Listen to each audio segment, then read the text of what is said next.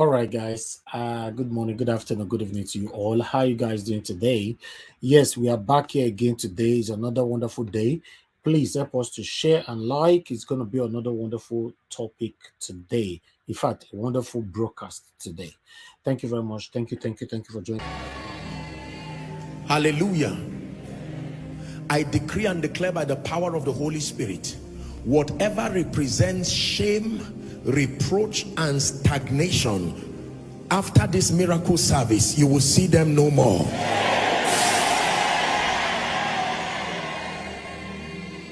Can I declare favor upon your life? In the name of Jesus, I call upon Ebenezer, the helper of men, the one who can open doors, granting you unusual kindness from men, unusual access and unusual acceptance. May that grace come upon you now. Hear me. You are a man of God here. I release grace upon you. Go back and do ministry at another level of impact. You are a businessman here. I prophesy upon your business, provided what you are doing is with integrity and is towards the building of men. I declare prosperity upon it in the name of Jesus. I pray for every home here. Any demonic spirit that is orchestrating to scatter any home here and cause troubles, we curse it right now in Jesus' name. For someone, my prophetic word for you for the month of April is good news. Good news. I say it again, good news. Good news. Sounds of joy. Good news in the name of Jesus Christ. I decree and declare, where you have been weary and discouraged, may the Lord console you with manifold testimonies. Everything that has fought your prayer life, let it give up on you now. Everything that has fought your word study life, let it give up on you now. Everything that has fought your passion for the house of God, let it give up on you now. Koinonia, let me pray over your finances. I bless you with increase. Go and prosper. Go and experience increase. I prophesy acceleration. Go forward. Go forward. Go forward. My God will keep you from trouble, and my God will keep you from troublemakers. In the name of Jesus, I place a mark of honor upon your life. Wherever you go to from tonight, I pray that seasons of honor be scheduled towards you. You shall not die but live and declare the works of the Lord. The spirit of excellence is at work in you. Go and excel. Go and excel. Your children are blessed. Your spouse blessed. Your family members blessed. Your ministry blessed. The works of your hands blessed. In the name of Jesus Christ. That by this time next week, when you return back on Sunday, you will return with sounds of joy and melody. In the name of Jesus Christ. Thank you, Father. Wave your hands to Jesus as a sign of gratitude. All right. Thank you very much, my people. I appreciate you all. Happy New Month to you all.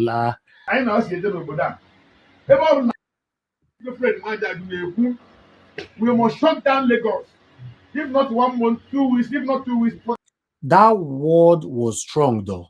We must shut down Lagos. That word alone, but let's listen to the full video. We must shut down Lagos. If not 1 month, 2 weeks, if not 2 weeks, 1 week. If not 1 week, 3 days. Guys, I know shut down. Yes. But 1 week, 2 weeks. Yes, what to accord? No going back. Only when it's Christmas, I understand December, but not empty. I don't think I Lagos are busy. Go to lab, shop, you are busy. Over the and not talk about China. Kapusi, I am my young. We will stop this. This will stop. Period. He said, the securities, all I invite, I here. I was securities in Anambra. The IPOBs. We will invite them. Period. Hey. That is part of what we can be doing for them. We secure them jobs. Some of IPOBs have not, they have no jobs. Those IPOBs, we all of them, we protect all our shops and we have to pay them. We have to mobilize for that. We have to do that. We must have our own security so that they will stop attacking us in the midnight, in the morning, in the afternoon. They will stop attacking us in emergency. Yes. When they discover that we have our own securities, before they will come to take time, they will know that we have our own men there. I'm not saying a single word to be hiding. I don't hide my words. Let my words go viral. And part of this thing that Igbo must get their right and get stand in Lagos State. Igbo, we are not troublemakers. We don't fight them. We never fight Yorubas. Those two people that are Yorubas. When we decided to vote where you want to vote, you vote. You cannot force someone to vote where you don't want to vote. You cannot force yourself to be a leader. When you want to be a leader, the communities, the entire town, the entire state will bring you out and say, come and lead us. When you are forcing yourself to lead, that means you have a skeleton in your cupboard. So, I'm not a party to collect money anytime from anybody. I'm a party to become one Nigeria and let Igbo come to stay in Lagos. Any part of Nigeria, Igbo must be there. Yes. He said,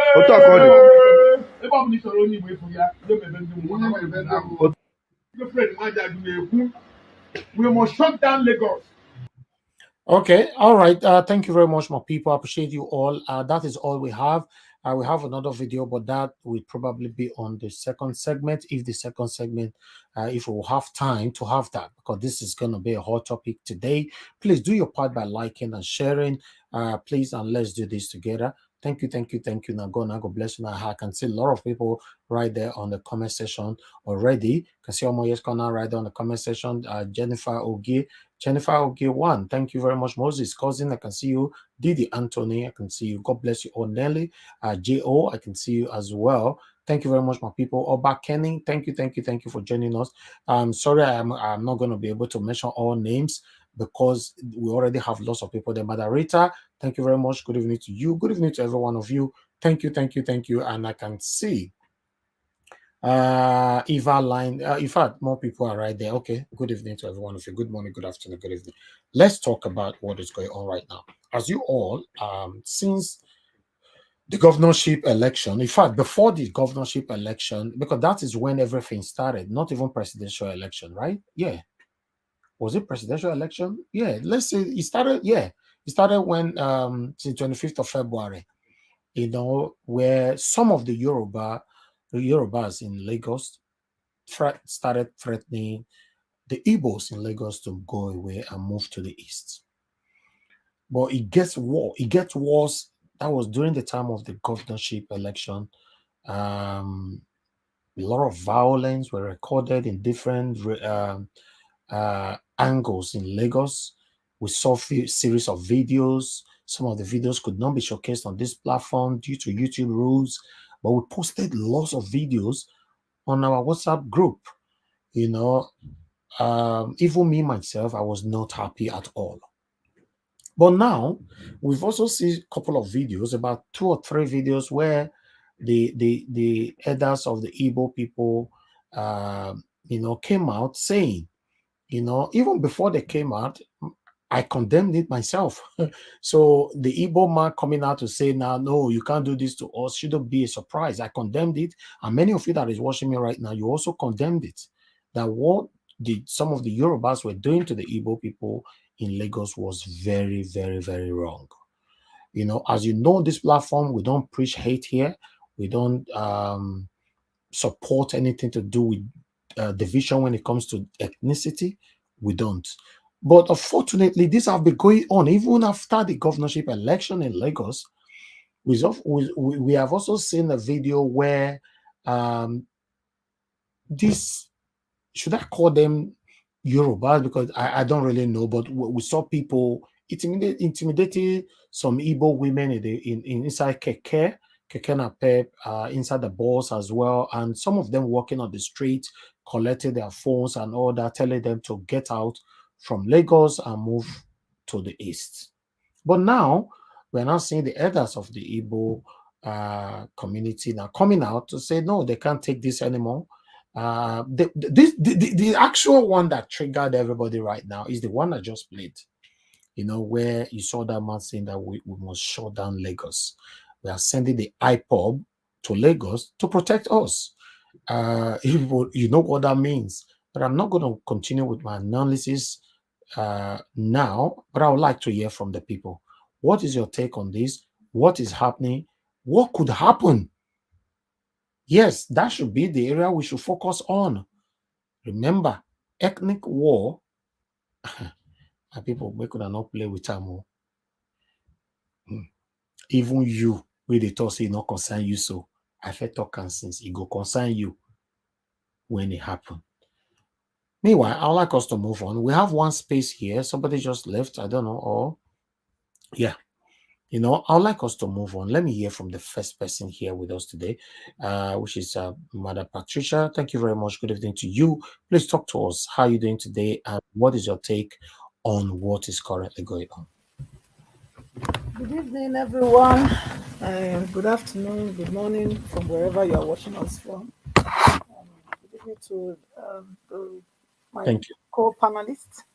And thank you so much again, Niger, Thank you, Mr. ma'am. Elvis, Yes. for having me. Thank you Thank so much. you.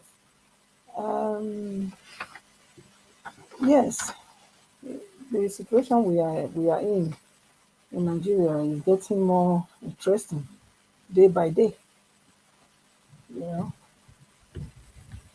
looking at what the first video we watched is Magnus. I believe that was also what I also reiterated. I mean, said the first time when I was given the opportunity to give my submission on this platform about what is going on with the hatred of the some Yorubas towards the Igbos right now.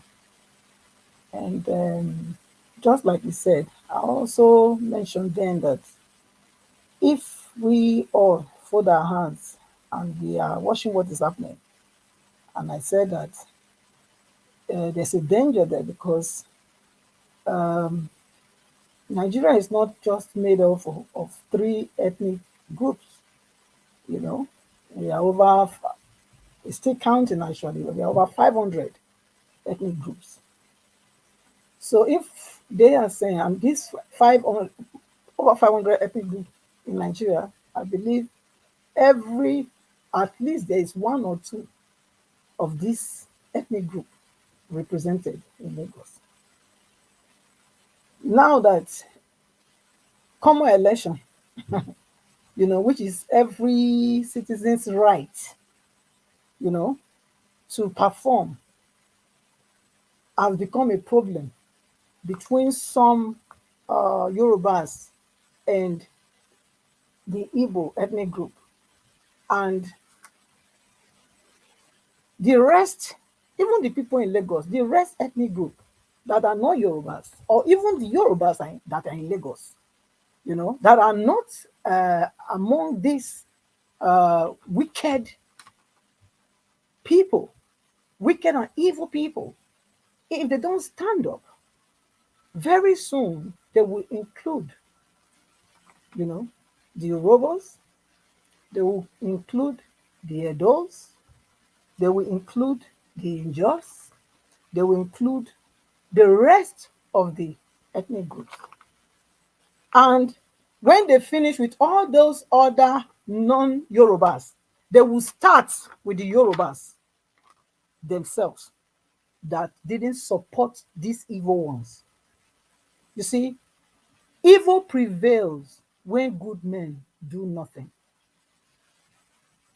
So I believe right from Lagos, the people in Lagos, the Yorubas in Lagos, should come together with the non-indigenous of Lagos and fight this evil that is going on. We should hear that they've stood up against them already. You know, I know that some prominent people are speaking up, yes, but that's not enough. They got to be stopped. Since the police is not doing anything, the DSS, like I said yesterday, they were just like, they have become like a bulldog without teeth. Nobody's afraid of them because they are just backing, they don't have anything, they don't bite. They cannot even bite because they have been compromised.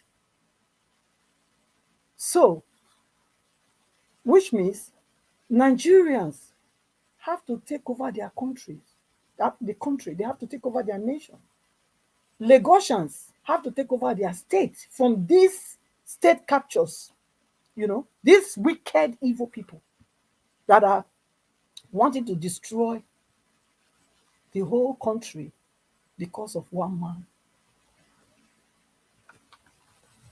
Secondly, the regarding the what's his name again? Sorry, I don't have my glasses, so let me just quickly look at his name. You Yes, Adebanjo. Adebayo. Yes, Yeah. Adebayo. You know, I mean, he was right on it. He spoke extensively. He gave wisdom in his submission. And I believe that the the powers that be, they should hear wisdom and retract their steps from this evil that they are trying to plot against Nigerians. Because what we are looking here, the problem, what we are seeing now can escalate to become a big problem, a war in Nigeria. The Rwanda genocide, that's how it started. Nobody, I don't think anybody forgets it. What happened there. So, and we don't want that to happen in Nigeria. I'm for one Nigeria, but there must be equality. The leadership must not be that it must be two particular ethnic group. If we really are one Nigeria, what stop an Edo man not from being the president? What stop an Ishekiri man not from being a president? What stopped the an Igbo man, not to be a president? So I don't see how we say we are one Nigeria, and then from our mouth, but in our hearts, we are so divided. In the way we do things, in the sharing of power, we are so divided. So if they don't want the Igbos to stay, I think they should let them go. Because I don't see why anybody can hold anyone hostage. I feel they like holding the rest of the other ethnic groups hostage because you don't give them the same opportunities. Uh, we don't have, it's like, okay, fine, let me just say, like in Delta State, where I come from, we have a lot of mineral resources, a lot of, oil. But you go there, you don't even feel the impact of what God has blessed that place with. You can't see it. But then you go to other states, they just come and connect the pipe and take it somewhere else to better their life over there. Then you wonder, is this nation, is this world fair? So I believe that if you don't want to treat people equally, if you don't want them to enjoy their natural God-given wealth, I believe you can just Nigeria can be, we can split it. They can say, okay, let's dissolve this whole country called Nigeria. If it's not working, it's not working. It has never worked. And this election that we just had, this 2023 election, has just proven that this is the way they want to continue. Okay? Because everything they needed for the election to be free and fair and transparent was given, was provided. by tax people's the nation's taxpayers' money. Yet Nigerians were raped. The nation was raped by these so evil politicians. So I will say that if you don't want people to if you don't want an inclusive governance, then let us dissolve. Let us dissolve the union. That's my take. Then the iPod calling the chief of the iPod calling for the Igbo chief calling for the iPod to go to Lagos to protect the Igbos. I believe it's their right. It's their right to do so. If you are in a nation where you have the police, you have the army, you have the DSS, you have the navy, and they are not protecting these people. I believe everyone has to now go and protect his own. So I don't see anything wrong with that. He didn't say they were going to war. He said they are going to protect their people.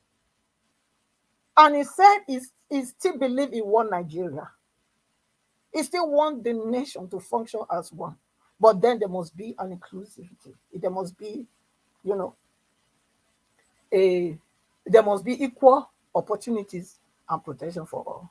So I don't see anything that is wrong with that. I think it's a good step to go to the aid of the Igbos in Lagos. Thank you. Thank you, madam. Thank you. Thanks for your submission. But for me, yes, especially when we don't have when there's no security and you are slaughtering these people. A couple of them lost their lives during this time of the election, the presidential election and the governorship election. Yeah, calling for a protection, I'm not sure they're wrong. So, but I'd like to hear from others as well. I will start taking calls soon. Please just hold on, guys. Okay, let me hear from Ed. That's Patriotic Nigerian. Thank you very much for joining Yeah, us. Good evening to you. Please talk to us, sir. thank you very much, Mr. Edigan. And greetings to everybody on the panel. I think Magnus Oraka's submission on this issue is actually it's actually the way that every right-thinking Nigeria should approach this issue. We have to ask ourselves what really is the crime of the Igbo man. Is it a crime to be ambitious? Is it a crime to go through a genocide, which you actually went into as a means to protect yourself and your civilization? Is it a crime to go through that, have your people pulverized, starved, and be able to bounce back from that with just only 20 pounds? I think, we do ourselves a great disservice by putting too much energy as the Nigerian state towards trying to suppress the Igbo man, because there is a lot we would have learned from the Igbo man. There's a lot that would have gained from giving them a free reign in the country.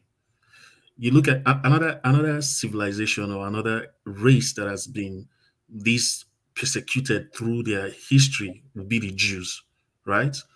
You know, even through the biblical times, from Egypt to Babylon, and more recently in Western Europe, that's Germany. They went through a genocide.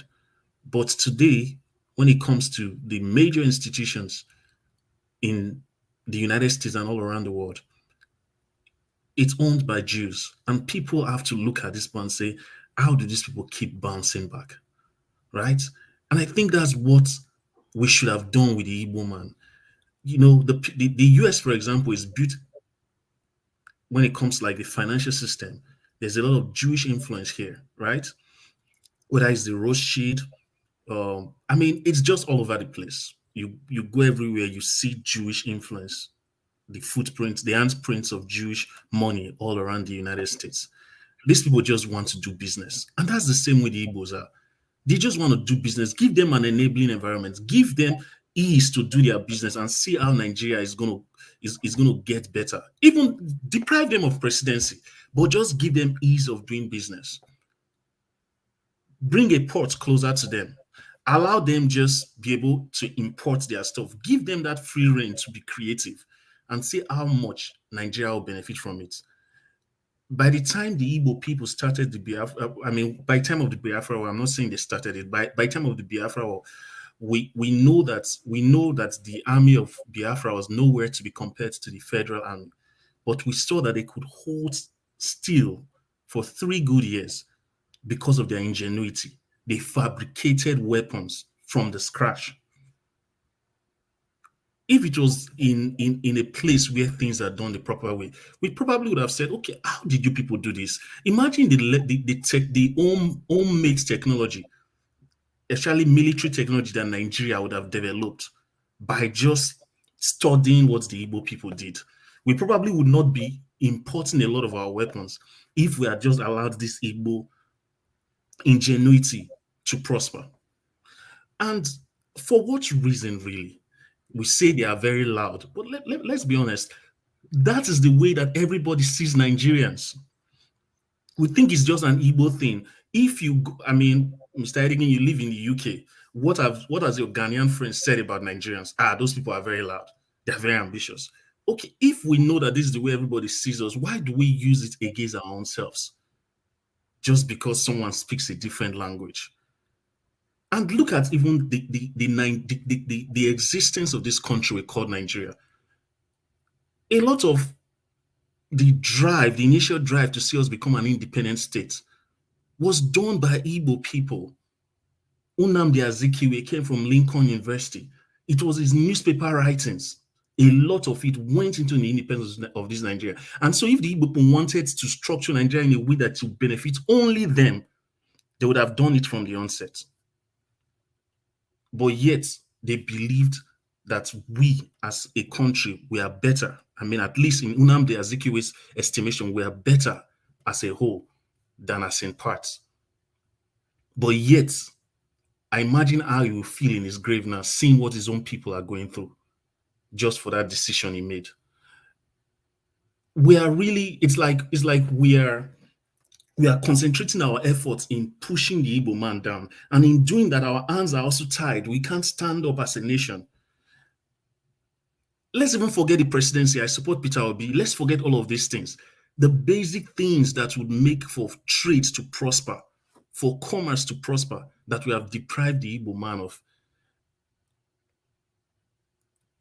We think it's just them, but it's affecting everybody. And this is where I really have an issue with most of us from the South, Niger Delta, when we try to buy into this narrative of, oh, there's something probably wrong with the Igbo man. Let's be honest. A lot of the things that we suffer in the Niger Delta and the South is somehow related or is somehow linked to the fact that the Nigerian state wants to oppress the Igbo man. Imagine if this Benin-Lagos road was really well done all this while. Will the Benin people not benefit from it? If Gelegele Seaport, Warri Port, or even if there was a direct international flights to Benin City, of course, the Igbo people would prefer that to going through Lagos. They'll prefer a Calabar port to going through Lagos, right? And that's a benefit that we would have had, even though we are not Igbos. So I think as a state, we should start thinking, let's study these Igbo people. There must be something about them that makes them prosper, no matter how you push them down. And let's learn it as a nation. It should probably even be co-opted into our education. And let's use that. I mean, in I think it was in Harvard or one of these Ivy League schools, they were doing a case studies of the Igbo apprenticeship system, right? They were doing, because they said it's one of the, if not the biggest apprenticeship system in the world. You know, this whole thing of an Igbo man going to the village, taking one of his relatives to go work in the shop, and from there that one becomes a big man, and they keep it going like that. They study this thing in Ivy League universities abroad. So what is depriving us as Nigerians from co-opting that even into our local education? You know, I just feel like we're doing ourselves a great disservice. We think we are doing the Igbo people, but we're doing ourselves as the Nigerian state. Thank you.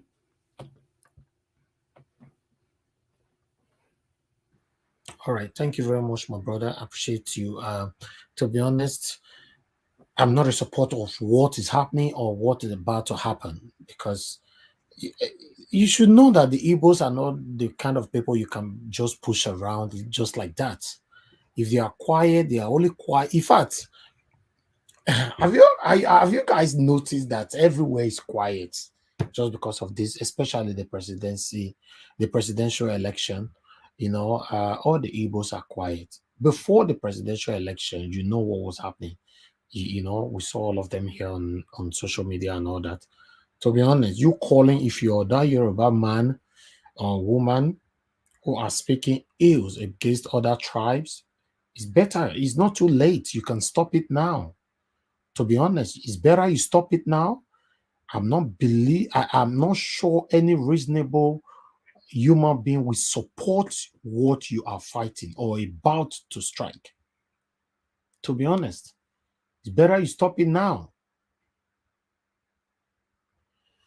Okay, let me hear from others. Let me quickly move on now to okay, the next person I have here is Winnie Igbinomba.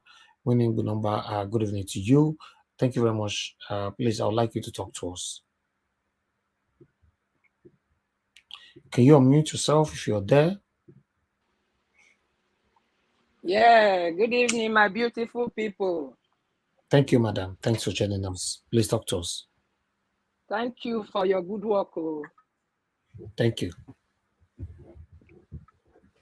I thank you and I bless you. I praise your efforts. So this Thank you. issue we are nice for all of us. It's not just for only Igbos. Me, I'm from Delta.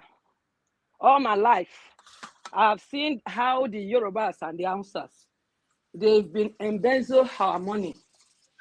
Coming to London to buy house, they go to America, they drop our money there. They are not using our money to develop our land. And they will still die and leave those money in those banks. And Nigeria are still suffering in poverty in a 21st century. So I praise all our youths. And I also praise our president, Mr. Obi, for this confidence he gave to us and for opening our eyes. So my advice to our youth, everybody should go and register and come into this politics. The game is over for Yoruba and Hausa. You understand? They are not the only people that own Nigeria. We all own Nigeria. So nobody's praying for war. But what is coming now, we can see it. This is gradually piling up. Our president told us to be calm. We are losing your voice, madam. Be close to your gadget, please. I'm sorry. Can you hear me now? Yeah, we can, but it's ceasing every some seconds. Thank you. Okay, sorry. So he told us to be calm. We are calm. Not that if we want violence, we cannot bring it out. But because of the person we are following, it's a relaxed man. It's a man that believes in the law. He said, let's go to court and prove it. We are in court. And we are waiting. Violence, we cannot bring it out. We are waiting. As soon as the court give their verdict, we will know the next level. We cannot do anything now. We are waiting. We are waiting patiently. And I believe in God. Nothing God cannot do. This race we are now, this is God's race. This is how God wants Nigeria to be now. And no man can take it from us. No woman. Even if Mr. Peter Obi said he doesn't want to be Nigeria president again now, he can't even go back. It's not him, it's God. God that is using him. So I don't have much to give. I believe We that can't hear you new anymore. Nigeria. Can you hear me now? We are losing your audio. I'm with my phone. Okay, you are Can you? back again now. Yeah, go ahead. Okay. I said I believe in this one Nigeria, Yeah. and that new Nigeria is possible. So all we are doing now is for the future of our children, not for us. Like, Buhari close our schools down in our side. The Muslim children, Arabic schools still on in the north. So can you not see that is their plans? And he elects all the important position in Nigeria. It's all Fulanis. All the posts, all the major posts in Nigeria make decisions about Nigeria. He only put Fulani people there. Go and check the list. There's no one Christian there. No one Igbo man, no one Igbo man, no one Hausa man, no one Yoruba man. All these have been planned. It has been planned. It's just that we just believe we are one, but we are not one, because these people that is ruling us, they are not Nigerian. Because if truly they are Nigeria, they will not want Nigeria to destroy. They are trying to achieve their purpose, but God can never allow it to happen. I'm not born by a Muslim family, and nobody can colonize me to be a Muslim. It will not happen, not on this earth. So we should still keep on pressing. Okay. The victory is us. Thank you. Thank you. Thank you for giving me this time to talk. Thank you, madam. Thank you for coming. Okay, thank you. Okay. Thank you. All right. Let me quickly move on to the next person. The next person we have is Engineer Ken. Engineer Ken, good evening to you, sir. Thanks for joining us. Please talk to us. Engineer Ken, are you there? Okay, Engineer Ken is not there right now. Let me move on to the next person. But Engineer Ken, make yourself available after the next person, because we have people that want to join us. We want everybody on screen to speak to us. Thank you. All right, Alex Edopikin, good evening to you, my brother. Thanks for joining us. Please talk to us. Good evening, Elvis, my brother, and good evening, good day, and good morning, depending on your time zone, to everyone and those on the comment section. God bless you all. I think the video that really Please hold on, my brother. took very seriously was Shioma Francis, turn on your mic. Turn on your mic so that we can accept you to the screen. Thank you. Go ahead. Go ahead, sir. okay. Was what the interview with Pa Adebanjo, Adebayo, as an elder statesman, that is somebody I would really call an elder statesman. Somebody who has always stood his ground, who is not fighting for don't know what will I say. What it's not. He's fighting for the well-being of Nigeria. He's fighting for the soul of the country where his forefathers came from, where he has lived, what he has seen everything in life. You can see this man is standing for the unity of Nigeria. As a Yoruba man, he didn't become tribalistic in his dealing, in his utterances. These are the type of people that you can really call elder statesmen, those who think country first before any other thing. All he said today in that interview, or what I listened to, he was completely, I agree with him 100%. If he wanted to go by tribe, Tinubu is his clansman. He could have just said, oh, yeah, it's the tomb of the Yorubas. But you could see from the beginning how he stood because he wants justice and equity. He wants peace of the nation. He doesn't want people to be marginalized like it is going on now. So I really take my hat off for this elder statement. Payo Adebajo have always been a truthful person. My brother, if we have to Yes, look at yes, this thing holistically, because I'm looking for somebody that will analyze this thing properly, I have still not seen, to be honest. We have to say it how it is. These satanic people don't want Igbo people to rule Nigeria. Then, if you don't want them to yes. rule, let them go. More than not push me, man, analyze this thing by myself. Oh, make una talk because they own the polisher, the romance, you know. More than talk might be because a lot of people will die in this process. What these people are trying to create right there in Nigeria, every tribes will be affected. All of them. Everybody. That's yeah. I was going to come to that. I was going to come to that, Elvis. I was going to come to that because the last speaker that spoke, the brother that spoke before, he was talking about the Igbos, that they did something in one of the universities in UK, trying to study how they do this apprenticeship thing. Handing over. These are the people that Nigeria certainly needs. Even those who are trying to marginalize them, you need the Igbos. You understand? So those who are seeing this, what I will begin to see in this matter is, it's like it is not just always that they bring these things up.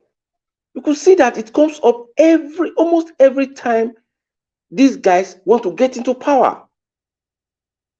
The moment they get there, they instrumentalize this issue of the Igbos being the problem, or religion, or one thing or the other. So they just brought this up again because Mr. Peter Obi came up now to contest.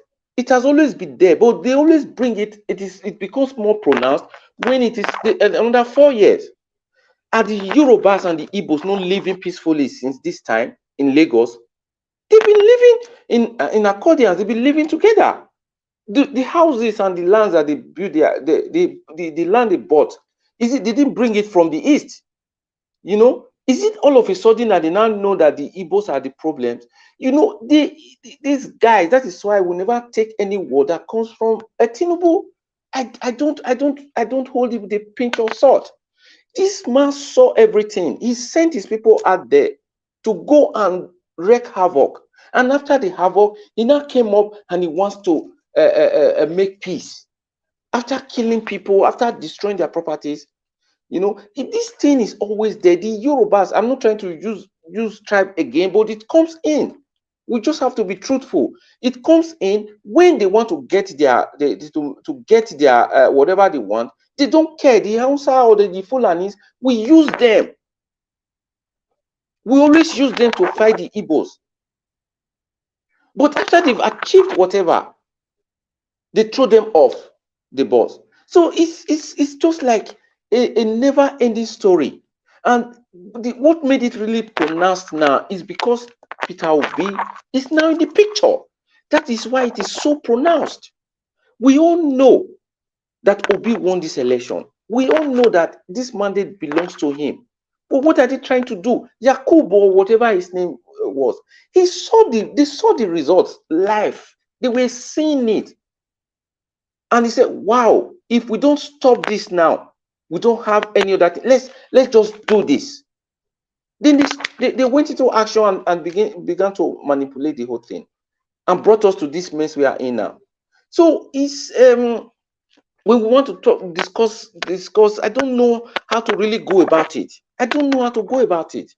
This injustice is just too pronounced. It's just too much. It's not just the Igbos that are being marginalized. All Nigerians are being marginalized just by these few people. We should not forget that it is not all even the so-called tribe we are talking about, the Fulanis or whoever. It's not all of them. Is that not part of them? Is it not on the good side of history? And many of them not on the good side of history. But the bad ones and the ones that are into power, they want to put us there to remain there and use this tribe and religion and whatever to always make us to have friction all the time. So that is why we have to be extremely careful in the narrative. The chief that was talking about IPOB or whatever, this is something that that is complicated. On one hand, he never really said he's talking about how the Igbos should be protected, and it's their right to be protected. Everybody has the right to protect himself. Look at what they are doing to them. Okay, when we all now say, "Oh, it's not my tribe," it is going to come. If they do it to the Igbos and nobody cries out, it's going to happen to other tribes. So it's the same circle. All we are fighting for is that this mandate should be returned so that there will be rule of law in Nigeria. There is no other way this can happen. We just have to be patient and wait for what the court does. So that is my take on that. There was something else that I was going to say. Yeah, the DSS. The DSS is already a political party and they belong to the APC, because I don't see any secret service that will come out and begin to say some parties are bringing up frivolous, what did they say? Frivolous petition in the court. Is that their business? Is that the business of the secret service? You are supposed to protect the country. Whenever anything comes up that is going to endanger the nation, you step in. So this whole system, this whole thing is making me. I don't really know. I don't know what goes on in my head sometimes when I think about my dear beloved country, Nigeria. These people are making somebody really come. So that is just the thing I see in this whole in this situation. DSS has become a political party. Look at the injustice that has been happening in Nigeria. You never saw them took action. You never saw them make statements like this to warn the people who are trying to cause confusion. The ones that were so vivid, these people came up and were saying, a particular person came up and said, this tribe, if they don't vote, they are going to do this, they are going to do that. All right. And there was nothing done. Thank you. So please, I don't know. I don't know. Thank you. I just somebody will say, yeah, let's pray and just hope that Nigeria doesn't we don't need prayer, collapse. my brother. Let's face it, not prayers at all. Prayer doesn't have anything to do with this. Nigeria is backward today, and we have been praying since you and I were born. So let's just remove prayer out of the reality right now. UK, they don't pray. Other countries, Yeah. I understand your point. When I say pray, I'm not that religious and begin to think you just pray and then wait for manners to fall from heaven. No. I'm not part of that. Having faith that things will get better. Everyone, prayers is something that is personal. You don't impose it on people. I don't believe in that. I live in Germany since years. I work hard. I don't need to pray to have a good road. It's just there because the people pay their taxes and the roads are done. Okay. So I am not all right then. part of that. All right. All right. Thank you very much. Ejinake, are you there now? Are you available to speak? Ejinake is not with us. I have to remove him for now. Let somebody else come in. Please, let me see who is the next person here. In CBD, yeah, good evening to you, sir. Thanks for joining us. Please talk to us. Yes, good evening, Mr. Niger Watch. Good evening, the panelists. Thank you so much for having me. Good evening, everyone listening to us. Thank you for tuning in again. Well, the thing is that all these things happening, you cannot I will even be disappointed in the Igbo people if they've not Naija watch. organized Hello, some hello, kind of. Obis. Hello. Okay, hold on, Engineer Ken. I'll call you. You'll be the next. Please Um, stay with your gadget, please. Thank you. Go ahead, CBD. Yeah, yeah, thank you. So yeah, I will be disappointed if they've not kind of organized some kind of vigilante, or the Igbos in Lagos. Somehow they should be able to, maybe the ones who are concentrated in a particular area, they should be able to kind of form some kind Maybe of the reason why they have not done that, they are waiting for the government to protect them. Normally, is our right, constitutional right, for the government to protect us.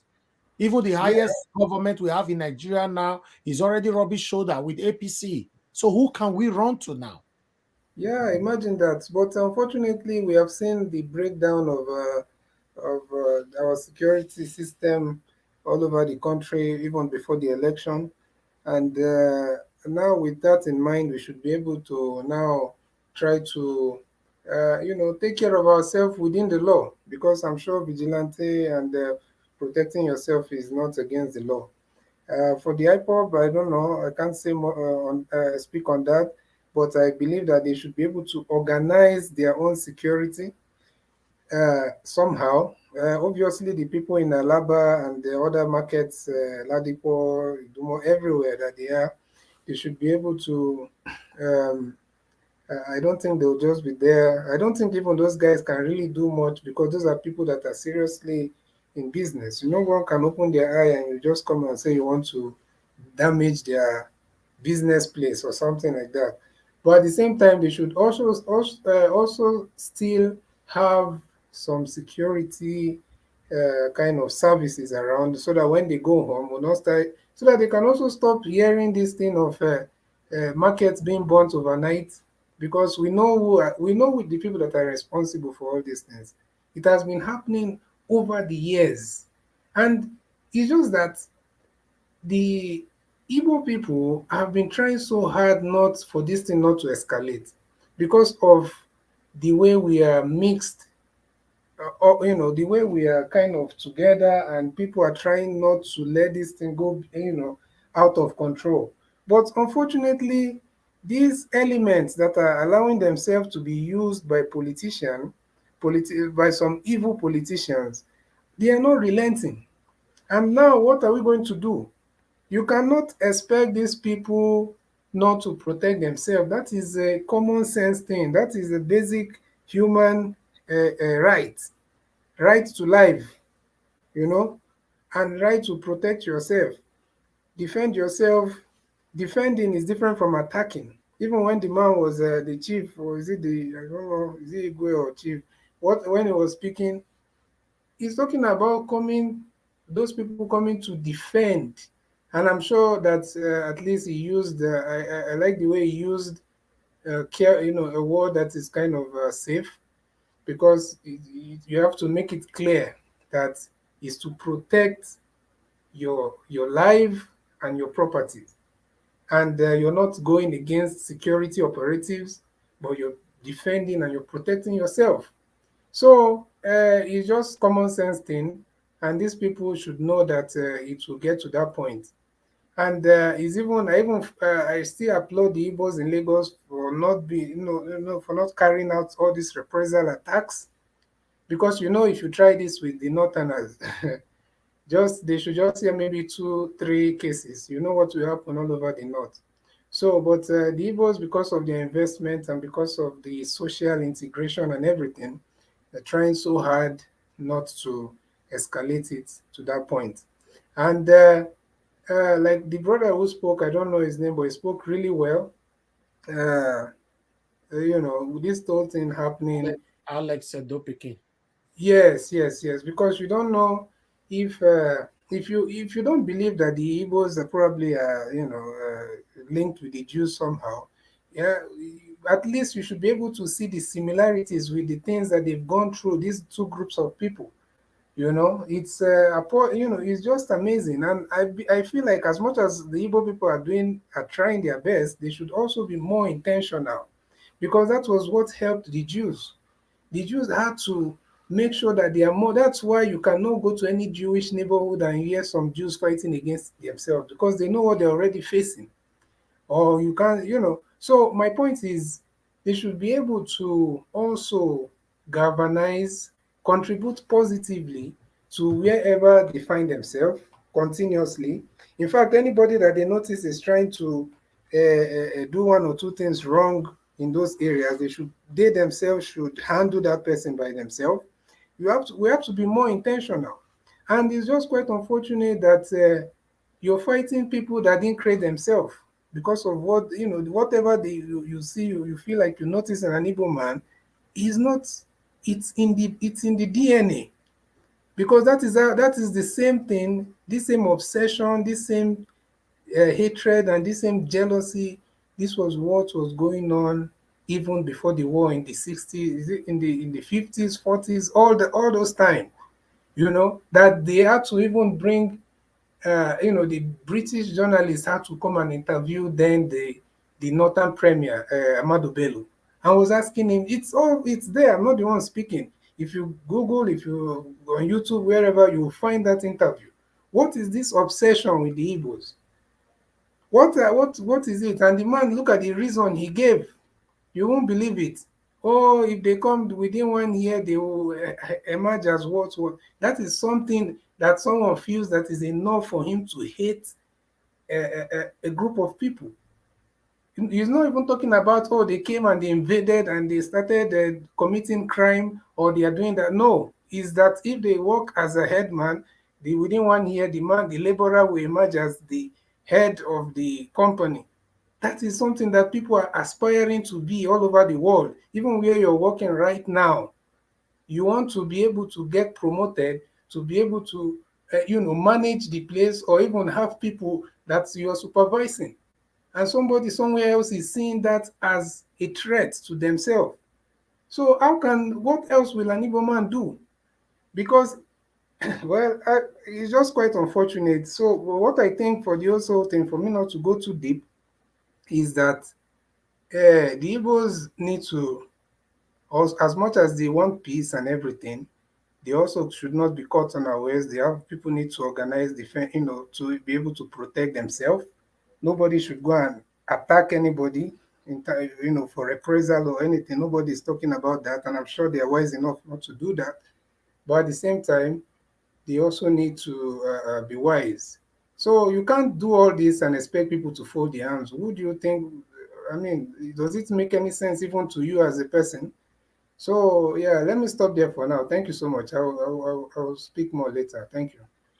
Thank you, CBD. Thank you, sir. It's good to have you back again. It's been a while. Thank you very much for your submission. Okay, let's see if Engineer Ken is available right now. Engineer Ken, good evening to you once again. Are you there? Yes, Mr. Najawas, good evening. How you doing? I'm good, sir. Thank you.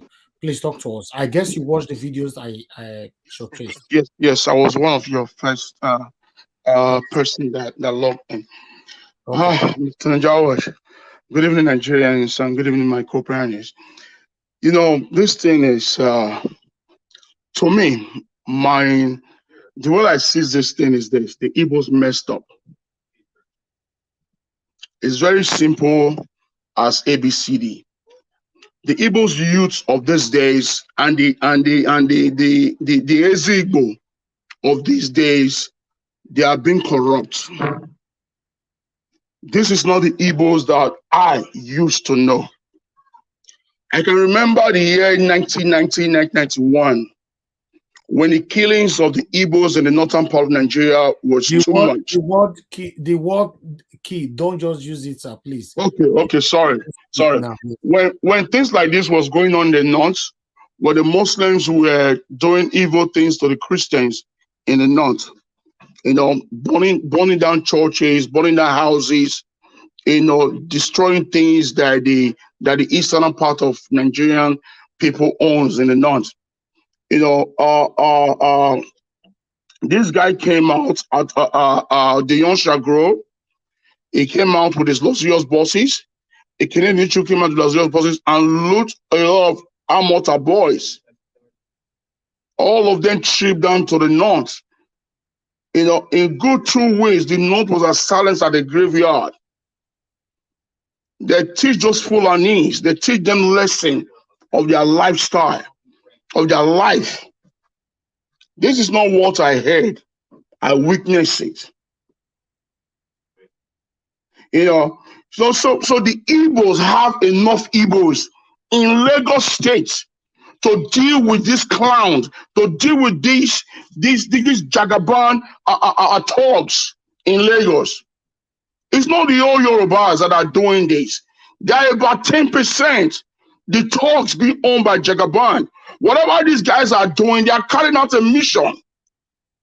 It's a mission and order from above. You know, we all have to set this record clear. It's a mission from orders from above, and the Indigbo, the leaders of Indigbo, a lot of them are supportive of these things because they took money already.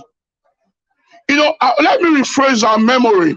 I don't know if you guys remember on the 26th or 27th of last month of February, when after about 2-3 days after the presidential election, the elders of the Indigo went and visited Jagaban.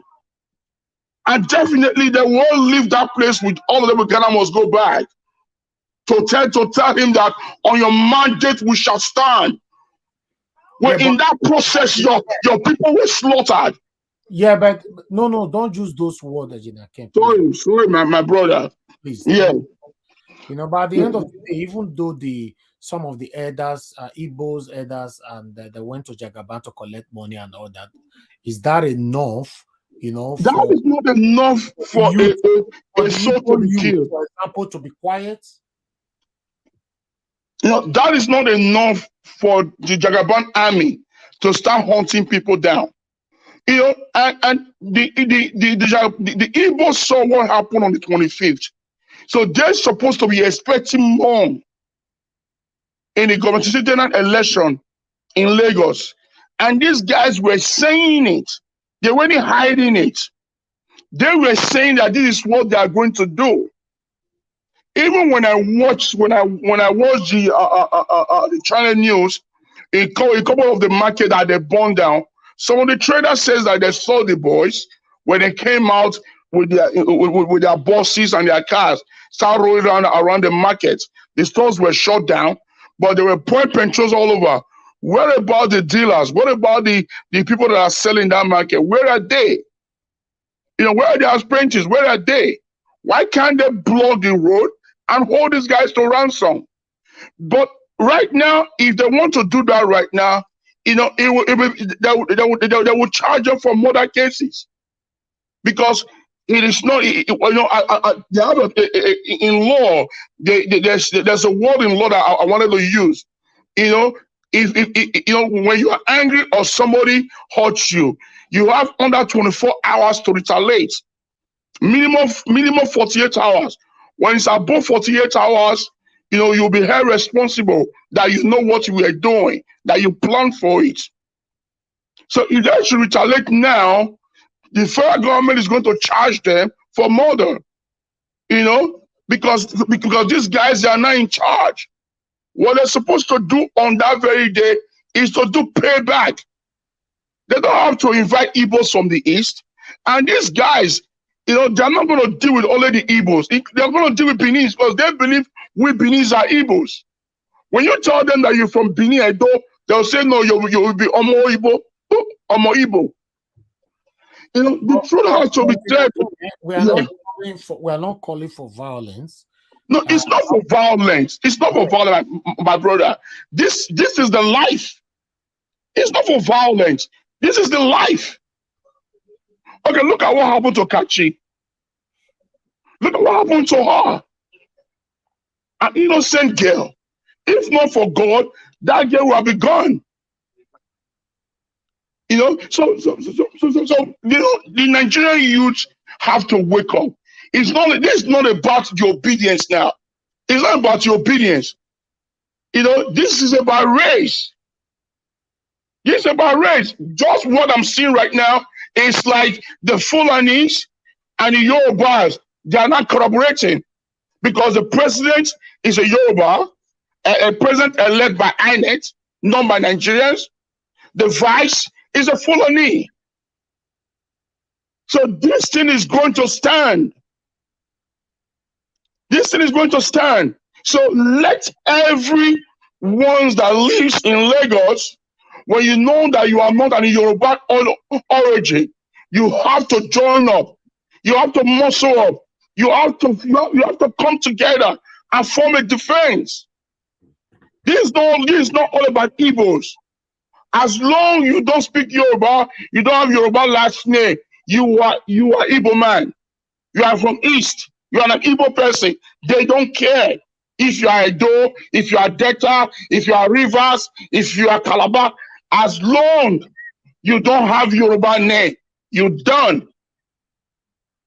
So our people has to wake up, regardless about the business you own there, regardless about what you have.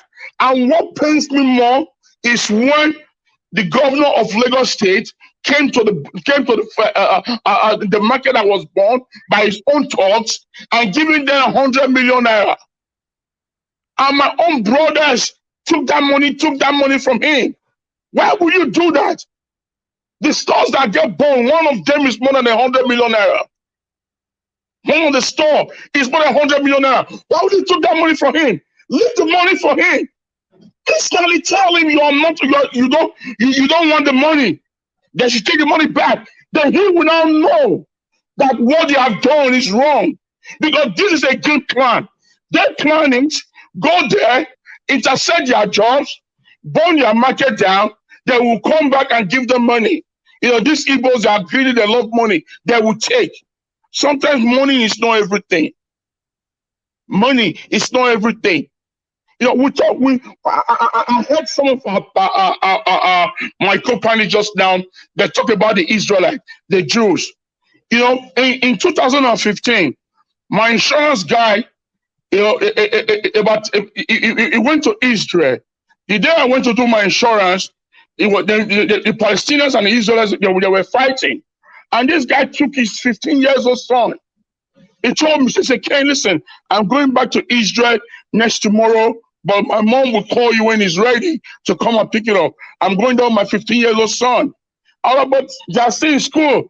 He said, listen, man, forget about his school. I want to take him there. We need to go fight and support the Israel. I'm a Jewish guy. We got to support my people. At 15 years old, I look at this guy, I look at his father.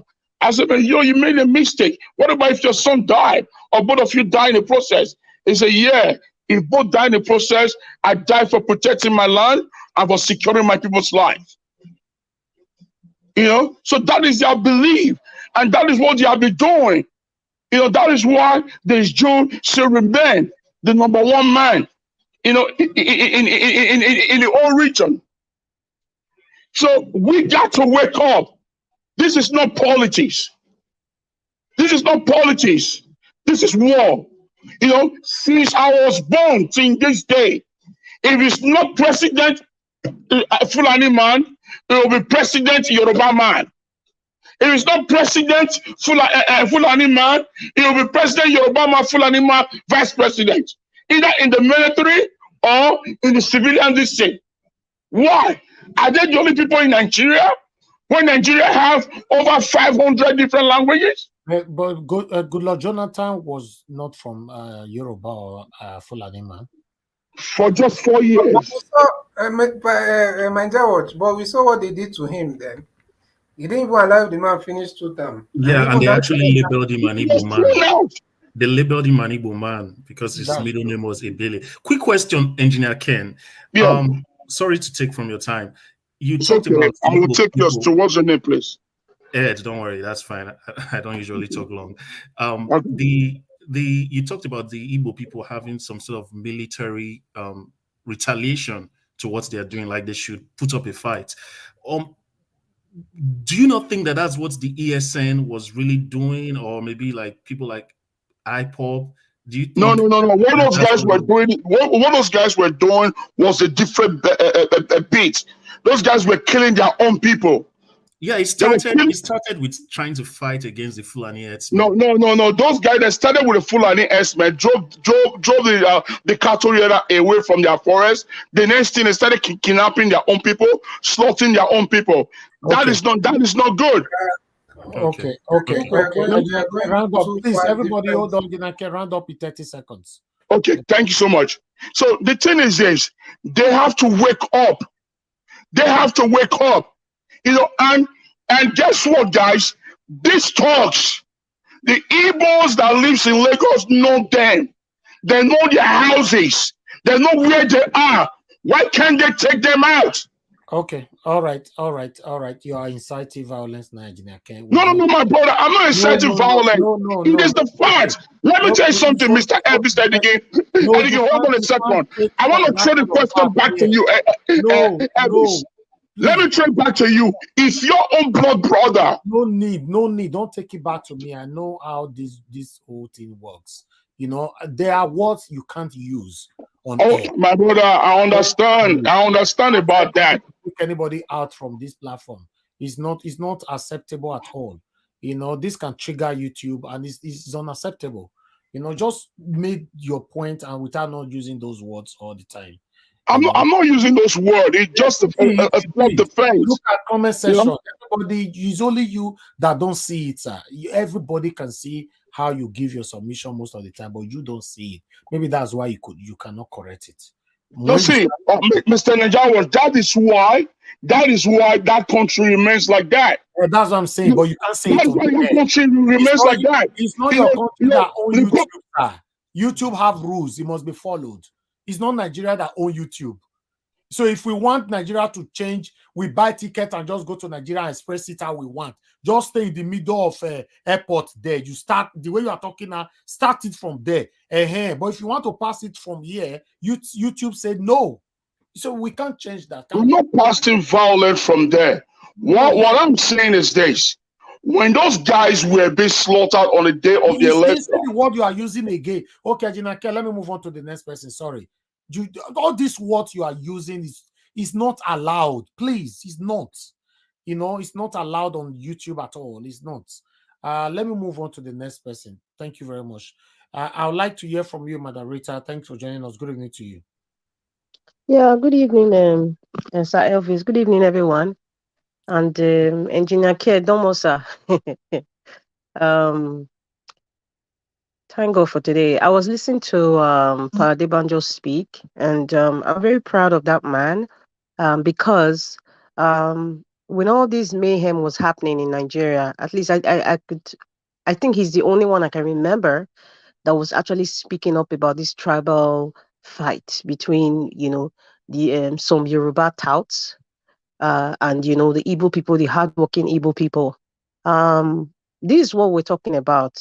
Um, if you know that you don't support as a Yoruba person, if you know that you don't support what these touts are doing, although we all know that these touts have their master, but and we all know who their masters are. And if we don't have influential Yoruba people coming out to speak against that, it's a shame. And I'm very happy the man said they should be ashamed of themselves. These people who are using these tribal sentiments just because they want to get political power, they should be ashamed of themselves. And those of you who are listening, who are part of this evil APC, you should be ashamed of yourself. Wherever you are, you should be ashamed. You go and lock yourself in a hole. You should be ashamed of yourself that you're supporting this kind of thing. And anyone who's supporting this kind of thing, it will happen to you, it will happen to your children. If you will be alive and you will see the pain your children go through, what you are supporting right now to other people's children and other people's businesses. I'm very proud of that man. And it's unfortunate that we don't have. I can mention influential people. For example, the Are Kakanfo of Lagos, Gani Adams, he didn't speak about this. The only thing that I read a few days ago was like he was saying, this thing is escalating now, it's going beyond. But I didn't see Gani Adams, and we all know what that his title means. That his title means a war general in the Yoruba tradition. I mean, having that title, I think, what's his name? Abiola had that title before, but for somebody to have that, and he's an educated man too, but for you to have that kind of title and you see what is going on, you live in Lagos, you see what is going on, you kept mute. And that is why you see all this. The reason why they're keeping mute is because they are part of the government. They are part of this insidious wickedness. They are part of it because they are gaining from it, they are benefiting from it. All of them. The so-called influentials who were Yoruba. I would even say, musicians like Fowles, I was even talking, on the side. I mean, he's doing what he can do. But when I'm talking about influential Yoruba people that are already in government, people that, that have Yeah, Fouls, as we speak right now, Fouls they're already planning, to attack him, you know. so you see, that is a typical example of, it is not just about tribe, it's beyond that, it's power. So they're even willing to pull down their own son, their own tribesman, just because of power. So that's why, we all know that this using this tribal tool of Igbos, and Yoruba and Igbos taking over, it was just a tool that they used. And this is another topic I want to talk about. Um, the Igbo tribe and why, they're always being used as a stepping stool. But why can't they Um, just let them go, the Igbo people? no, Let them go. Elvis, we are still gonna always argue this part of why can't they let them go. The reason why, this is what I think, my opinion, why the thought of not letting them go is because the people who are playing this game, the elite, the political elites, know that it is not about tribe. The basis of all this is because of political power. And that is the only tool that can be used to the gullible, suffering Nigerians. Because really and truly, even if you let them go, hello, human beings are human beings, no matter what tribe you are, they will still be, even within that Igbo enclave, that would complain that, oh, they want to come out. I mean, they dealt with the caste system, they're still dealing with it till today. That hasn't gone away. So even within that tribe, there will still be people that will feel superior.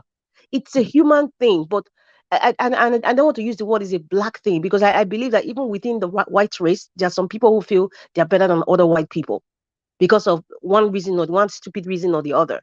So that is why they would not let them go, because they know that it is the only tool that they have. I spoke about mind games. Mind games. Mind games is an appendage to politics. That's the truth. Now, it really pains me. I don't want to use the word pain. It's disappointing, to see that people were silent while this mayhem was going on. I wish the Igbo people knew that if they had known that March 18 was going to be like that, I don't think that they would not have protected themselves. However, to be frank, over the years from 1966 till now, what the federal government, I would say the people from the West, especially from the northern part, what they have succeeded in doing, this is my observation, is actually working on the esteem of the Igbo man when it comes to speaking up for themselves or speaking about themselves in the Nigerian context. They have succeeded in working on their esteem. Many of them, they have the power to do what they can, but they don't have the will. Why? Because esteem has been downgraded from the war till now. The scars are still there because it's something that has not been addressed over time. And that is why some tribes, for example, some wicked Yoruba politicians or some wicked Northerners, but I'm talking when I mean Northerners, it's not just the Fulani. It's just that the Fulani now all of a sudden they become dominant, but some Hausas are also part of it. Some of them, not all. They have, because they have noticed that the self-esteem of a typical Igbo man now, or majority of the Igbo people, have kind of been shrunk. So that is why anytime there's a problem, they dare not call the Bini tribe, for example, because they know that the Igbo, they feel or they think that the Igbo tribe is a tribe that can be easily trampled upon and they won't do nothing. That is why if you go to the north now, any issue, the first tribe that they will call is Igbo. If you go to this the southwest, anything now they call the why can't haven't you ever thought why can't they call an Ijaw man and let the Izon people come? Why can't they call the Benin man? So it's so that they've worked on the esteem of the Igbo man constantly over the years, and that's why there's this feeling of okay, I'm an Igbo man. I work so hard. I come to your community, with nothing, and then I rose to be something. It's hard work. It wasn't bribe. I pay for every little thing that I have. I work for every little thread that I have. But there's this kind of esteem, like, okay, I know one day you people might hit me on the back, or you might tell me that leave our land, or use some derogatory words upon them, and they won't do nothing. They've worked on the esteem Can of I, the Igbo man, can and that I, is the esteem. Sorry, please, you spoiled my train of thought. Don't interrupt me, please, sir. Thank you. So that is there's something no that the Igbo interjection on elders, this, excuse me, please. sir, please do not interrupt me. It spoiled my train of thoughts, please. But And you're making you are some still very interrupting me. extreme. You're You making are still extreme interrupting me, statements, sir. madam. I think it's wrong, and it's It rude to doesn't interrupt me. matter. Unless if Nigeria Watch I would says that not we let you should keep talk quiet. until you keep quiet, sir, You and let me cannot finish speaking. you Thank you. cannot say you won't let me when you're not the Excuse me, moderator sir. of the It is a platform. panel. It's one person at a time. When Engineer Ken was speaking, it was only Nigeria Watch that interrupted Nigeria him. Watch is here. If he tells Okay, me but okay, SCBD listen, keep sir. This is quiet, my let her time. finish. You I are will taking keep my quiet. time. Mr. No, ICBD, you are taking my you're making time. some kind of statement that one Me, needs you are to taking kind my. of If you cannot take my Sir, statement, when it's your turn, you can you reply get a time me. to retort. Just let her finish, please. He has spoiled my train of thoughts and what I wanted to say. He didn't allow me deliver. See, that's the problem. I know it's CBD, you're an Igbo man, but it sometimes, even what I'm forget saying about might the not Igbo thing. I don't know, you listen. always go to the No, extreme. I think listen. Even that's if one you thing don't you don't agree with what understand. I am saying, even if Stop going even to if the you feel I am wrong in my extreme. perception or my beliefs or what I'm saying, it is your duty, and thank God that you are here. It is your duty when it's your turn. Either enlighten me more. We're here to learn.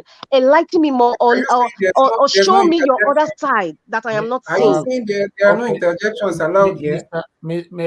no, interjection is allowed, but because she never wanted you to, because she don't want to forget what she was saying. If I were you, you'd have just wait, let her finish, then you can bullet point down what you wanted to say. Because some people, yes, because you see what she was saying, some people think that interjecting them at that particular moment, they might forget everything. So even though she's right or wrong, you can still come back later. You would have just allow her to move on. Madarita, please round up then so Nigeria, that. what I'm done. I'm done. I maybe my next round, maybe I can see what I am. But for now, I'm done. Thank you. All right, thank you. ECBD, what do you wanted to say, sir? No, I was going to say this, but obviously I never expected it was going to be some kind of confrontational thing. But the thing is, when we're making statements, sometimes we have to be sensitive with the kind of definitive, or should I say, statement that we are making. I get her point, and I agree to to a large extent with what she's saying. But now, when you're coming to the point of, I think we should not make it too much a tribal kind of thing, and also going to the extreme by saying something like esteem or being crab. It's not a rocket science. What happens or why it seems that way is because these people, they understand that during the war, the Nigerian Civil War, there's a way the Nigerians, as a collective, came together against the Yeah, but Igbos. what did she So say? What you wanted to I'm trying to get to that point, sir. Yeah, please, So they came you've together. already They came spoken. together Make with a it way brief. of disagreeing. They came to that together with in a way of disagreeing with the Igbo man or with Igbo people of Biafra living. So it's easy for you to, to try and, address the sentiments of those people and point them to the fact that, oh, these are the same people that cause that are, that are the problem. So it has nothing to do with an esteem or self-esteem. No, it's just a matter of making people remember and have the same thought process of during Okay, that Biafran era. So okay. I don't think Thank we should be going to the extreme of saying things like self-esteem what. No, it's just a matter of reminding people that these people have always wanted to live. These people, you should see them as the problem. That's all, you know. Okay. So All let right. us not too extreme with some of the things we are saying. Okay. Thank you. Thank you. Let me quickly pick one or two calls right now. Thank you very much, Madam Florence Omorigi. Thanks for calling in. Please talk to us. Okay. Good evening to you. Hello, greetings, everybody. I just want to say that at this point in time, I feel very pained. I feel pained because the politicians are now bringing up a tribal thing just to distract us from all the shenanigans and plotting they are doing behind. Okay, it's the same politicians who brought up the issue of tribalism before the elections, and after the elections, they kept that fire burning, and that's why a lot of Igbo people have been killed. Okay, I am saying that I was born and raised in Lagos. Okay, I went to school in the trenches of Lagos. I went to school with Hausa, Igbos, and Yorubas, a melting pot right there. And in my school, high school group, in the last after the elections and before and after the elections, it's not been easy for you. I'm talking about people who grew up together from the age of 8. They went to primary school and secondary school. You should see what has been going on there. And I kept quiet until yesterday. I had to tell them. I said, "You guys are not even as wise as I thought you were. These politicians are hitting your heads together. You're telling the Yoruba man the Igbo man is the enemy, the Igbo man, the Hausa man is the enemy, and vice versa. Okay? But the fact is that there is this, they are all planning for this May 29th thing now. Now the DSS is asking for the arrest of Dati Ahmed. And we're here talking about what's going on, because these politicians are the ones that are instigating all this. We should look beyond what's going on. I'm not saying that we do not have ethnic issues, but I'm saying right now the embers of this tribal embers that is being the embers of war, embers of tribal bigotry going on right now is being fanned by the politicians, APC, to be exact. So you understand? I'm saying let us look beyond this picture right now. It's bigger than what we think it is. Okay. They are trying to distract us because now everybody has stopped talking about them. Now they're talking about Yoruba and Hausa and Igbo. Okay. That's my contribution. Thank you, madam. Thank you so much. If I have to support what Madam Florence is talking about, yes, distractions have already started. Remember, we have a pending court case right there. We are waiting for the judiciary. These people, they know what they are doing. They remember from the beginning, they distracted every one of us by Naira redesign. Everybody were confused, talking about Buhari is doing the best for Nigeria and all that. It's frustrating Tinubu and all that. But at the end of the day, we'll see what happened. But now, other things is happening now. These people, they can go that extent and be paying people to be intimidating the Igbo people in Lagos. In fact, they want the war, or rather, whatever that want to happen in Lagos to happen, so that a lot of people will be distracted. Most of the platforms will now be discussing that instead of focusing on the outcome of the petition. For me, yes, I can't rule that out. Hello, yeah, good evening to you, Mr. Chris. Thanks for calling in. Good evening to you. Talk to us. Hello. Hello. Hello, sir. Talk to us, please. Yeah, good evening. My name is Chris. I'm calling from Dublin. Good evening, sir. Can you hear me? Yes, very clear. Go ahead. Yes. I'm just following the discussion. Well, I think everybody has contributed beautifully, but I think Madam Rita has made some assumptions that are not totally correct. And for example, I don't think the problem the Igbos have has anything to do with self-esteem. It's just the perception, how the other tribes in Nigeria, what they feel about the Igbos. Now, you understand that whatever the Igbo man does, there's always a problem with it. If an Igbo man supports his own, they say that the Igbo man is tribalistic. If he doesn't support his own, they say the Igbos are the problem. They don't support their own during politics. They are all divided. But if they come together, they tag them that they are ethnically oriented. So whatever the Igbo man does in the context of the Nigerian political situation, people will always come out to blame them. And also, when Madam Rita said that the Igbos, the other part of Nigeria, they don't talk about other tribes like the Ijaws and the Benin. The reason is very simple. I lived in the north. Now, to the typical northerner, if you are not a Yoruba person or Hausa person, they classify you as Igbo. Whether you are Ijaw, you are Benin, you are Kalabari, it doesn't matter. So that's why they lump everybody together, just like we call them the Hausa people. But whereas the Fulanis are actually different, the Bagis, the Nupe, we have different sub-ethnic groups in the north. So that's just the same thing that happens when it comes to the Igbos. Once you are not a Yoruba person and you are not somebody from the north across the Niger, then they automatically consider you as an Igbo person. Then talking about the ownership of the real people that are supposed to be foreigners in Nigeria are the Fulanis. Just like 150 years ago, you don't have people like Fulanis in Nigeria.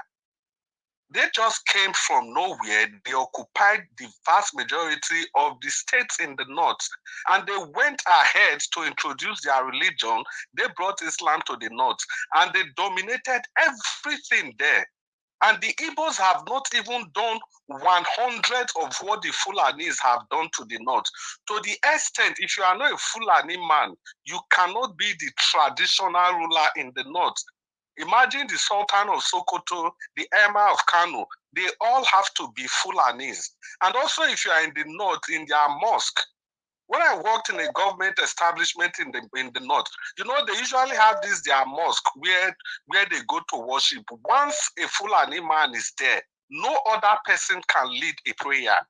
I think the Igbos, they've not even done half of this. They've not, what is happening? They've not even done 100 of this.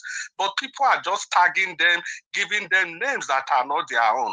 Like one speaker said earlier, we are all just dancing around. Now, if we don't give the Igbos the opportunity to drive the economy of our country, I think we have a long road to walk. Because the Igbos, they are naturally entrepreneurs. After the Civil War, the highest amount of money that they got was just like 20 pounds. And look at what they've turned themselves into. How many years? Just about 60 years. Look at what they've done for themselves.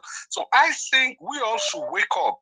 And anytime we think these people are dealing with the Igbos, we think it is not we. No, it's a big lie.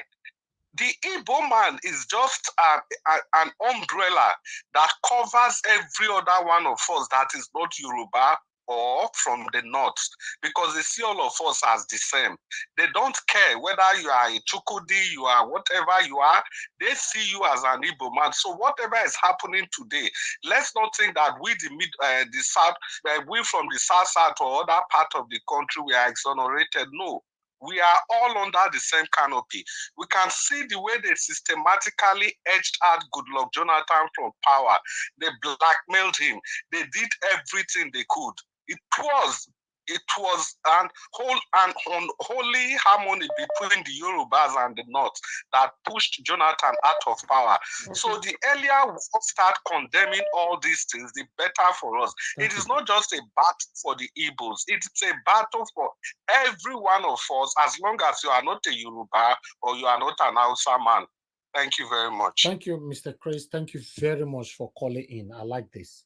You know, hello, good evening to you. Your name and where you're calling us from. Okay, Dorothy, thanks for calling in. Please talk to us. Good evening to you, madam.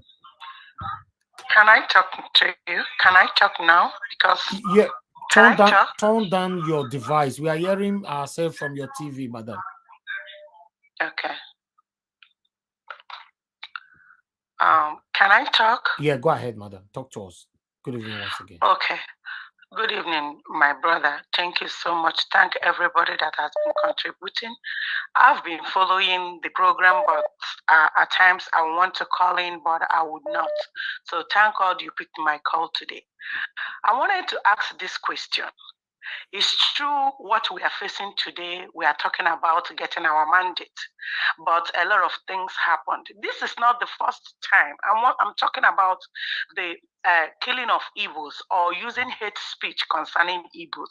Like the last speaker just said, anything happening in the north, even the Yorubas are being killed. It's not first, it's not second. And other tribes are being killed. For them in the north, that word, YouTube don't like that word, madam. Please use another word as an exchange. Okay, let me use another thing. Yeah.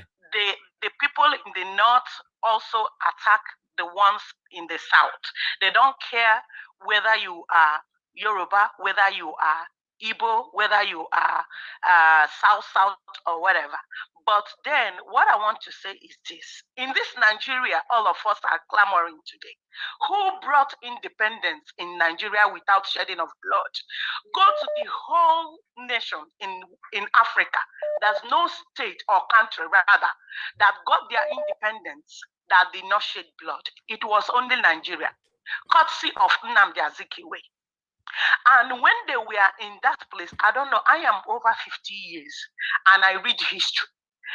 I wanted to know can anybody tell us what happened before that war happened? And after the war, do you know the word Aburi? Check it. Do you know that before that war, what they were doing, and before and after the war, they agreed, before that war started rather, they agreed, the governor, the president of Ghana invited Gowon, Ojukwu, and others. When they got there, at the end, they settled them and said, let every region take its resources and continue. They agreed on that and signed it. And when they came back, Gowon refused and they started fighting. And again, when the war ended, he went as far as removing the Southerners from the Easterners to make sure that they made Igbos smaller. But that is not even the issue. After that, Igbo man dust his clothes and shoes and went away and accepted one Nigeria as they said. Today, can we really say from the heart of our hearts and say that we are really one Nigeria? A Fulani man who is a visitor that migrated in the north with Islam and now overshadowed the north. Do you go and check the history why the northeast is being attacked today? Because that time you have Borno Empire. You read history. At least I did some in my high school. Do you know that because they couldn't penetrate them at that initial time, now they came back still attacking them to make sure that they conquer them because their agenda has not been achieved. Let me just stop that.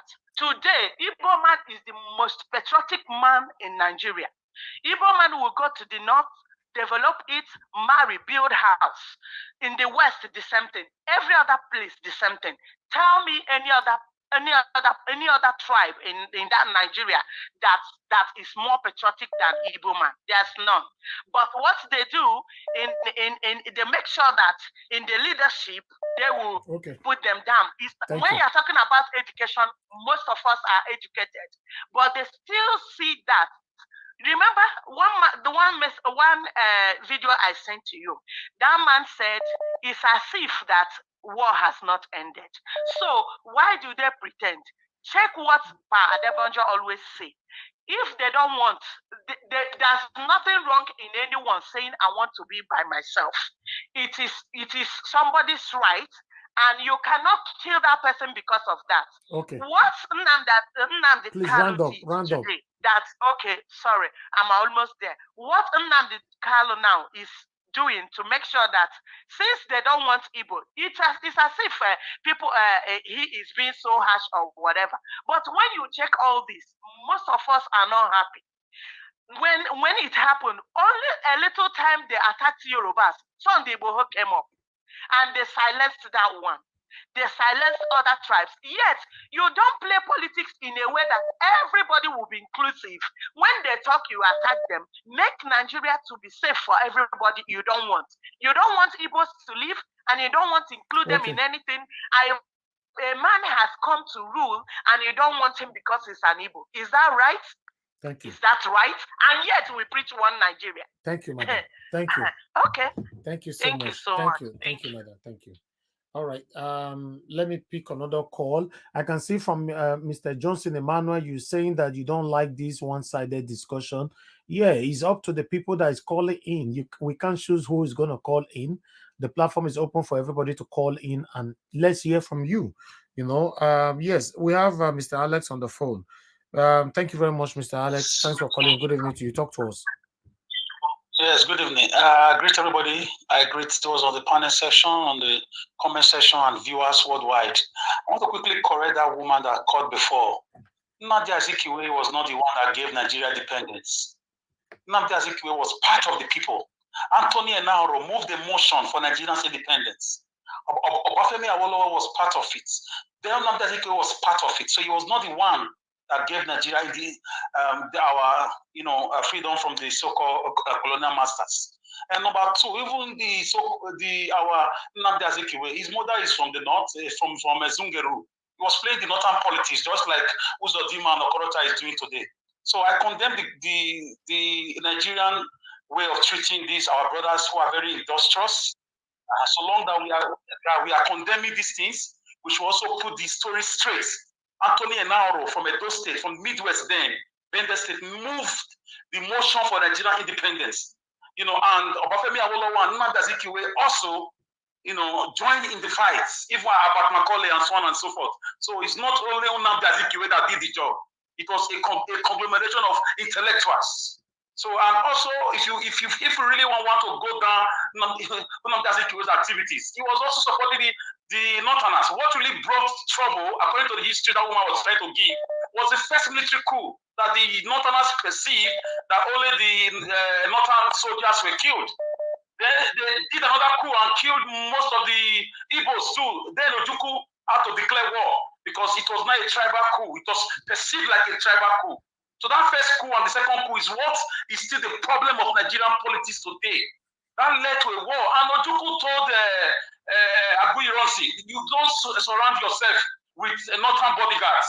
The person that killed Aguiyi Ironsi is still alive. It's Theophilus Danjuma. He was his bodyguard. I'm not alleging. I have this in good faith. This is the real problem. That two military coup. Because the first one, it was only Northerners who were killed, and it was carried out by Zogu. And Aguiyi Ironsi became a president. And the Northerners were angry, and they retaliated. So Duku declared war. They've not settled that problem. It's among the people that fought that war are still alive. Ojukwu is still, what's his name? Obasanjo, Buhari, Theophilus Danjuma. They are still alive. They have refused to settle this thing. It's between the generals. And they are just using us to play politics under the guise of democracy. This is the real problem of the Igbos and the Northern divide. So please, I totally condemn the way they are treating our brothers. If you say this is one Nigeria, they should give them equal opportunities. If you don't give them equal opportunities, if you keep attacking them, they're going to leave. Why are you against Biafra? If you don't want to allow a free and fair election, you don't want to allow a people who is more credible, who we all voted for. The whole nation voted for them. If diaspora could vote, everybody would have voted for him. So if an Igbo son cannot aspire to be a Nigerian president, then the Nigerian state should be divided immediately. Thank you. Thank you, Alex. Okay, callers, hold on. Let me go back to the panel. And hear from the people on the panel for now. I can see one of our panelists on the Barry. You're saying you've been here and you don't understand what we're doing. I don't understand what you're writing. Can you speak to me, Mr. Barry? Because you wrote on the private chat. Please, I'd like you to explain that. I said my observation is this. I don't know the criteria at which you bring in people because I've been there with you right from the beginning, inception of this program. And but you were locked out and you came back, right? No. It was your. I don't know what happened. But I was still on. But I wasn't hearing you, so I have to adjust my device. And came back, right? I didn't leave. My device was just breaking and coming, so I have to work on my but we still system. have one. We still have one person before you. Madam Nena came before you. No, all those people you have called since. I knew when they came in. So okay. Are you the first on the panel? I don't know, but I saw the way people were coming in on the panel. So that means maybe your network logged you out. One thing about network, I have been here right from when you started the program. And so then I was on the line, listen, Oga, on the line right now, the first person on the line here is Patricia. Then go to ED, Winnie Gbinosa, Alex Edopike, ECBD, Madarita, Madanena before you. You understand? So If you've been here, that means you were logged out, because a lot of you have been logged out since. When you come back after your network removed you, automatically you're not going to start from number one again. You know, we used to do that. We used to keep your spot for you, but we don't do that anymore. If your network remove you and you come back, you are going to start from the beginning again before it comes to you. But when it comes to callers, you know, when we are taking callers, we don't do who came first. When it's time to take calls, we ask everybody on the panel to wait. I believe this is your first time here or so. That's why you don't understand that. So It is not my prioritize. first time. It is Okay, not my first time. okay. Don't worry, I've sir. always Don't been worry. participating. Don't Though worry. On this platform, we are not biased. We call it how it is. So it's not even your I turn never yet. said you are biased. I only asked a question. Now, what are the criteria at which you use in bringing people in? Because it was somehow I've been listening. I saw people coming in and going out. Yeah, So that's that what I'm was why saying. I had to ask. I just explained to you. Okay. We still have one person before you, sir. All right. I'll come back to you. Let me pick this one call first. Then I'll come back to the panel. Hello. Yeah. Good evening to you. Your name and where you're calling us from. Good evening, my brother. My name is Derek. I'm calling from New York. Thank you, sir. Please talk Hi. to us a minute, please. Okay. I just have just a short thing to add. I've been following your program, and I so much love it, and because you are doing what so many millions of us cannot do, I should appreciate it so much. But like what I just heard from I don't know the madam that just spoken just a few minutes ago, and somebody add something on it. I think I stand on it by saying the cause we are fighting here is because I have to get our mandate back. Please, let us not use distraction by all this Yoruba, Igbo, Hausa, things that happen 60s. And please, let us focus how to get our mandate, because this distraction, because a lot of Nigerians are listening to your program and things are going on now. People are trying to get themselves back. Let don't just forget about this part. Let's focus on matters arising right now, please. That's just my suggestion, personal suggestion. Thank you, sir. Thank you. Thank you. I appreciate it. Thanks so much for your help. God bless you, sir. Thank you. Hello. This is the last call for now. Good evening to you, sir. Your name and where you're calling us from. Hello. We are not hearing you. Hello? Hello. Can you hear me? Can you hear me? Hello. Turn down your device. You are watching me from somewhere. Can you hear me? Yeah, I can hear you. Can you hear me? Yes, we can. Go ahead, sir. What's your name? Where are you calling from? Okay, my name is Simon. I'm calling from London. Okay, go ahead, sir. Right. Brief. The guy that spoke, Alex, I think they spoke before, after the lady, he's got a point. But the question, I know these evil politicians or the Fulani Caliphate, they have actually, all these Fulanis, they've diverted this politics. It becomes against Igbo and Yoruba.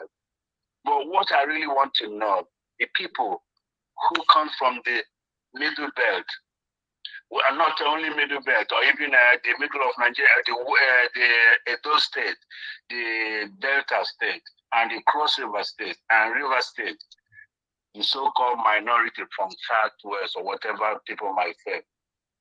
Right now, that after these people, do they not realize that the Biafran cause is not an Igbo cause? It's not for Igbos. This way from that has not benefited. What has the Doma benefited from Nigeria? What have the Delta man benefited from Nigeria? All these things Igbo are suffering today. If there is a port in Warri, do you think an Igbo man will be in Lagos to do what? If there is a port in Sapele, do you think an Igbo man will be in Lagos to do what? Those areas have actually been marginalized, and they follow to uphold Nigerians that Nigeria will start today. It's time for us to think. This is no longer about Igbos.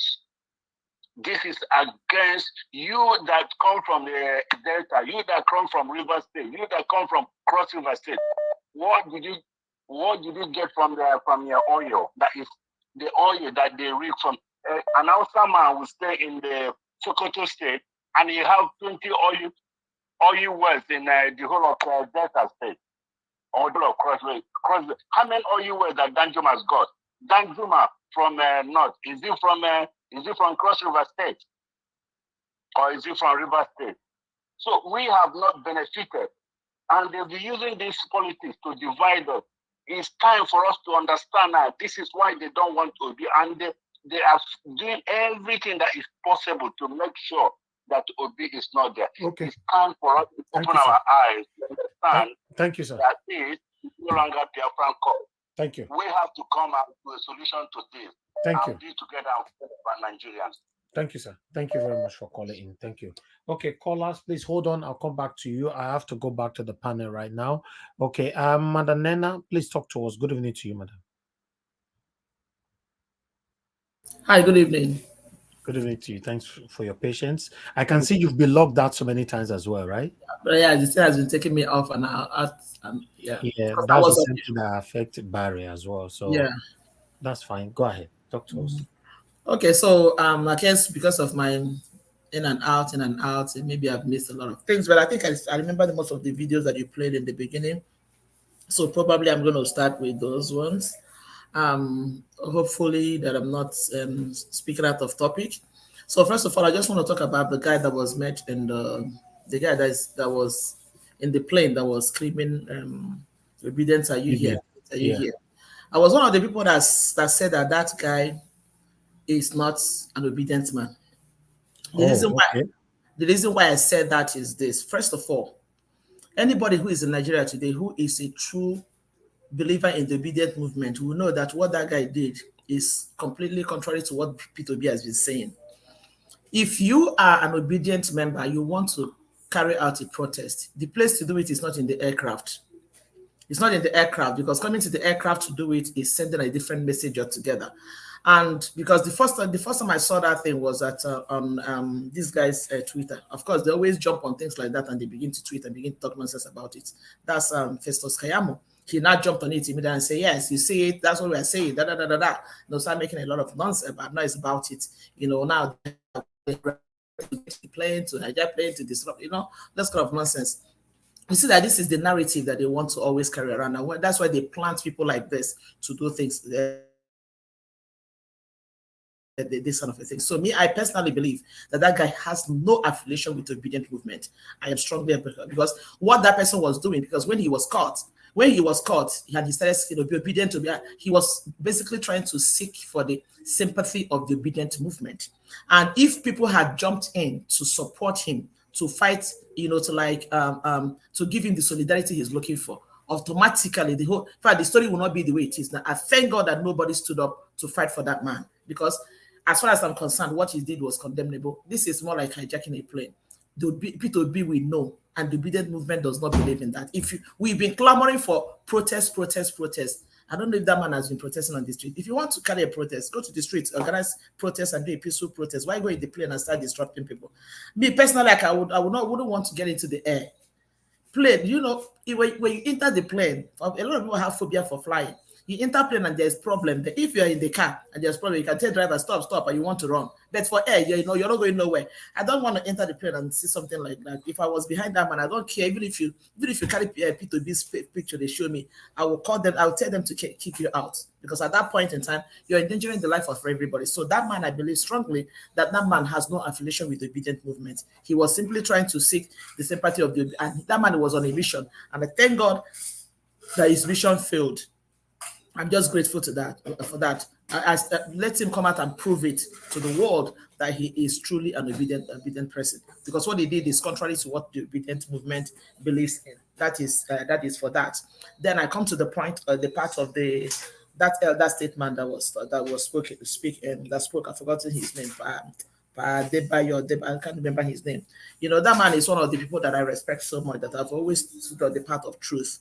Everything the man said is correct. These are the kind of people that you will always, reference them, and you cannot help but just respect them for their standing for the side of truth. Tell me how posterity will not remember and respect such a person.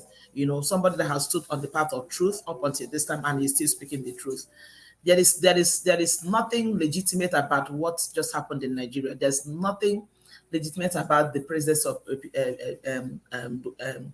or rather the selection on election, so-called election of Tinubu. The whole world, like he said, the whole world has seen what is happening. The whole world sees it. The whole world is talking about it.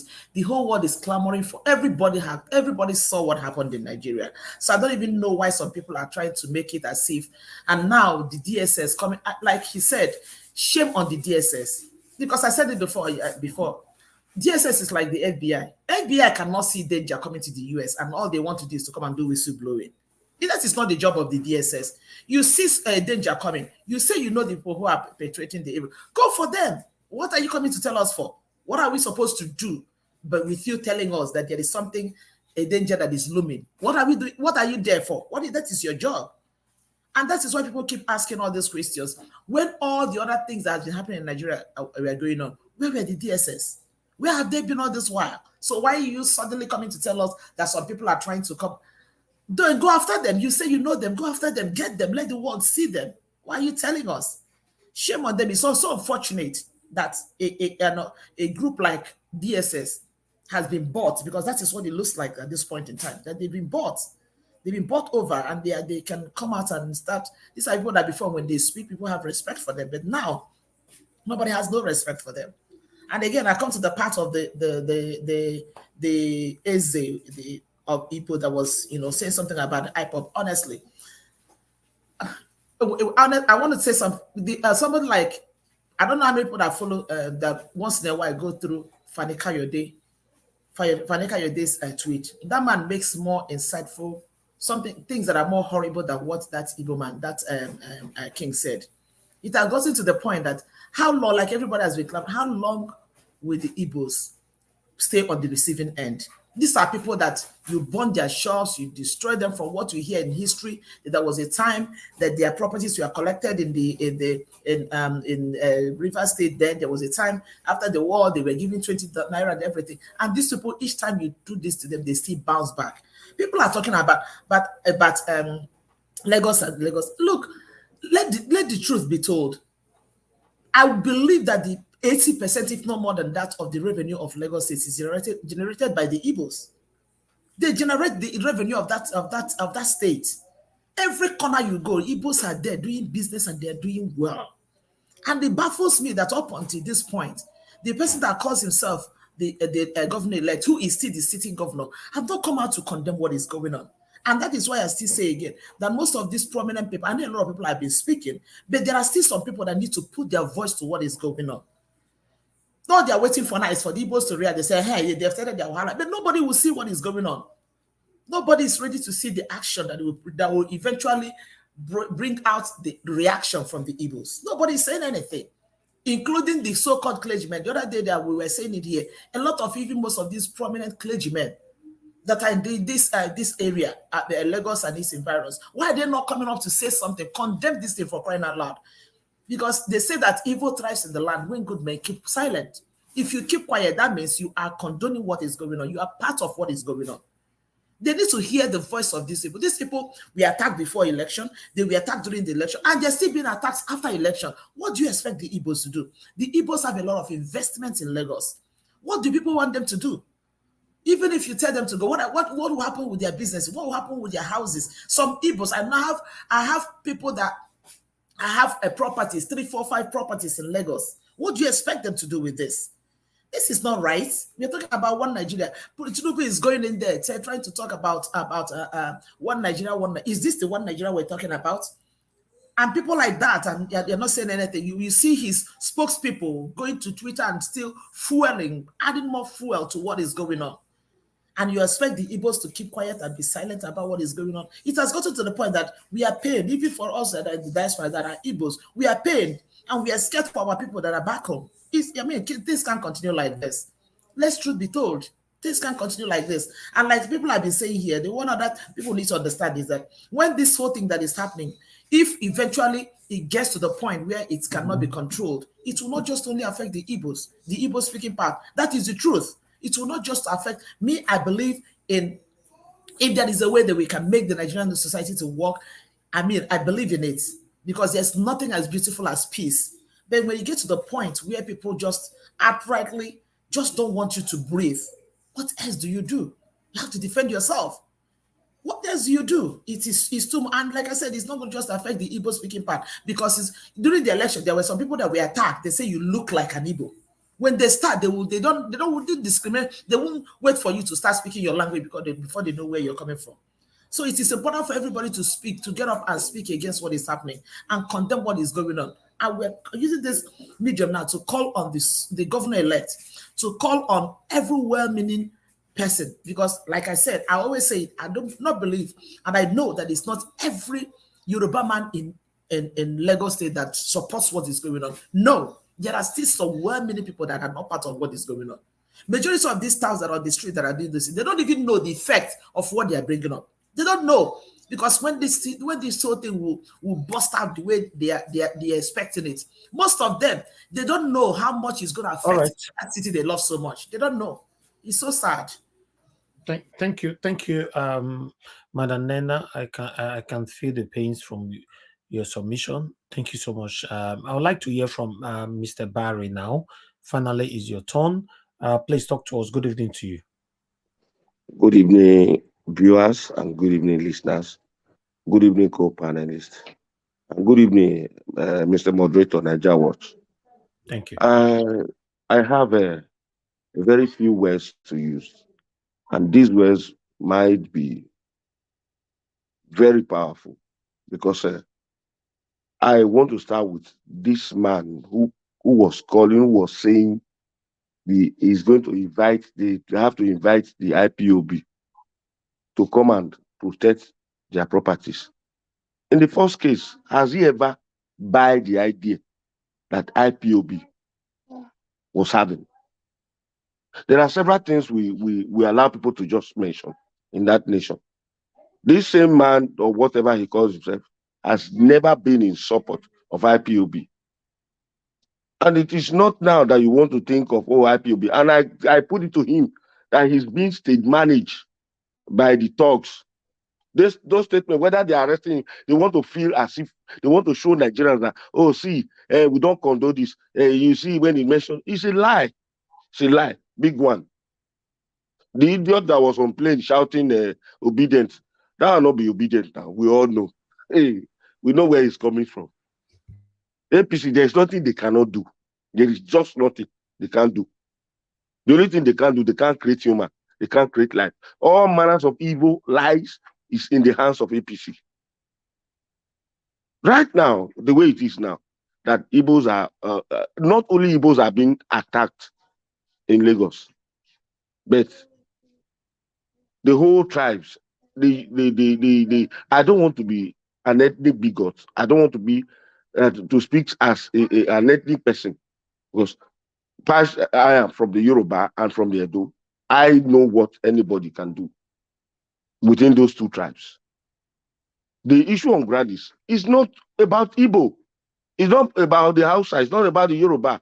It's about these political elites that are using us to fight ourselves, that are making us to hate ourselves, that are making us to ferment troubles. We should not forget their objectives and aims: to kill, to steal, and to destroy. That is their objective. Daily, they come out with different things to cause confusion. They told us that when we started, that don't worry, when BB Niger start, you see all these people who lock themselves in one room and be tweeting, they will lose focus. They are youth. They sponsored Big Brother Niger, but they discovered that none of us lost the focus. We were still focused. Then they came up with another thing. They discovered that nobody lost focus. They came up with ethnicity, tribe. They discovered that nobody lost energy. We are still on. They brought the financial issue, which they said zero. How do I put it? That cashless economy, old naira retrieving. Instead, some of us were saying, and they want to punish Ashiwaju. Which Ashiwaju? Who told Nigerians that the man is never affected? He's the bank himself. Before you give to a common man in Nigeria, he has gotten his own part completely. These people, you see all these politicians, they have banks inside their compound, inside their house. Then how do you expect them to feel the pain that the common Nigerians are feeling? Many of them are not perturbed today. Look at what is happening. Only one man, the true Yoruba man, does not stand for this ethnicity or this bigotry or this whatever. This you are not an Yoruba man, you can't stay in Lagos. You are not an Yoruba man, you can't vote. You are not. The true Yoruba man does not stand for that. When it was presidency, it was a collective effort. Nothing like the Fulanis, the Hausas, the Igbos, the Yorubas, the Edos, the whole Nigeria collectively voted for Obi. Yes, I will say it. But some group of elements, some few individuals who felt when we take them out of position, they will come, they become irrelevant in the society. Their stakes, whatever they have stake, the evil stake they have given to the society will be withdrawn, will be taken off completely, and they will now become powerless. They devise a means to say, oh, an Igbo man wants to rule Nigeria, it can't work. If you don't want them to be relevant in our society, let them go. Let them go. I still say it. If at the end of the day, the court did not decide a nice decision or that a better fate of Obi, Nigeria will break. I'm very sorry to say it, because we cannot continue like this until the son of a poor man now be in the hands of affair. There is nothing we will tell ourselves. Whereby, see El-Rufai's son won the position. See the other one came out as Senate. The other one came out as rep. The other one coming out as governor. All of them, what happens to you and I that is discussing here? We have no stake. They're only bringing ethnicity to distract us. Ethnicity is just a minute 1/10 of the whole issue. The true issue is they belong to a social stratification, a political stratifications that they don't want any other person to belong to. Only them. They want to handle the affairs. They want to be in charge. They want to make the decisions. And they now ostracize a certain group, which is the Igbo ethnicity, Igbo origins. And they are now using that to tell Nigeria, oh, we don't need this, we don't need that. They will divide us. They will call for, if you give it to Obi, they will call for their nation. When you are not doing things right, who wants to live with an idiot? Who wants to dwell with these animals? That killings becomes order of the day. Femi Fani-Kayode did worst. Nobody has arrested him. MC Oluomo Musiliu made evil statements. Where is the DSS? Have they gone to arrest him? It's a pity. We have no DSS. We have APC in DSS uniform. No DSS. We have no police. We have APC in police uniform. We have no army. We have APC in army uniform. We have no navy. We have APC in naval uniforms. These people, they are just there, rigmaroing, pretending, disguising to be police, to be DSS, to be army, and to be so on and so forth. But they are not. One thing I do tell Nigerians, let us keep our unity. They will get tired. We are not going to get tired. Let us, whether you come from the west, from the east, from the south, from the north, we are all facing one common problem, one common issue, one common attack. It is not an issue of ethnicity. They are only using that to divide us. It is not an issue of religion. They are only using that to divide us.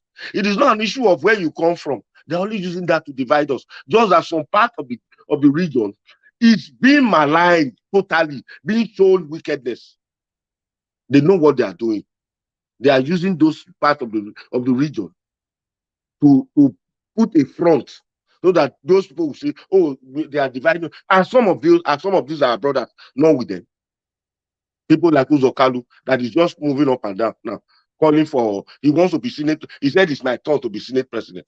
You can imagine the shameful man. This same Igwe or whatever, were they not those who collected money from Tinubu? Why are they crying now? Why is he crying? It's a pity. Sometimes let us not handle this issue with levity or handle these issues with a kind of ethnicity or nepotism. We have to open our fourth eyes to see the intention of these people. That they don't want, because Obi did not belong to their society. That is why they don't want him to be there. if he was part of the corrupt group, what did they tell Sowore? They said he has no experience, he has no that. Because Sowore has no experience in stealing. They have found to be as another Sowore that he will not join them to steal. He will not join them to live in corruption, to make people to remain in penury, to make people to remain in abject poverty. So they want to penalize him. They want to torment him. They want to ostracize him so that he doesn't get there. They know, they have seen the antecedents of all the Nigerians, true Nigerians. What are the true Nigerians? The Nigerians that are in poverty. What are the true Nigerians? The Nigerians that are suffering, that we are tired of the situation, that we have decided to push them out. They are fighting back.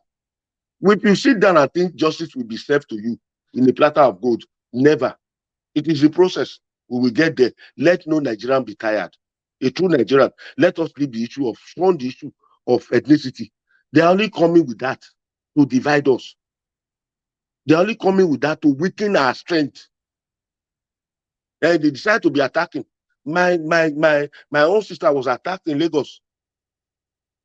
Yeah, Omoyibo. The Yorubas believe that, oh, when you don't speak, when you are not, you don't answer. According to one of our persons said when you don't answer a Yoruba name, they attack you as if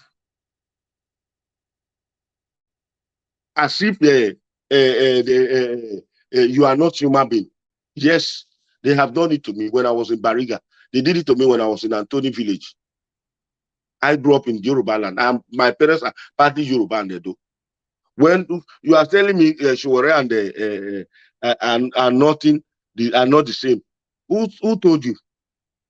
Because everybody has a way of portraying his idea. You cannot say they mean the same thing. It is the message Sowore is preaching. Obi is preaching now, that enough is enough. That we cannot continue this way. Somebody said revolution now in 2019. DSS trooped to his house and arrested him. When these animals were killing, do they troop to their place, to their village to arrest them? Even when the herdsmen were threatening that they will destroy everything, do they troop to their leaders to arrest any of them? We know what is happening. We know what is in play. Because those herdsmen belongs to the ruling class, to the ruling group. So they have no right to arrest them because they are all one. If you know what happened some days back when somebody wrote a petition against this dirty boy who called himself a celebrity. What was his name? He said, I work for APC. If you have not seen it, go and look for the video. I don't even want to call his name because I hate seeing his antecedents. In the next thing he was saying, he's a monkey, he's from the zoo. Okay. Will another person say that DSS will not arrest him? Or someone said, if you doesn't belong to us, we will torment you. Why did Femi Fani-Kayode went to them? Because they were threatening him. And Obasanjo said something that just give him food. He's always hungry. Just give him food. He will lie for you. He will do anything for you. We know them. So the issue we are having here is just the evil against the good in Nigeria. They're only fronting Igbos as one thing so that it looks like an ethnic fight. It is not. Do Igbo only have one market? The market they went to put fire is only Igbos that are selling them. I watched a guy who speaks Hausa, speaks Igbo, speaks Yoruba some days back on YouTube. I watched him. When he was duly interviewed, he said, I am a Yoruba man. He mentioned his name. He said, I have never gone to the East to go and live. I learned this Igbo language from the man who taught me this business. It's in those papers. He said, tires. So it is not only the Igbos that were on that market. They went to put fire. How can you, because of a rat, set your house ablaze? Is it not funny? Then after doing it, the governor went and was now consoling. They say, I donate 100 million. 100 million of what? How much is 100 million? It's so funny and so painful that we are being allowed to be used by all these animals, illiterates, I saw professor rigging the election for stark illiterate, a man without results. The same professor will come out tomorrow to say, school, they've not paid us our salary, they've not paid us our monument, they've not paid us this. How would they pay you when you have become a tool in their hands? How would they recognize you? How would they value you when you have no value for yourself? I still respect that woman who refused bribe from Anambra State. Was it Anambra or whether Abia? The professor. I still respect her. And said, no way, I will do the right thing. How many of us are saying we will do the right thing? All of us that are contributing here today, if some of us are giving money to sell others off, we will do it. I'm very sorry. It is the truth. We will betray ourselves because of one thing or the other. It takes only the heart of gold to stand firm. Nnamdi Kanu wasn't betrayed by himself. He was betrayed by his own person who was within him. Somebody gave out his information. Somebody gave out his whereabouts. How did the Nigerian government know that he was in Kenya? It is his household. The Bible says the greatest enemy of a man are members of his household. So what am I saying here this evening? Is let all of us, whether you are Hausa, whether you are Igbo, you are Fulani, you are Kanuri, you are Edo, Isha, Yoruba, or whatever, let us shun this ethnic politics. Let us face the common enemy. The politicians are a common enemy. They have made us look ordinary. We have no name. That same man, if you find out, if you unveil that man who was shouting obedient that you would look, it could be one of the DSS. The killings that are happening, I read over 350 copies of James Hadley Chase on crime. He said no crime can happen when the government is not aware of it. And they know Abacha said it. That whenever a crime, whenever a protest lasts more than 24 hours, the government is the one financing it. Okay, please they know round what up. they're doing. Round up in 30 seconds. In summation, I appeal to all Nigerians. Let us not divide ourselves. They know that they have been defeated, but they are looking for one way to cause an obstruction. Afunaya Abi, what's his name? The DSS spokesman, was always coming out to give lies. If you know these people, why don't you go for them and get them arrested instead of coming to make us? I've never seen Interpol or neither FBI coming to make those rubbish noise. If they want to arrest you, they go straight and get you arrested. How many government people have they ever arrested in Nigeria? None of them. Except when you are in the opposition, they come after you. Well, as I said before, whatever it is and however it is, Nigerians should keep the calm and follow the due process. And let us be focused. Let us not kill ourselves over one ethnic group. You see all this, who are those the people that was calling for the nonsense? If you look at them, they are the talks, the touts. Oluomo can make a statement that is complete in English. Where is the other person? The other one that was shouting, Mama Chinedu, where is he? The same person. So we all know them. But one thing is certain. After the tunnel, there shall be light.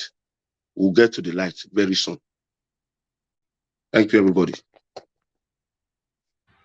All right. Thank you very much, sir, for your submission, Mr. Barry. I appreciate you. Okay, guys, everybody have submitted on this. I would like us to quickly listen to this indicator. Remember the Labour Party spokesperson indicator that we brought here on this platform sometime, I think that was in December or January, something like that. So she's currently on. I would like us to listen to what she's saying concerning, so when you talk about these things, look, anybody can wake up today and say obedience. You played the video of that person. Do you know that as of this evening, obedience have gone and traced the real name of the person on the flight? where he used to work, where his wife works. She works at the TV station. All of that have brought that, please, so police, take. Because when these accusations come now, they will say obedience. So obedience about the police, look, we have fed you with every information about this character that did this. Are you saying he's not an obedient? The person who was screaming obedience in the plane? No. Are you saying he's obedience brought it out? No. He's and not. That's the thing. Anybody can wake up and say, and like I said, we are facing, this is the kind of thing we're facing now. So that they make us understand that sometimes some people, in being objective now, sometimes some other people who are not obedient camouflage as obedient on social media to tarnish the image of the obedience. Is that what you're saying? And when that happens, like with the case of today, obedience take their time, go and investigate, bring out the name of the person, because we do not want to be tainted like that. Even with the conversation of the Eze in Lagos, they have brought out this Eze is actually in Isolo. This man has actually shown support for the ruling party. So now why are you painting him with obedient brush? Well, the video that he released is clear as to yes, what but they have gone back to trace. Right. And so what I'm pointing out is, look, there is a concerted effort to paint situation right now when we are waiting for the court case. And look, literally, our leader has said this. We are going to court. All of us, we are facing court. Okay. We are hoping that it will be shown live on TV so that we follow that process. And right now, while we are trying to face that, we are seeing all sorts of things. Today, they'll say, oh, this group of obedience, that group of obedience. Well, according to Syndicator, she says the person who tried to hijack that IPOB air flight is not an obedient. But no, he's not. Okay, so let's move beyond that right now. And I want to get your thoughts on the conversations about the fact that there are a group of people who are planning to disrupt the inauguration come May 29, because based on allegations from a statement by APC, actually laying the claim allegations once again, on the Labour Party and its supporters. And also the fact that we did see your vice presidential candidate, Dati, on a TV station where he talked about the fact that if the president-elect Bola Ahmed Tinubu is sworn in, it's going to be akin to a military takeover. So the conversation, we've had this conversation about the interim government, and the people who can do interim government are the people in power. It really is not obedience. So no matter what anybody says, there's only certain group of people who can bring in interim government, and it's not us. We're not in power at the moment. So whenever APC, and we have seen this across the campaign season, whenever APC and itself are in battle with themselves, then they start to point fingers. But the only people, and I will say it here again, and you know that the only people who can declare interim government, who can bring in interim government, is Buhari and his government. Definitely not us.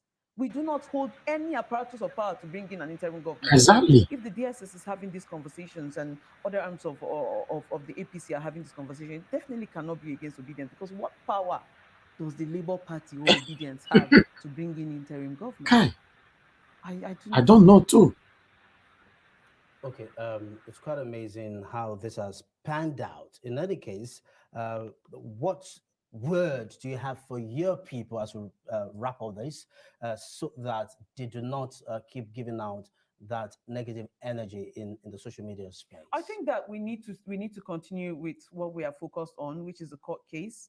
We need to continue to focus on the candidacy of Peter Obi, getting justice at the court, testing the strength and integrity of the judicial system. And that's what we are focused on. That is the conversation we're having. That is the conversation I see on my own TL. That is the conversation I have with young people around the country. That's the conversation I have with young obedience, older obedience, all our spokespersons. That is what we're on TV talking about. The court cases, this electoral system was flawed. We are going to test the judiciary to see that we get justice at the court. And that is it. We're focused on that, and we need to ignore the distractions. Good place to drop the anchor tonight. Thank you. Ndi Kato, of course, a member of the Labour Party and one of the spokespersons. All right. Thank you very much, my people, for that. I thought we should bring this in here because of the video we played earlier on. So as they were discussing it, I just said, okay, make a quick go carry. Make a carry and come up with talk. But meanwhile, I have one more last video here to quickly play. Then we can start talking again. Please, let's listen to this. Very seminal and very important. What are your thoughts on this whole DSS issue of an interim government and the threat of it? Well, I think the DSS is not up to their. They don't harvest intelligence. If they do, and if they are intelligent as we thought they should be, They should have uncovered this 1 year ago. Because some of the parties did not go into election to win. They went into election to scuttle the election, such that there would be interim government. And they are very strong proponents of interim government across the country. For example, but you're not one of them, or your party. When we are looking at the future to take over and put Nigeria on a road to growth, why should we follow those ones? All the parties wanted us to join them in the fight so that we scuttle democracy. It is not in our interest, it's not in the interest of the country, it is not in the interest of the people. Therefore, we decline to align with anybody. We are independent group of people. The DSS is too late in unearthing this. It has been on the ground for a long time. Okay. And some of them are even playing to it. Okay. On that sober note, I want to thank you very much indeed. Okay, thank you very much, my people. I just thought you should listen to Buba Galadima and hear what you have to say there. Thank you for your patience, my people. So we're going to have a second round quickly now, but I'd like to start with Mr. Alex. We have one spot here. Okay, I'd like to start with Mr. Alex, who just joined us now. Mr. Alex, good evening to you once again, although you called earlier on, but I'd like to hear from you. Talk to us. Yes, please. I'm busy with my buccal cavity. Let me come the next after this. After the next person. Okay, I'll come back to you. Okay, that's fine. Okay, let me go back again to Madam Patricia. Madam Patricia, we're giving another round now on this. So what is your take? So like any confusion, no day. They write them very, very clear in very simple English. And then the second thing we say, for that same document, this IRS Special Investigative Agent, Kevin Moss, in talk said, as then they investigate Tinubu, as then they interview him that time, he admits say the only job where he get that period, na be say him be treasurer, him be accountant for Mobile Oil Nigeria Limited. Now, how much in they make as treasurer? In talk say in monthly salary na $2,400 every month. And in for that talk say he no get any other source of income for this world. Say na just that in day job he gets. So $2,400, if you multiply them by 12 months in a year, now him be say in total annual salary na $28,800. So may Festus Keyamo can explain how person will use his own mouth in sworn statement talk say only income na $28,800 a year. How that person can't owe $1 million for tax? May Festus Keyamo answer that question. But this one where you do like this, na bulldog where you just bring that to. Before you chip in, you get one important thing. You know, say some people they talk say all these allegations where they come in saying outside of Nigeria, then they call them saying outside jurisdiction. Say the thing no be say it happen for Nigeria. You understand? So and now we be say they don't make Tinubu. INEC don't make him president-elect. And these things will be say, then they talk for saying outside Nigeria now it take happen. This crime now, this alleged crime, say this involvement in crime is considered to be outside of this country. Waiting, you think say be the implication now, whether just tell us what you think. Are you will be say you sabi this thing and how the thing take be? Tell us how it go take be. So one of the big problems with Nigerian law be say people with the write laws, they always write them in a very ambiguous way. What that mean be say they know they write 2 + 2 is 4. They go write 2 + 2 may be 4. So person fee go court, go argue, say the law no specifically talks say 2 + 2 must definitely be 4. So in they go use technicality, argue and one kind. And the problem with that. Now, the constitution no dey explicit, it no dey very explicit to explain whether if person commit crime outside Nigeria, the person go fit dey qualified to run for election in Nigeria. So far as say the crime no dey inside, commit the crime inside Nigeria. The constitution dey very ambiguous. So wetin that mean be say basically now the judge who can interpret wetin dey that constitution, and based on the interpretation wey that judge give, the judge fit talk say this law applies to any court anywhere in the world. So if you are convicted anywhere in the world, you cannot run for office in Nigeria. Or the judge fit talk say it only applies to Nigerian jurisdiction. So if so far as they no convict you inside Nigeria, you fit still run. So now the problem in Nigeria with that, in the very ambiguous. Now the judge will give no interpretation. First of all, I want to stand on the existing protocol. Brothers and sisters, I want to let you know that part, or if not the 60% of the problems we have in Nigeria is the British and the French. Why did I say so? I know that you have this, some of us have this mentality of saying you can't blame somebody else for your problem. You can't blame somebody else for your problem. Because growing up, my parents used to go to some 3-4 streets away to go and warn people to leave their children alone. My dad and my mom will dress up, go and warn other parents to warn their children to not to influence us. So why is our president always going to UK and France when they win election or when anything is going on? What are they doing in France? In France, they are very mean. If you look at the way French are treating the Francophone African countries, they are the most dangerous colonial masters you can think of, followed by the Portuguese. British are also dangerous in the way they treat their former colonial territories. Have you ever seen anybody that won the day they nominated the UK Prime Minister?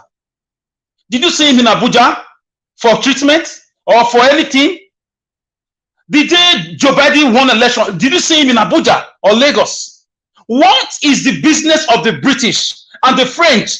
Are they trying to give another face mask or another mask to somebody else to act like Tinubu? The way they've treated us for the past 7 years? Because since 2017, when Buhari went into that London clinic, things have never been the same. There's a lot of arguments, a lot of acrimonies about who really will have in Asorok. What are they up to this time? Why are they going abroad? Is this not enough to set a country ablaze? There are acrimonies over elections, and you are nowhere to be found, only to be traced to a foreign country who have the habits of always interfering one way or the other in the sufferings. This is the most painful part. They see Nigerians suffering. They saw the answers. They saw the killings. They are seeing the way these leaders are treating human beings, and they claim to us that they care about human beings, that they are the United Nations, they are the European Union. Yes, you cannot completely blame them, but you can also blame them. Is it not time we start calling out the French government and the British government to leave Nigeria alone? In any area they are mingling or they are contributing to the problems we have? Would they be happy if any of their politicians is always in Nigeria when the person is supposed to be in England or UK? Gentlemen and ladies, forget about the tone of my voice. These are some of my hypotheses, some of my contemplations. Is London or Paris an extension of the Nigerian state? I don't get it. The problems we have in Nigeria, the lack of electricity, the insecurity, the looting of our treasury, the killings of people, are they going to be solved in France or Britain? What has our going to France and Britain contributed to this country, to Nigeria, for the past 7 years now, this APC government? What is the French up to, and what is the British up to? You may see it as a joke, as the normal Alex talking. No, I'm talking from the point of a professional observer. They have no reason to be keeping or to be housing or to be harboring anybody who has a conflicting or who is involved in crisis in Nigeria. Why do they always run to England? Are we the only country to be colonized by England? When will England truly leave us to be independent? We know that we have gullible politicians, but we must also point that rod at the British Congress and at Buckingham Palace. They don't care when things happen, but they care when elections are going on. But they care when it comes to oil, when it comes to bitumen, when it comes to gold, uranium, californium, whatever resources we have, they care. And don't tell me not to point fingers at them. Why won't I? I'm a citizen and it's affecting me because this anki-paki game is becoming obvious. Tomorrow now they show us another 50 years old man and they call him Tinubu. I mean, we don't know what is going on. Why is the French and the British always housing anybody who is running for Nigerian presidency, especially when there's problem? This is $1 million question that we are overlooking. A lot of times, when somebody who stole your money is helping you to look for it, you will never see that money. These people, we are always saying, oh, they are not your problem. Oh, blame your leaders. Oh, blame your leaders. Brothers and sisters, you will be amazed who is really in charge of Nigeria. If you do your research deep down, if you do your research as a professional, you will be okay. I will excuse with the story this guy just said. I will excuse the American government, even if when Peter Obi exposed the crude oil theft, they traced some ship to New Jersey, but most of the ship were traced to Germany and UK. What is the French and the British up to? That's number one. Ask yourself that question. And those living in the UK, when you are doing your protest, tell Britain to leave Nigeria alone. We are a sovereign nation. We are independent. If really we are independent, we are not the only one they colonized. It's affecting us. And any politician that steals money, their first point of call is UK. Why? Why? Anybody, be it councillor, be it governor, be it, their first, even if they will go to America or Singapore, but their face is like the Buckingham Palace and the British Congress is just waiting with their door open. Is it not time we raise a set of leaders with international relations key to engage the Buckingham Palace and the British Congress on how to mind their business systematically and responsibly? We don't need to insult them, but we just have to let them know it's enough. Rwanda did it with Kagame. Call him a dictator, but he has changed Rwanda to become the pride of the whole world. Because he told French, he told Americans, he told British, hands up. We will deal with you as fellow nations, neighbors, partners, not as godfather or not as colonial masters. When are we going to wake up? When are we going to have people who are so exposed and well-read to be able to understand the meaning of sovereignty? I know the colonial and the neo-colonial tendencies. I know the Paris Club. I know the IMF. I know the World Bank. I know the loans and their attempts and terminologies, but this is a life-threatening activities. You cannot be romancing my country when things are going bad. Right now, where is Tinubu right now? How can he be keeping a man, either France or Britain, a man you know that is at the core of these acrimonies, of these problems? Why can't you let us see these people? Will that happen in Nigeria? If a UK minister is missing and is traced to Nigeria? Guys, let's think. I want to speak about the tribal bigotry going on. Like somebody said, the guy spoke very brilliantly. He said it's not about tribe.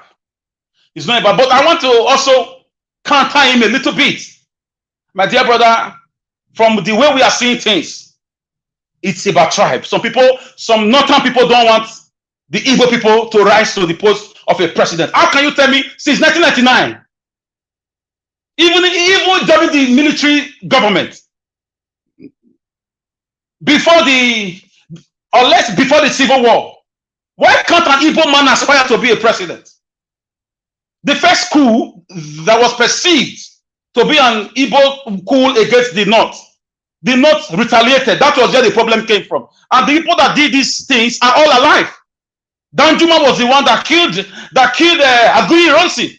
Ojukwu told him, withdraw the northern bodyguard from you. If you cannot leave, come to the east, let me go to Lagos.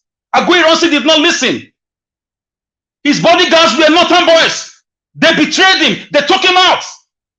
Ojukwu warned him 6 months before that thing. Ojukwu was a graduate. Agui Ronsi just came from Zaire. He led a United Nations peacekeeping force to Zaire, present-day Congo, where Patrice Lumumba was killed.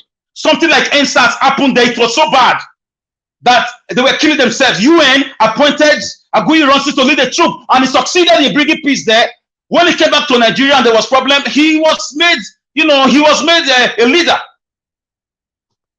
So Ojukwu saw all the dangers and declared, a country of his own for the Easterners.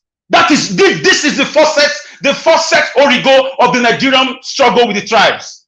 They not see Igbo man as a threat to them. They just believe once an Igbo man comes, they will die. But the Igbos have been so peaceful. They've moved on, but the North have refused to move on. Argue with your computer. This is a real problem. You cannot get this truth everywhere. Value it, work on it, research on it, ask questions. If your grandfather or your father is still alive, ask questions. They will tell you the truth. So some Northern Cabal, Buhari was part of the boys who fought that war. Obasanjo was there. Dokabale was there. There's another man. Danjuma was there.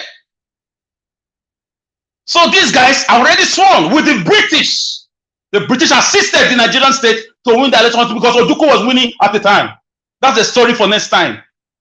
So there is a lot about tribe. It's unfortunate that is when they want to play politics, they bring these things to bear. When they want to, loot money, they don't care about tribe. I said it before that there is a mystic, abracadabra, a voodoo they use on Nigerians to make them have short memory. Nigerians forget about Lekki Tollgate killings. They didn't talk about tribe. Nigerians forget about the kidnapping going on nationwide. For the past 7 years, they didn't talk about tribe. Abuja Kaduna train had all tribes in that train, and it was done in the north by the Northern Cabal because nobody was picked up. Till today, nobody was shown to us as a criminal. The brother was killed. Nobody was arrested. Nobody, no. Nationwide, you cannot use our road because of herdsmen. Killing spree because some people in Abuja chose to let you know that they are in charge of this country. So the tribe thing is there. You can't take it. It's between the cabals. I hope all of them die so that a new set of people can come into office and heal the land. Until we have the likes of Obasanjo, the likes of Buhari, and the likes of Danjuma, until they are all out of the way, we are going to go. These are the men that made all those useless and diabolic, vow to themselves that an Igbo man can be president. Although Obasanjo also came out, to try to break away from it. But I'm sure they called him back and reminded him of the Civil War because he said his leg was shot somewhere around River State. So guys, we have to come together, stay united, continue to educate ourselves. And we continue to ask the likes of Keyamu, Dino Melaye, how can a criminal with papers to show for it, he left his money because he was not in America. If he's saying he didn't commit that crime, let him go to US and deny it. Prove us wrong. Go to America for just two days. Deny them. Sue them for character assassination or character defamation. 2 days, you are done. If you can do that to us, then you can be our president. But until they happen to reject to that. Tinubu is a drug dealer. He's a drug addict. He's a man with a criminal past.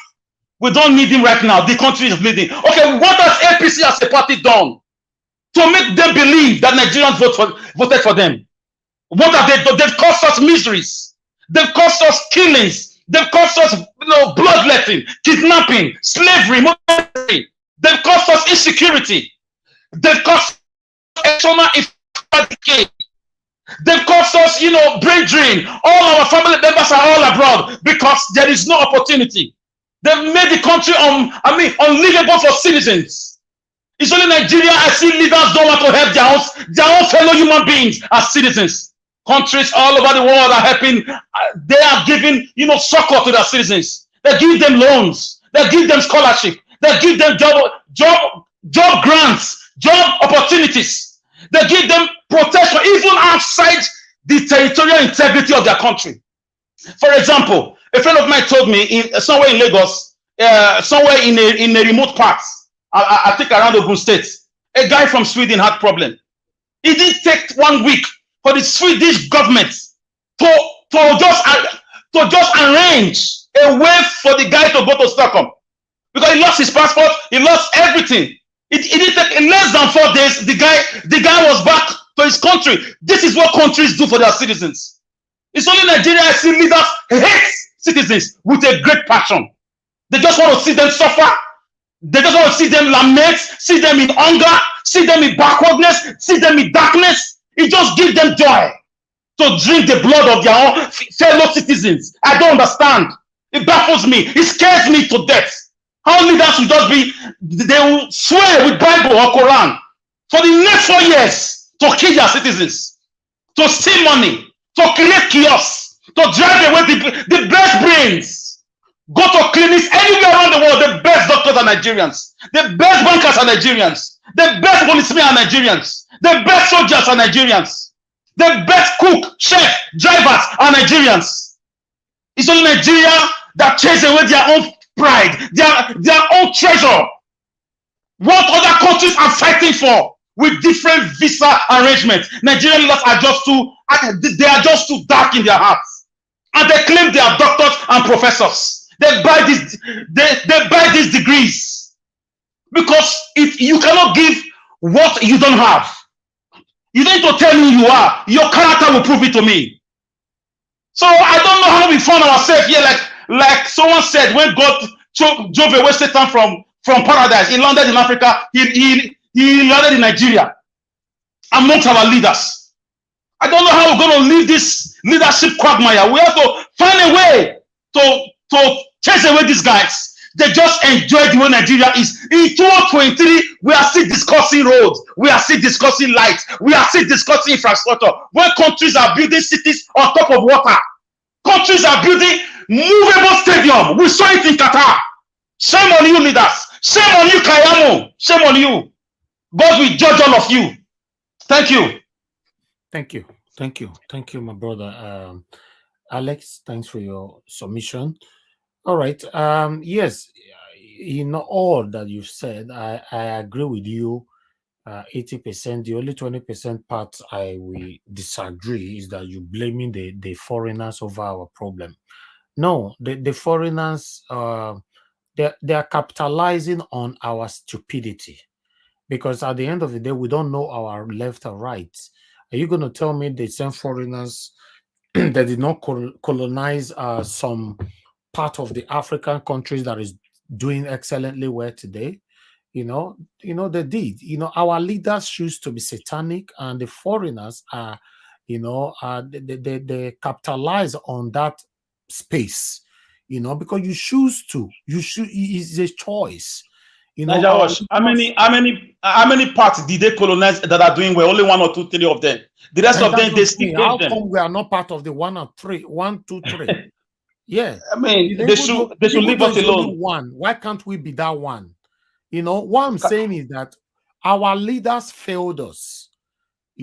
Our leaders failed us. It's not the people that colonize us or the foreigners or whatever. No. Okay, Najawas, let me ask you one question before I drop it, please. Yeah. Imagine, for example, I call you. I say, please, I'm coming to your house, Najawas. You say, okay, no problem. I say, but wait, hold on the phone. I stole money, $10 million. Please help me keep it in your house first. You say, okay, no wala. I come to your house, you open your door for me, you serve me coffee and tea. What does that make 2 of us? Please. No. The biggest problem there is you, not me. Especially when I'm not from your country. I know. No, that's why I said 60%. I'm not giving them everything. No, it's not 60. It's 98. 98% Nigerian, satanic Nigerian leaders. Why 2% right. go to these people? You created the opportunity. And Najawas, they will not allow people, experts to go into specific field. Like people who read international relations to handle external affairs. It's very easy to tell these guys peacefully to answer for your country. Let me tell you, the day Africans will wake up, African leaders to be precise, the foreigners that we are talking about will know how to package themselves. Many of them that woke up were killed also by this French and British. Sankara was murdered. Don't use that word. Okay, they were taken out by this same French and British. Many of them that rose up in different countries. One guy rose up in Togo one time in 50s. He was taken out. A lot of them were taken out by these same people. How were they taken continue. Out? How? Okay. Yeah, go ahead. They will infiltrate your party. They will use somebody within you too. It's a problem. When you catch the person that did the job, he will tell you he was paid by France. He was paid by a British company. Most of them are like that. To be honest, but they have choice. I think you should focus your energy on our satanic leader. Yeah, but I did. But I just blame those guys for just 10 minutes. The other part was on our leader. I blame them for 10 seconds. 10 minutes is too big. To be honest, we need to wake up. You know, you are talking about the foreigners. Look at the heart of our leaders. You know, do you think even though the foreigners decided to leave them alone, if they really hold them, do you think these satanic people will allow you and I to enjoy the dividends of democracy? They will never. These people are just naturally wicked, satanic. If they refuse to give Obi's mandate, they should divide the country. Because obviously Obi won it, and the man is not qualified to even contest Tinubu himself with all these charges left, right, center, with documents flying out. If they refuse to give Obi his mandate, leave the Biafrans to go, leave Yoruba nation to go. The last hope right now is Peter Obi. You know. Yes. Thank you. Yes. To be honest, in fact, it's Peter Obi that is uniting Nigerians right now. Anything that make that rope to cut, my people. Anyway, let me keep my opinion to myself, and let me hear from you, Mr. Patrick. Good evening to you. Thanks for joining us. Please talk to us. Mr. Patrick, are you there? No, I can't add anything to what the last speaker, which is Alex. I can't. You don't need to add to it. Just give your submission. What I'm saying is that he has said all I wanted to say. So thank you. All right. Okay. Wonderful. Okay, that's fine. Thank you, sir. Thank you. Okay. Let me hear from you, One Love. Thanks for joining us. Good evening to you. Yeah, Mr. Najawash, thank you for all that you've been doing. I think I must appreciate your efforts. You've done more than what Buhari has done in 8 years in office, to be frank. Thank you. Because those guys, they are utterly useless. Yes, yes, he's right, Najawash. He's right. Thank you so much, and I have to appreciate Mr. Alex for your vocality and everything, and also for your contribution to this platform. I mean, you've pretty much said everything. I think one thing I have to say in addition is that we are our own problems. When you look at what APC, PDP, and these satanic leaders are doing, you know, they are not out there on the street. They are using the same guys that we are trying to fight for. You know, the guy who went to stop ballot box, the guy who went to hide numbers and delete Obi's numbers on election day. Those are the guys that are our own problems. You know, he was talking about Sankari and how he was taken out in the other country. You know, see, I just hope we can be united as Africans and come together and be able to, you know, lead our own fate at this point. And I really have to say, like what Mr. Patrick said, we do not have any other hope at this point. We do not have any other way at this point. They have to give us Obi or nothing. It's either they separate the country and let everybody go their own separate ways, or they should figure out what they want to do with the country. Otherwise, we are not going to settle for less. We did not vote for Tinubu. We are not going to take Tinubu as our leader, because we can never take a drug baron to become the leader of the greatest Black nation on the earth. I don't think that is going to be possible. So at this point, I implore everyone to come together to be united. Forget about being an Igbo, Hausa, Edo, Yoruba. My dad is Edo. My mom is Yoruba. But at the same time, when I was growing up, I never saw that thing coming up any day, you know. I didn't see anything like this, but when you look at these politicians, they come up at the end of the day, they want to make sure they divide us with tribalism. They want to make sure they divide us with, you know, differences. that we are supposed to come together and be united with those differences and come up with strength. When you look at the United States, I mean, although English is the main language here, but when you move from California to New York to the Midwest to the South, all of these places have different culture. If I am in Tennessee and I drive across the border and go to New York, the way these two states do things are quite different from every other part of the country. But at the end of the day, they are all united. They come together. That's the reason why they're able to do something, and the world pretty much look up to them. So if we can come together, regardless of what tribes you have, regardless of what your religion and what your ethnicity or whatever it is, if we can come together, there is power in unity, and that's the reason why these politicians are scared right now, because we've had enough. We are fed up, and we are supporting a candidate that we definitely see a green light in, and we think he can lead us to the next generation. He can lead us to the promised land, and that is the person, Peter Obi. And they saw that unity that we've gathered among, and they saw that unity that we've been able to pull around and support him. That's the reason why they are scared. So I think it's about time that we all try to unite. If you're in Nigeria, please listen to me.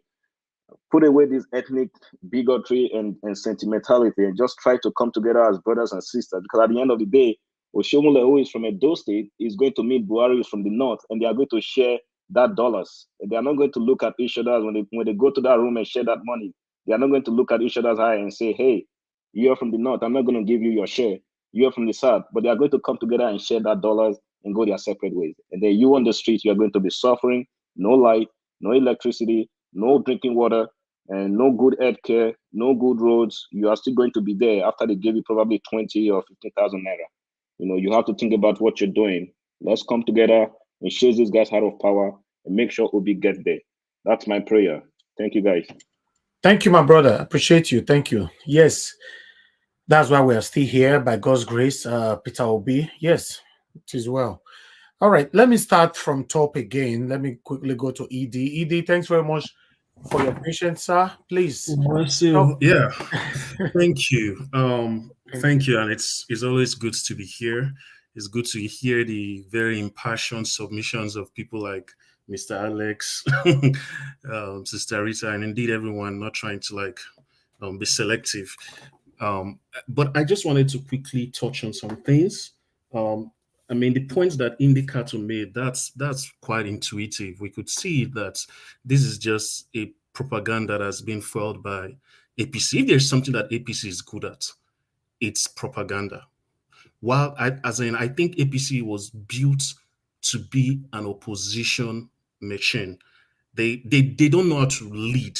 The only thing they know how to do is to fuel propaganda. So that's why they were very effective as an opposition.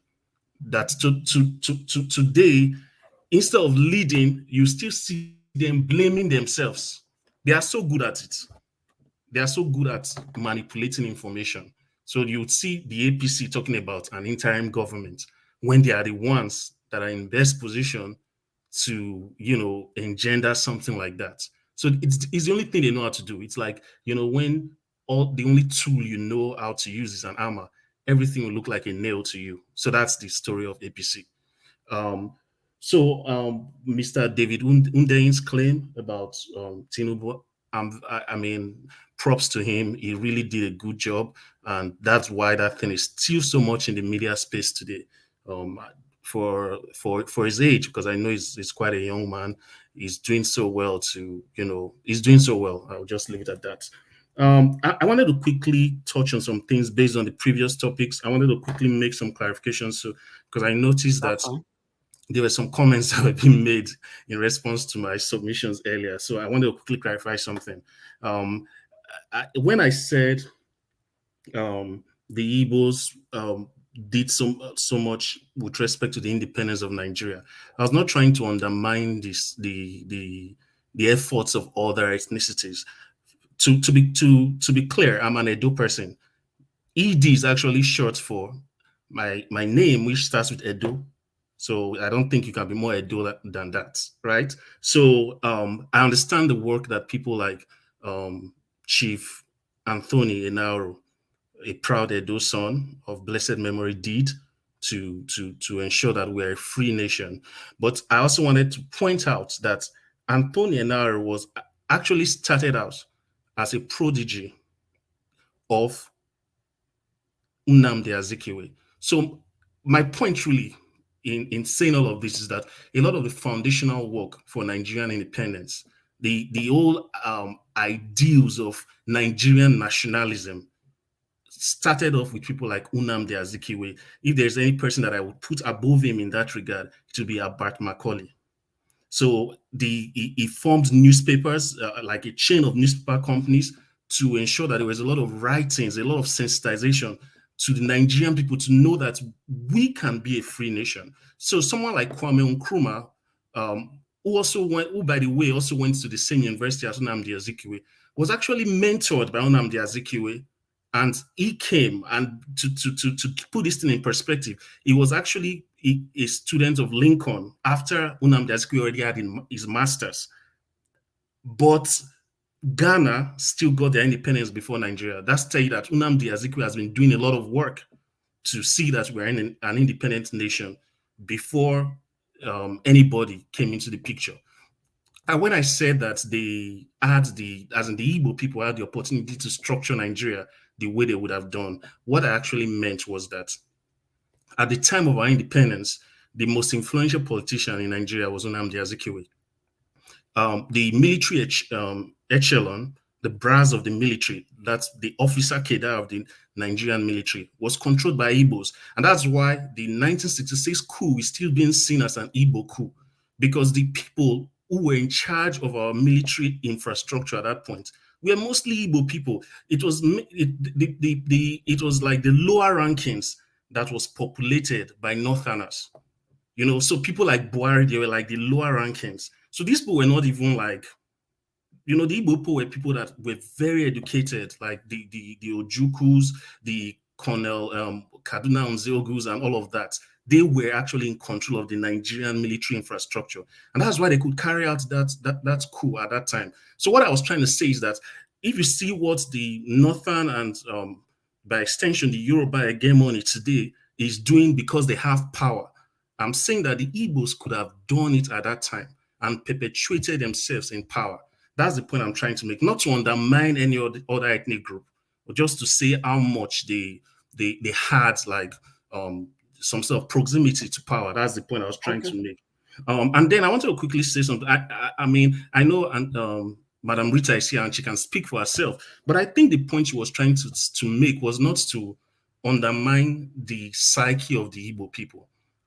She was only trying to point out the fact that it's more like a cause and effect thing, that the Nigerian state has done so much to, you know, belittle the Igbo man, right? So to the point that when an Igbo man wants to speak, he tries to undermine or reduce his Igbo-ness so that it's not seen as, they don't still come again, something like that. So the Igbo man, you see someone like Mr. Peter Obi, instead of presenting himself as an Igbo candidate or even speaking the Igbo language, he would rather come out to present himself as a pan-Nigerian, because the moment he speaks Igbo, people start saying, oh, IPOB, Biafra. They kind of tar them with that kind of narrative. So I think, I mean, she can speak for herself, but I think that's the perspective she's coming from.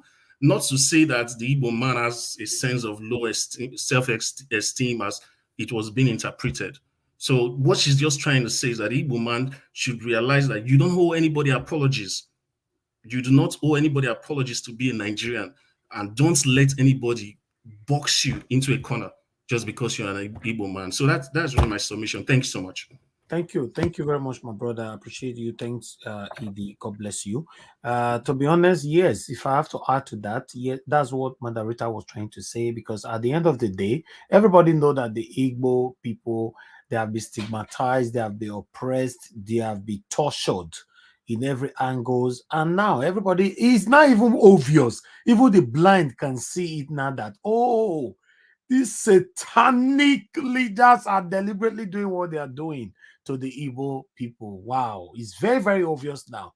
You know, the only reason why, you know, you see now that everything is stretching and stretching and stretching for Mr. Peter Obi right now, just because he's an Igbo man.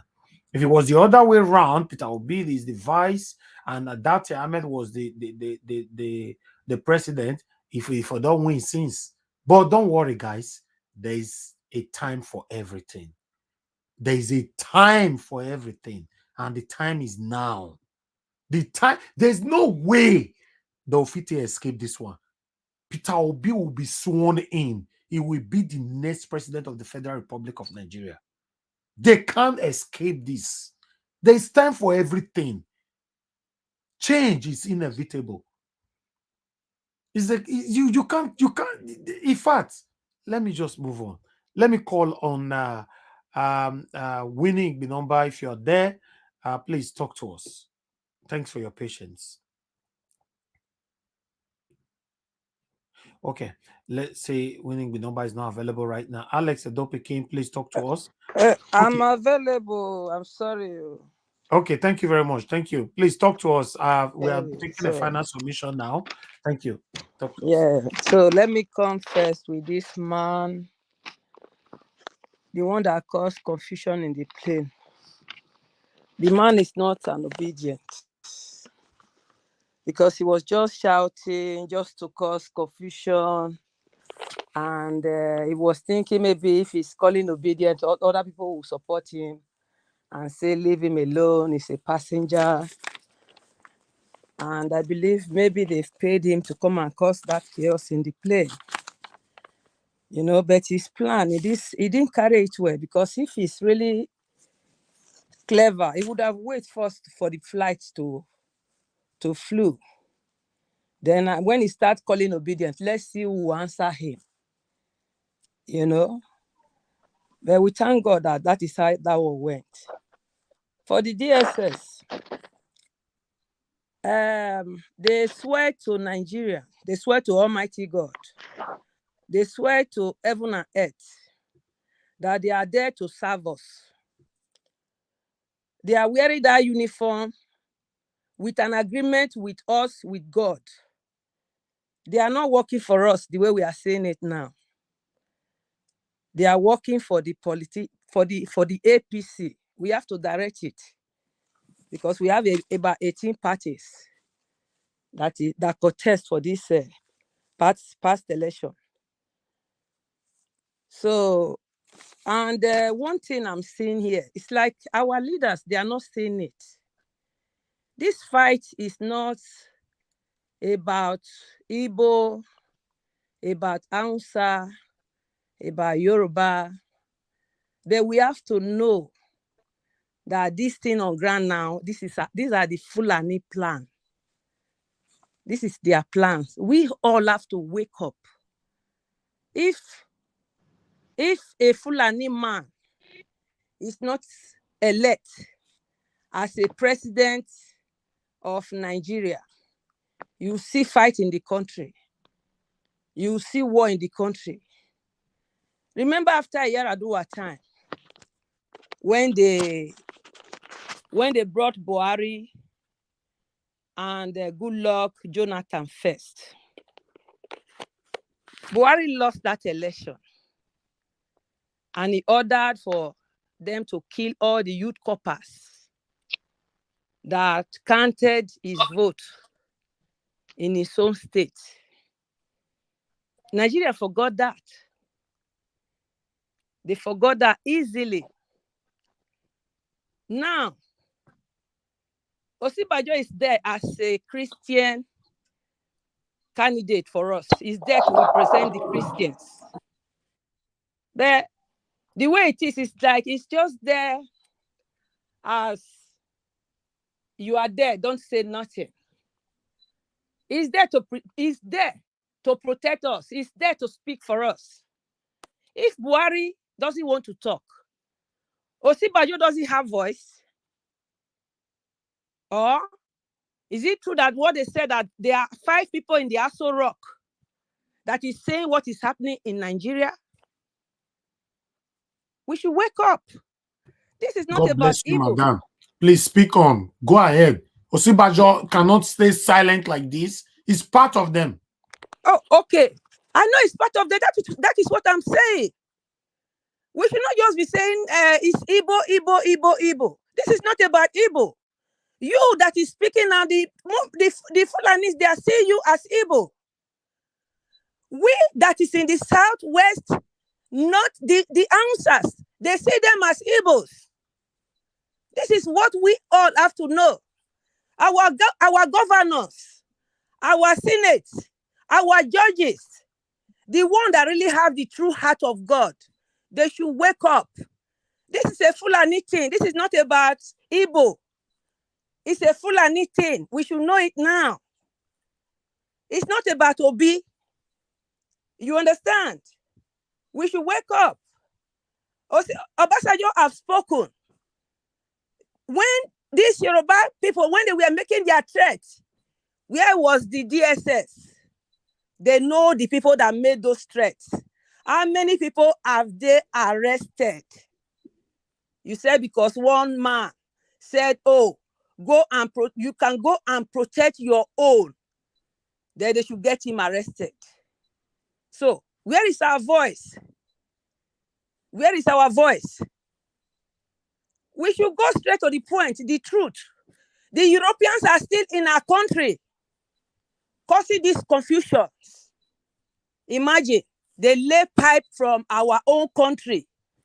They brought this pipe to their country, to their countries, taking our oil. So if we say we want to prosecute them, how many countries can we prosecute? How many? We that own the oil, we are not seeing it. The Fulanis are using our money to be developing their country. And we are sitting down, looking at them. We are calling ourselves one Nigeria. How are we one Nigeria in this case? Buhari is living now with how many trillions? Left a debt that a child that is not even born to come and pay. And the money he did not even invest it in Nigeria. He invested it in another country. Does that make any sense? We should wake up. We should wake up. This is not about politics. This is about Fulanis. They know they are not the owner of the country.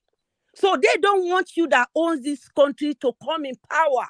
They will do every means. They know Tinubu is weak. He's already old. Anytime somebody from our area will come as a leader, the Fulani will talk his own person to get rid of that person. Look, all the power, people that is making a serious voice in Nigeria today, they are all Fulanis. I will still say it. It's all of us that is the Igbos. It's not only Igbo. It's when you go to the north, you will know you are not, they will not see you as a Nigeria. When you go there, they will see you as everybody is Igbo in their eyes. It's just that they are pushing Yoruba to be doing the fight for them. So they've almost wiped all the answers. They've almost wiped all of them. Every church is in the northern part of Nigeria today. The Muslim or the Fulani, they can just go in there, they kill them, no justice, nothing will happen. So we the Christians, we are the one to suffer the sins that we did not know about. The time they ask us, when we have our Midwest states, we have our northern, east, south, we have peace. There was nothing like war then, nothing like hatred. So why would the European came? They said they came to colonize us. You colonize us, you refuse to go. Carrying our oil to your country. Can we do that to them? Can we do that to them? You lay a pipe. You know this is another man's wealth, but you allow them to bring it to your country. They all store together. If we have to say, let's probe all of them, how many countries are you going to probe? So that is why they are just propaganda and say, oh, this election was blah, blah, blah, blah, blah. They still don't want us to come in power. They still don't want us because so that they can be doing all this, they are evil. Our politicians will steal our money and bring to them. hide it in their country. They will be using our money to be investing, using our money to be developing their countries. The time you say you want that money back, that is when they will ask you, where did you get this money from? Come and give us where you got it from. If you cannot prove it, you can't go with that money. So we should wake up. You know, the man that this man that spoke today, is it fire something? He tried. All we are crying for is the unification of Nigeria, but we have to know that you are thinking it's only the Igbo. It's not Igbo. It's more than that now. Policemen, they don't do their job. They are working for the politicians. The military men, the APC government can just tell the military men, go outside and block the whole street, let nobody come out today. They will rush out. They are not protecting us. But I think it is wise for us from the South. We start putting our youth, the ones that want to be a military, police, they should train them. Because what is coming now, I pray for God to take control of it. If the judges, they refuse to make the wrong decision, and I pray for God to touch their hearts, they should know the Nigerians as a country is in their hand now. God have already done his own. It's left for us as man now to do our own. If they want to say, oh, now we'll follow the Fulanis, and we'll say, oh, we still declare Tinubu, everybody will eat out of it. It's a cake that we have already baked. If we let it down well, we will eat it. If we also say, no, we will not let it down well, we just want to rush it the way it is now, everybody will enjoy it. So I pray Thank you. God will help Nigeria and God will bless Nigeria. Thank you. God bless you, madam. I really appreciate your submission. Thank you. Okay, Mr. Alex Edopikin, please talk to us. Yeah, thank you, Mr. Ivis. Thank you. There are some points that I noted when different speakers were making their submissions. What really got my attention was this issue of, you talked about it too, Alex was talking about the foreigners. I would just like to trip in there a little bit. I think it is high time that we'll get this out of our mindset. There is nobody that is going to determine how you run your home. If I don't steal and take to you, it can't come to you. You cannot give what you don't have. The Nigerian politicians or the elite, who are just few in numbers, don't have the interest of Nigeria at heart. There is no foreign power or whoever that can change that. My brother, can I ask you a question on that? Can we discuss on that for a minute? If Nadawash will allow me for 1 minute to ask you a question. I would rather, can I just make this submission so that no, let's make it like a discussion for 1 minute at least, so that we can learn. Okay. I can learn from you too. I know that you have to blame the leaders back home. What about, do you have an idea how a ship that carries oil, how big it is? A ship is very big. It's like, yeah, of course I know. It's like a 24-story building. It's very big. A ship will enter a country from another country. That means there's an agreement between the two governments, no matter what. The both aviation, department of the both countries. And these things has been happening since, it has been happening since 1960. Alex, I thought you want to ask question. Okay. How do you cope with that when a criminal government like the United Kingdom or other countries bring a ship to steal oil illegally from Nigeria, and you say they are not our problem? Of or course they're they not are part of not. it. Of course they are not. Let me tell you something. You just said something that they came to your own territorial integrity, your own waters, without you. Come on. Is it not the thief that is in the house that tests the one outside that where the thing is? How can you blame somebody who comes from a very far place to come to your own land and take your own property? He connect with you. If you didn't agree with him, he cannot force you. So this blaming game, it is hard time we stop it so that we can focus on how to get things right. If we don't do that, we'll just be living in the same circle and there will not be progress in our land. Okay, you are talking about the British, the Germans, why is it that these same people don't steal the citizens of that country or the leaders? Don't steal and bring to your own land. Why? Because they love their country.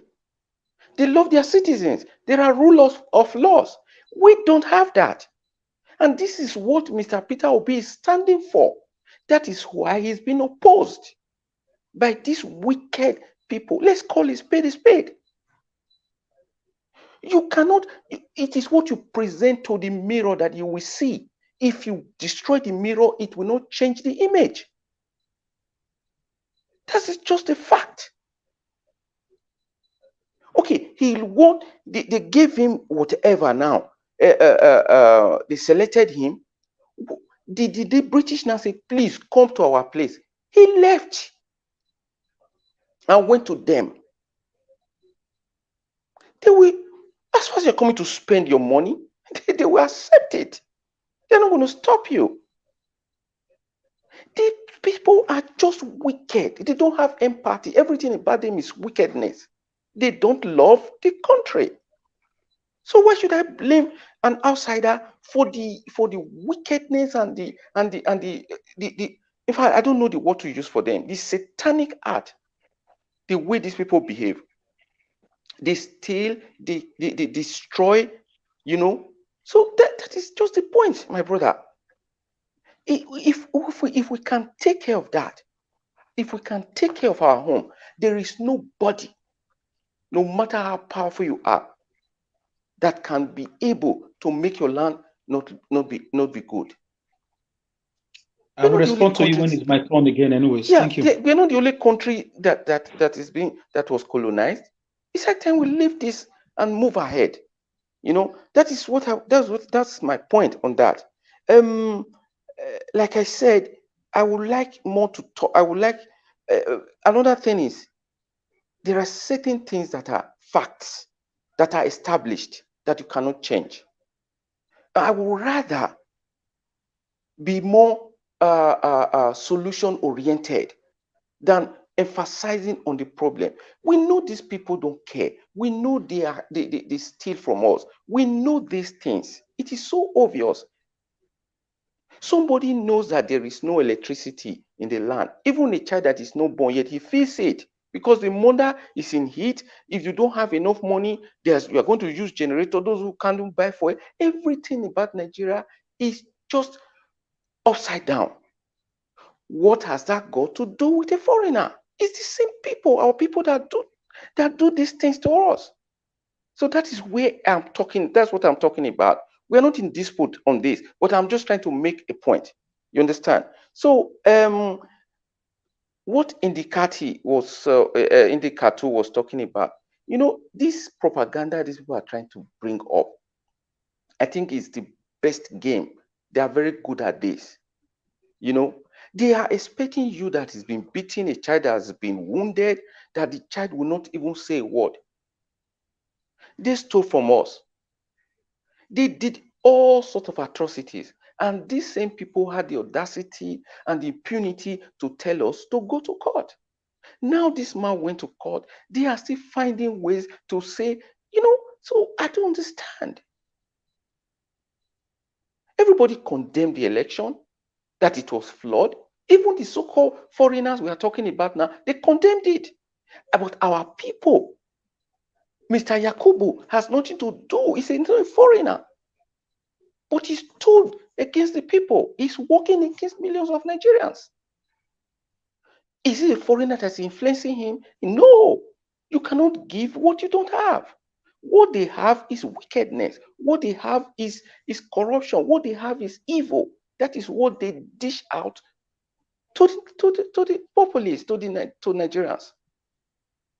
So that is why I would rather that we look at the core of this whole problem, then begin to think about the solution.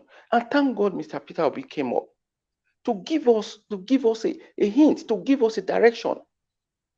We should focus on this now, see if the justice system is going to do justice. That's where the focus should be on now. And to our biased and cowardly journalists, they really get on my nerves. You see the way they ask questions. You see the way they fade out when somebody even is trying to give them the right answers. They just go and start beating around the bush. They see injustice. They don't measure it. They want to pick. So they in fact, those are some of the things that make me really no. Nigeria is in a situation where it gets confusing. That's why we call upon us a little bit of contenance that will bring our heads together and be more solution oriented instead of trying to be. In fact, I don't want to be right. I don't want to be right. I just want the right thing to be done. If whatever vast contribution I'm making doesn't even make it okay, let there be good governance in Nigeria. That's what I'm after. Thank you. All right. Thank you. Thank you very much, my brother. Thanks for your submission. All right. A lot of people are waiting because I'm not giving time to anybody. So I just want everybody to flow. Please be patient, everybody, please. Let me quickly hear from Mr. ECBD. CBD, thanks very much for your patience with us. Please talk to us, sir. Yes, thank you once again, Mr. Ninjawa. Well, once again, the brother who spoke, honestly, I wish I don't know his name, the first one that spoke about, Nnamdi Azikiwe and the rest, and also clarified some things. Yeah, I agree with him almost totally, in fact. The thing is also with these media people, whether they are rise or whatever, there's just something I've noticed when they are talking about or maybe interviewing Labour Party and these people that feel like, responsible politicians. There's a way they try to now show their journalistic, instincts and prowess and everything.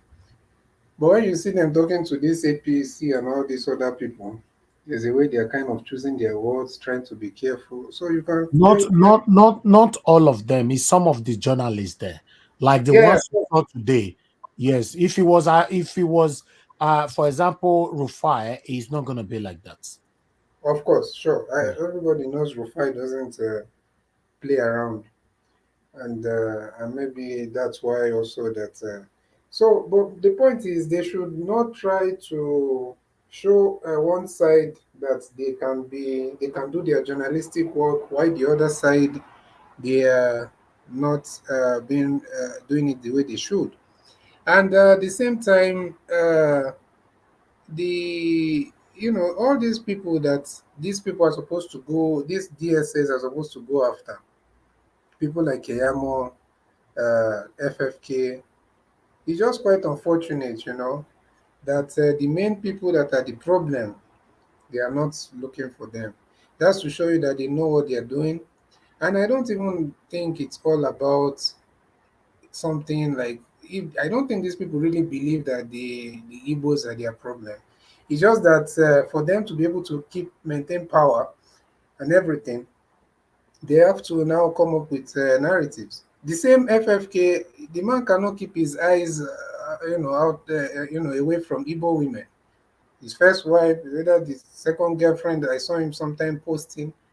The same. What's the name of this other one that works for PDAPC? Because I don't believe he works for just PDP. I think it's PDAPC. What's the name? Is Reno it, Mokri. is it okay, Reno? Ren- Okay. yeah.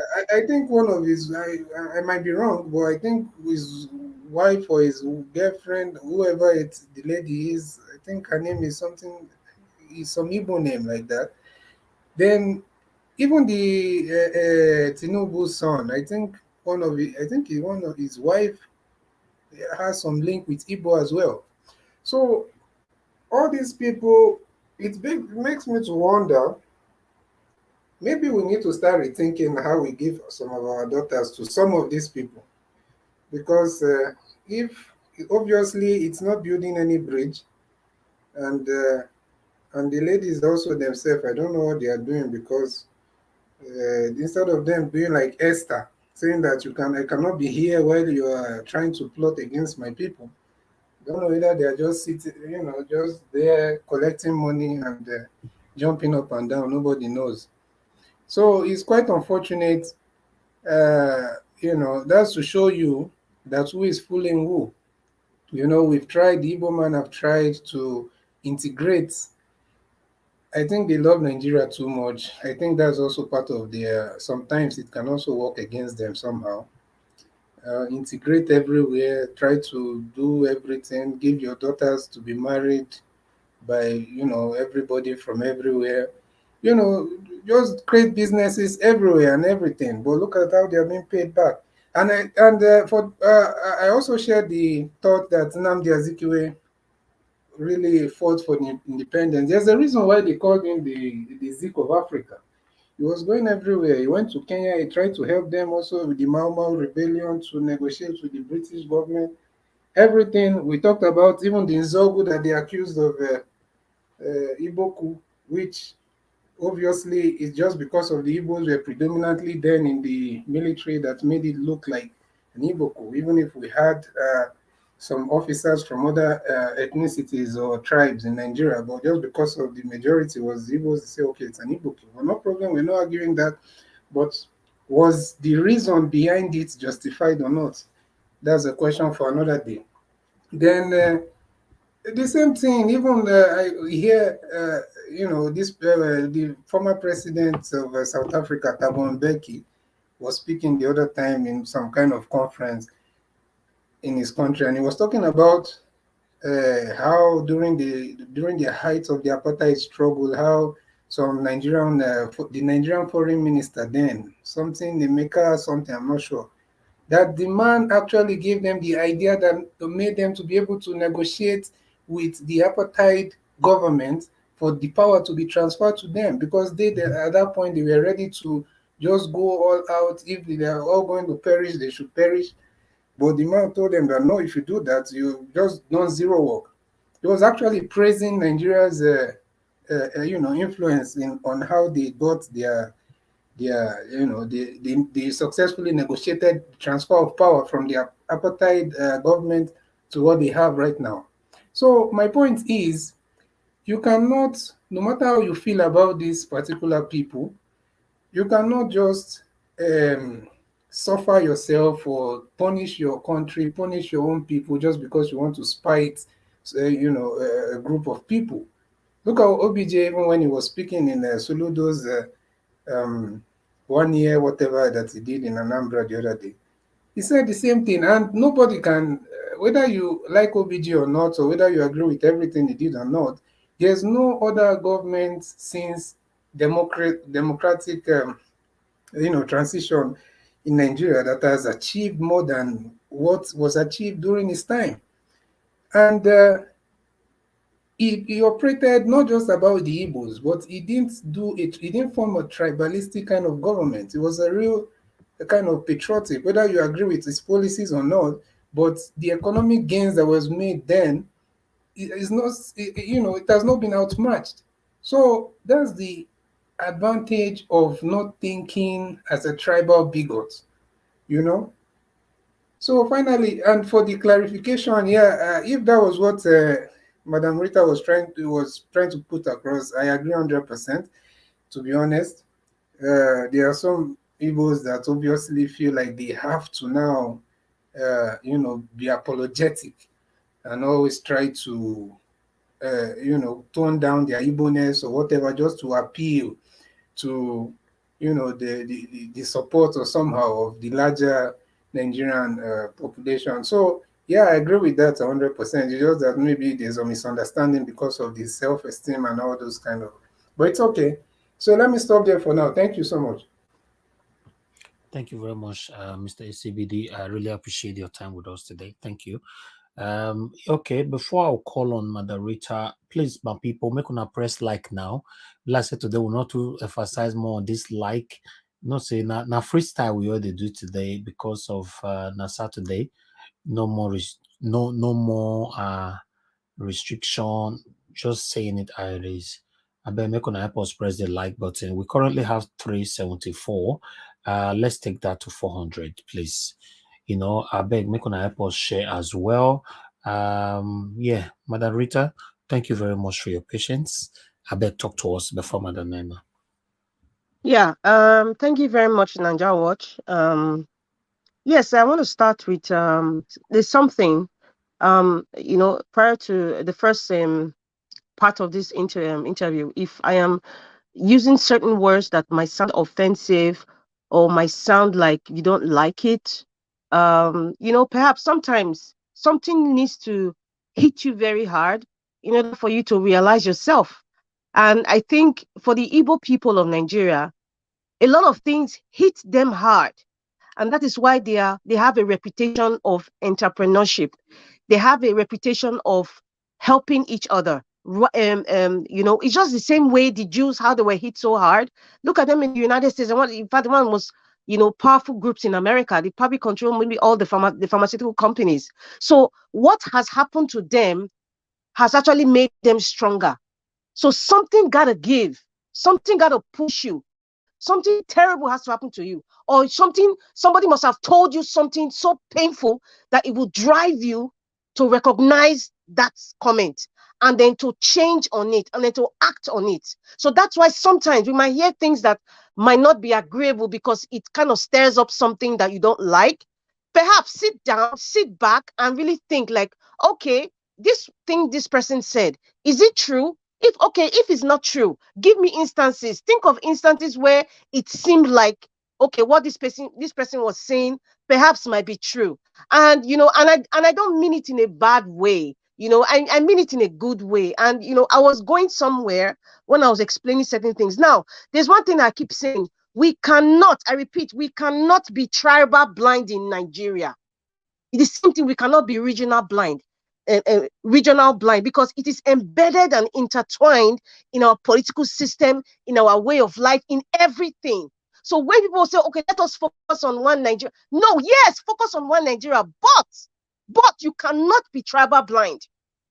You cannot compare the United States of America. They're all Americans. Nobody is any tribe there except the First Nations and the Aboriginals, and they are recognized too. Same thing in Canada. It is embedded in the system now. You cannot take away the Aboriginals, even from the Constitution. Even till date, as at last year, there were certain things in the Constitution that was edited in Canada. And every comment or anytime a government wants to make a statement, they always acknowledge the Aboriginal, the original owners of the land. So therefore, in Nigerian context, we should stop being tribal blind, like it doesn't exist. And when we talk about it, people seem as if maybe we're digressing from what is at stake, or we're digressing from the issue. Tribe is part of the politics. Tribe is part of why Peter the Rock Obi is facing what he's facing.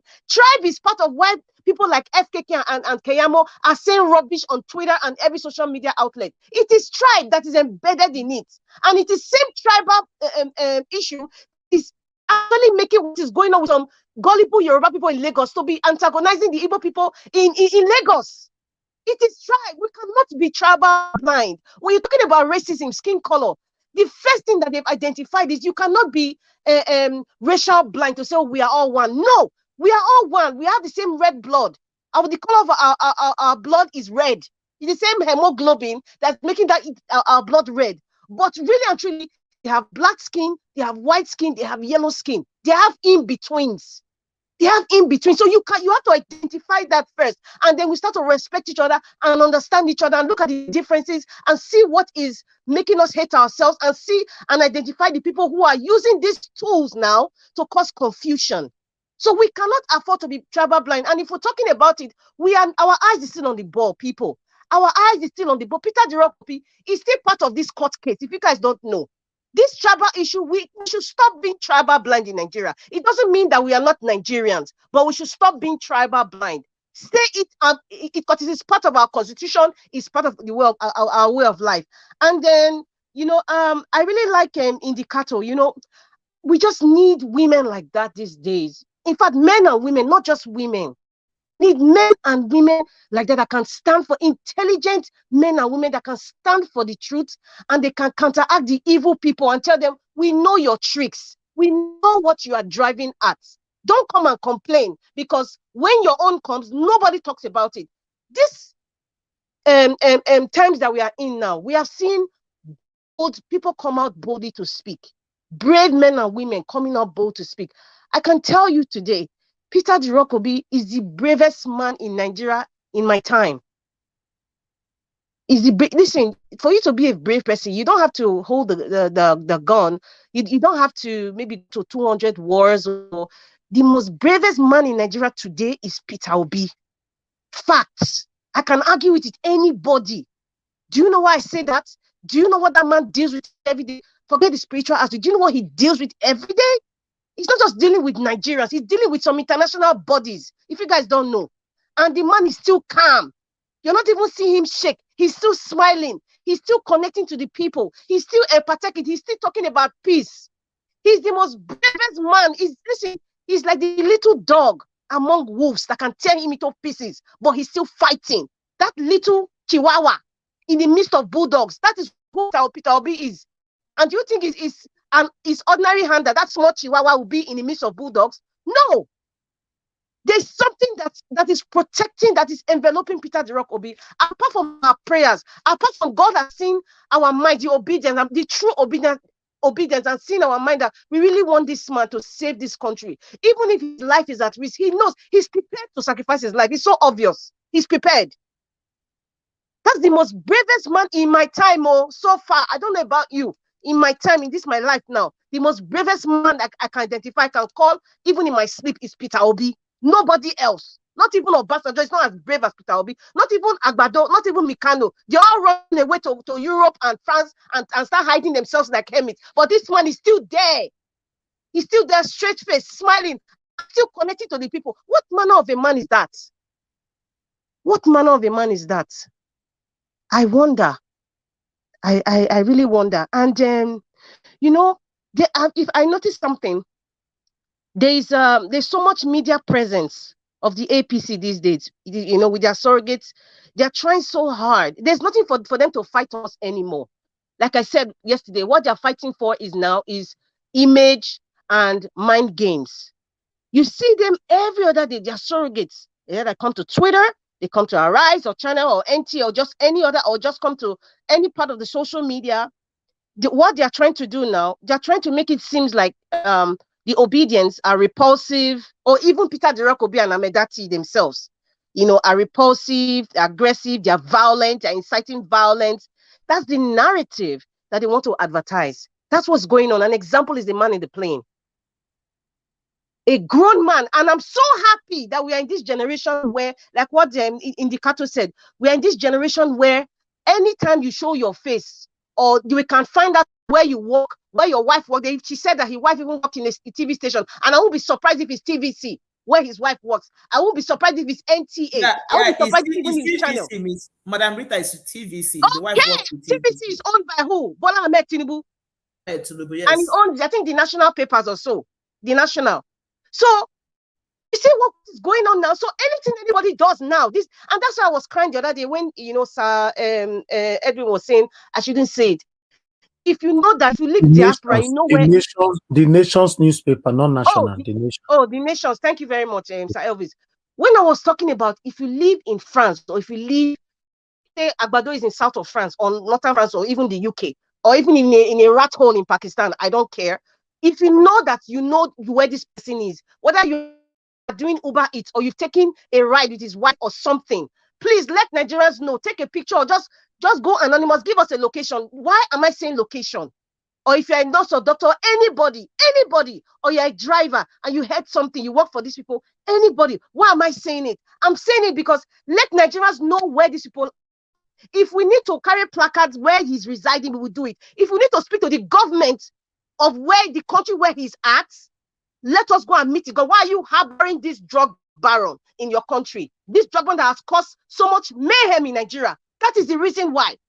That is the reason why. If they have to kick him out, let them kick him out. If it's medical tourism, there's a limit to medical tourism. Even if they're making money, it has to be spoken to. It must be spoken about. So that's why we need the location of these people. Please, if you are out there, help Nigerians. Help 200 million Nigerians. Help your generation. Help us. Don't be silent, people. Don't be silent. Be brave. If Peter Obi, a Chihuahua in the midst of bulldogs, can still stand up, then who am I? Who are you? Why can't you? Why can't you? Even if you collected money, you know your conscience that these people are evil. Please, if you're listening to the sound of my voice, please, my name is Rita, I'm in Nigeria Watch. Please, let Nigerians know. Let somebody know. Give us an information. Give us something so we can go and appeal to the government of the country where they are hiding, that they are aiding and abetting a criminal that is causing mayhem in Nigeria. That is the purpose. And as for David, I don't want to talk about Buba Galadima, please. That's the sidekick of the man in red hat. It's not important in this equation right now. As far as I'm concerned, Nigeria Watch, with all due respect, I don't talk about him because we're in court right now and we're dealing with a whole lot of issues. So Buba Galadima coming out now is irrelevant to the scheme of things. Going by David Hudain, you know what? There's something I was just picking. He mentioned Bola Ahmed Tinubu. He mentioned Bola Ahmed Tinubu's wife when he was talking about the accounts. There were 6 account numbers I saw there. And he mentioned Bola Ahmed Tinubu, his wife, and the wife of another person called Mohid Akande. So are we not saying now, based on what we then said from the investigation, because we don't have that 70-page document. I don't have it with me now. So if he's saying that, that means Remi Tinubu, if it's Remi Tinubu was his wife then, or was it Sheyi's mother, or the Aloja of Lagos? Who was his wife then? Because nobody knows the number of wives he has or the number of children. Because I don't know why somebody will be hiding his wife or children if he's not an unscrupulous person. So if it was Remi that's at that time, she was also aiding and abetting in this crime. I just wonder. And this case that Peter Obi has just brought out, listen, there's a list of people's names. Kevin Moss. I don't know. I think I have to do some investigation or Google Kevin Moss. He's a special agent. If he's alive now, if he has retired, possibly he's retired, or if he's still alive. Then Saudi Aramco, Diolite, Citibank, Mobil Oil, First Heritage Bank, Michael J. Shepard. Michael J. Shepard, I think he was a prosecutor, for the state of Chicago, Illinois. So these people's names that I know there are other names there, but I just mentioned like these 7 items now. These people are mentioned in this case. That's part of what Peter the Rock Obi has presented now on the appeal, and then, the only thing I feel that is like the judges, according to what today said, it's very, our laws are, the way we write it is very ambiguous, and it's true. And, when they talk about the person should not commit any crime, they didn't specify whether the person is in Nigeria, whether the person was committed a crime in Nigeria or not, or if it's only in Nigeria. It's kind of open. So at the end of the day, I believe it depends on the judge. It depends on what these judges, they have to do well. Oh. They have to do well. And then another thing too, I know there's a question the guy asked about if the judge can say, okay, that is the judge that is not honest, or he might come out and say, okay, Bola Ahmed Tinubu case does not refer, it didn't happen in Nigeria. It didn't happen in Nigeria. I know for sure that the good lawyers and the sons that Peter Obi and the Labour Party have, I know they will find, possibly they already have evidences of a similar case that they can refer to, that somebody has committed a crime outside of Nigeria And that crime and that persecution was used to make a judgment in Nigeria. Definitely, because I mean, as a lawyer, you have to, just like they will say what happened with Babalola and maybe Rita in 2017, and almost similar case. So I think by now they would have similar cases or where somebody committed a crime in a different jurisdiction and how it applied to the judgment they made to that person in Nigeria. Definitely, there must be something that they have to refer to, and the judges cannot run away from that. And sorry, finally, there's something I just found out. Interim government is unconstitutional in Nigeria. There is nothing like interim government in Nigerian constitution. I think Olisa Agbakoba actually even said it's nonsense. It doesn't exist.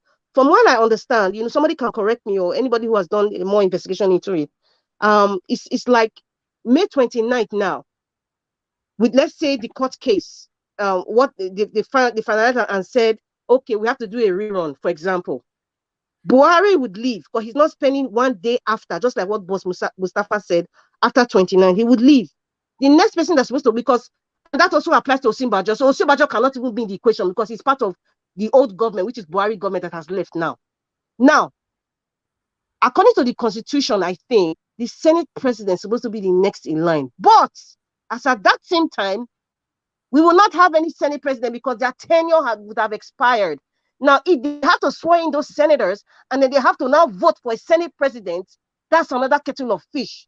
So there's a kind of quagmire here.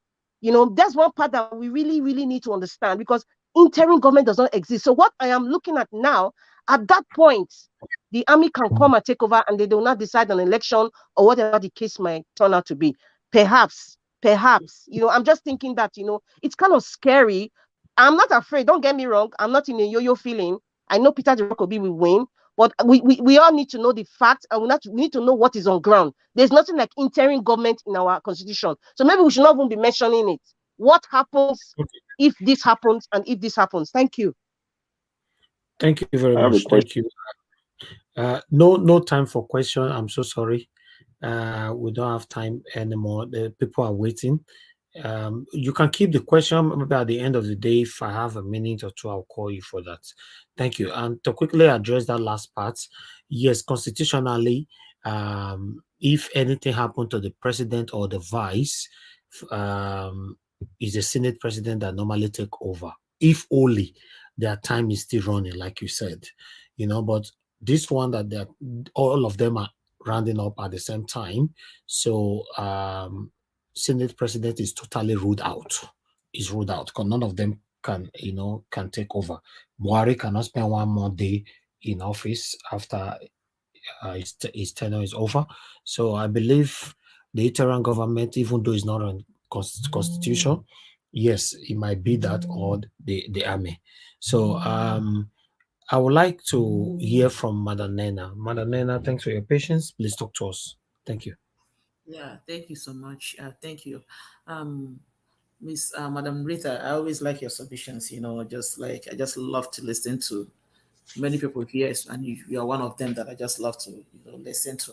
So yeah, I agree with what the submission you were giving at some point, that it seems as if a lot of people were not getting it, because when I was listening to you, what immediately came to my mind was, I don't know how many of us that saw the woman that went and was disgracing her entire house family in the name of apologizing for the Igbos, kneeling down and apologizing. That particular video really made me cringe, and it's like you trying to apologize. And this is where these people want to, when somebody is trying to subdue you, when somebody is trying to make you a nobody, they bring you to the point where you even begin to apologize for your own existence. If you want to talk, you apologize. If you want to eat, you apologize. Everything you want to do, it's like they remove your individuality, your identity totally. They try to sap it away from you. So it seems as if that many Igbos, unfortunately, I'm one of those Igbos. I always say I don't have to apologize for being an Igbo woman. Just like you don't know how you made yourself an Hausa man or Yoruba man or an Ibibio man or whatever. You don't know how you came to be. That's the same way I wake up and find myself being an Igbo woman. Hey, How did I get here? I don't know. So I still have to appreciate the God who is the own infinite wisdom decided to bring me from this part of the world. So I don't have to apologize to anybody for being who I am. So yeah, but that is the so truth. Realize that a lot of our people, and that is one thing that really bothers me, because when people find themselves in such a situation, they tend to fall for anything. They tend to fall for it. And that is why it's easy for somebody who is supposed to be your own person to easily betray you, because you want to dance to the gallery, you want to sing to the gallery, so you can as well try to minimize your Igbo-ness in order to fit into the equation. But at this point, it's important for everybody, not just an Igbo people, but if I must speak specifically to my Igbo brothers and sisters, you to understand that at this point in time, no matter how much you try to fit into the equation or not to fit into the equation, the truth about it is that these people don't give a damn about you. They don't care. And then that goes to every other person. You see, these rulers, our leaders, or so whatever they call themselves, they use all these tools to bring us. And I made a video on my channel where I was telling people, I said, look, that Igbo man by your side is not your problem. That Yoruba man by your side is not that person you're fighting is not your problem. I don't know when people will understand it. It's just like maybe somebody who is carrying let me just say, maybe you're carrying a grain of corn and you're just moving. You want to eat the grain of corn by yourself, and suddenly you see 2-3 fowl following you around, coming behind you, right? They want to take a bit of that corn. What do? You just throw two or three for them, and they start hitting each other's head while you run away with the bag of corn. They'll be there. This one will, maybe this corn will take this one, will fighting this one. Sometimes you see corn, you see all this cock of how they are fighting. They'll be hitting each other because of one grain of corn. That the person who has the whole bag of corn is already gone, because he just put that there to distract you people, to stop pursuing him so that he can go and do what he wants to do with that bag of corn. That is just what people don't understand. This is what these people are doing at this point in time.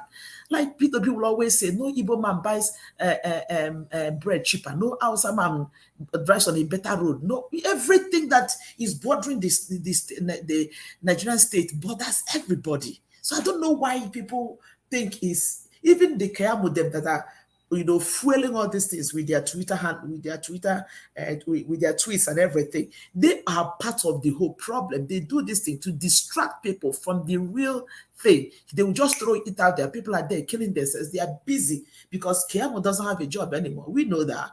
Femi Faneka, they doesn't have a job anymore. We know that. They are trying so hard to make sure that this satanic government stays, and they will get a share from it. It is all about what they are going to get at the end of the day. I don't know how else to explain it for these people to understand. To all of us, they suffer this thing. All of us are going through this pain. All of us are suffering this thing. I don't know how else to put it in there for people to understand it, So it's so unfortunate. Maybe we keep talking. Maybe as the more we talk, maybe some people will begin to have a little bit of realization that, look, this person I'm fighting, this person I'm after, it's not even my problem. These are the main people who are my problem. And we need to come together to fight them. I don't know how else to say it. It's unfortunate, So, I mean, that being said, Madam Rita have also mentioned it about the guy, because trust Nigerians, internet, no, they forget. Nigerians know how to dig and dig and dig and dig. The guy that displayed the madness on play, people have started digging. They found out that the wife works with in fact, somebody I'm still trying to verify that, to authenticate it. They found out his name, his wife's name, everything about this guy. This guy is a pure APC man. His wife works with TVC. People have dug out everything about this guy. In fact, somebody even has the man's address and everything already. But we need to authenticate that before we bring it out here. People already dig that to this man. His face, people saw his face. People know him. People saw, okay, oh wow, now this guy, now no, I'm not. Why with this? He live here. People already know who this guy is. So we should not fall for these gimmicks that these people are putting out there. It's important for us to understand that we cannot fall for all these gimmicks. It's so, I don't know, like I said, I don't know how else to sink it into the heart, into the head and the heart of people to understand that the person you're fighting is not your problem. These people, all they are trying to manipulate, now they use you. God forbid, eventually Tinubu gets there and stay there. You will stop hearing from Keyamo. The fight is over. Now, what they will be thinking about is how to borrow money and share in Asorok. They don't give a damn about you. Anybody who is under the sound of my voice on this line, please understand. That Igbo man you're fighting, that person you go on the street, you collect shoe, collect a phone from somebody on the street. This is just like eating from the crumb. The person you think you're fighting for, they are there sharing the men. I don't know how else to say it. It's so unfortunate. And people at this point in time, this is time we need to sing in one voice. And then I want to end with by saying this. You know, when we make a comment about, these people colonized or these people did it, let me tell us something. Go back in history. There is no nation that has never at some point in their life been colonized or been enslaved. Talk about the Israelites, talk about the Egyptians. Go back in history. So we cannot keep using that as an excuse for us not to do right for ourselves. We cannot use that as an excuse. Like people are saying here, if somebody brings a stolen good to your house, if you don't open your house for that stolen good to stay there, that stolen good will not come in. It's all a matter of choice to you, for you to work. Even this America we are talking about, even this America that we're talking about, there was a time this America was in the hands of people that are not the real Americans. There is no nation in this world, go back in history, that was not at some point or the other colonized or enslaved in one way or the other. But it's all about when people come out and be intentional about making an identity for themselves. They move out, they shun every other thing, they fight together, and they build a nation that thrives. So let's not stop hiding under the thing. The Western do that, the Eastern do. Nobody do us, now we they do ourselves. That is just the simple truth about it. Okay. Thank you. Thank you very much, Madam Nena. God bless you. All right, everybody, the way I give freestyle, all of them don't talk. So Naja Watch, sorry. Naja yes, Watch, please. I don't have time anymore. I'm working with time now. Okay. Quickly, I just wanted go to ahead. say there's a solution I wanted to say. I just want to be very quick. If this tribal thing needs to stop, I have not seen anybody in the Senate or the House of Rep. Let's just say the other tribes are quiet. The Igbos that have been antagonized, all the people who have been in the Senate and House of Rep, I haven't seen or heard anyone pass a bill that shouldn't use, if anybody use any tribe to play politics or use it as a racial But they slur will or a not. tribal They slur, will not. they would not. So Wait, that's what are we talking about? You have yes. to make laws to change things. But the Igbo people that have been insulting all the years, they're in the Senate, they're in the House of Rep. I haven't heard of one bill. Maybe someone to correct me. Not even Actually, there's about the this hate issue. speech bill, but it's not being Hate speech is no enacted. hate speech. Okay. All I've heard about is about social media. Okay. And they should be specific. Thank you. People, any tribe at all. They should be specific on the tribe because we cannot be tribal blind. Okay. Thank you, madam. Thank you. I don't really have time anymore. Thank you, everybody. Everybody, anytime I give to you, right, just use it, utilize it. Okay, now let me come to Tony Africa. Tony Africa, I'll give you 5 minutes. Please talk to us. Thank you very much, sir. Yeah, good evening. Good evening. Thank you. Good evening, sir. Good evening, everybody. Thank you for your great job, the great job you are doing, sir. Thank you. Thank you. Yes. So first of all, as we progress towards a brighter future, we have to be flashing back, to back to our past political heroes. Like Alex mentioned, Chief Nahoro. But there's one particular name that was missing there. The most, one of the most important, if not the most important, political gladiator that Nigeria had ever produced, in the name of Awolowo. You know what I'm saying? So these are the people that we have to be looking up to as a role model if we want to actually do anything better for our people in the future. In the 2,000 years to come, I don't think anybody can beat that record set by Chief Obafemi Awolowo. So then that's by the wayside now. Then let me go to the Nnamdi Azikiwe's factor, versus the Igbo political gladiators back then. They actually destroyed this country. All what we are suffering today are caused by them. You see, we're all caused by them because Nnamdi Azikiwe was somehow related to the other part of the country. So he was the obstacle, that could have prevented all what we are experiencing today. Those good ideas sponsored by Chief Nahoro, supported by Chief Obafemi Awolowo, that we should rethink on how to form on how to form this country called Nigeria. That the country people see that we are not actually the same, the same culture.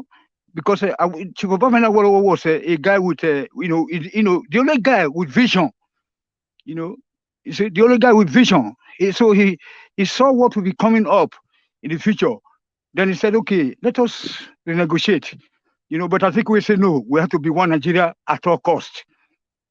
And then don't forget that, let's not forget that it was the same Azikiwe's government, even though you know that that Amadou Bello doesn't like the Igbo people, he called them all sort of names. But because of I don't know, probably because of relationship with the North, by mother or dad, I think it was the dad. Then he said no, that we have to. So they were forced together, and then they had to go. And he was the one that jailed Chief Nahoro and Awolowo. Then hence that coup, that first coup that came about. Let's not forget that those coup plotters, most of them were from Bender State, for the Midwestern region.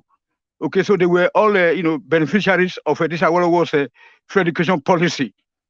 You know what I'm saying? Which we are still benefiting from today. Because whenever you talk of Yoruba people are educated, it's also including. Tony.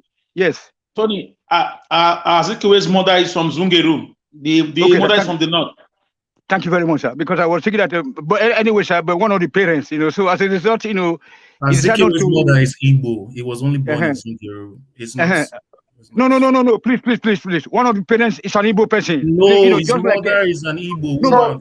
But this is my time. He said in one of his interview with the BBC, he said the mother is from Zungeru. He said so. Even Ike wants to cook the same thing. Ike wants to cook. Hold on. Let us finish. There's somebody that figured this, this topic tonight. So don't let me lose my train or being whatever of thought. So the Igbos, when you state that coup, those guys were also the Benin tribe, and which is bringing me back to that earlier submission by somebody here. I will call somebody. I don't want to be abuse anybody by saying that that when people see you, outside the south or southeast, they will see you as an Igbo. It's a pure blatant lie. They will see you as a dope people. Benin, do you have any kingdom to show for that? As an Igbo person that came from Israel? You know what I'm saying? So what I want to, what do you want to say? If you go to Ghana, you go to Cotonou, Republic of Benin, all these are all Benin tribes, Lagos, you go to Ondo State, all this Yoruba land, right up to Osun. Many Yoruba people, the Yoruba platform, they also confirming that because there's some program going on right now, as a result of what is going on, So don't ever make mention of that again. You be, like we are doing kind of a division of labor for you guys. I just mean, we love you guys. We love so we love unity. We love justice and then equity. So that's why we are saying, okay, let us have somebody. So they are sort of if you can just give 1 minute to get round up, sir. Thank you very much. That I've not been coming every time. So now let us come together as Southerners.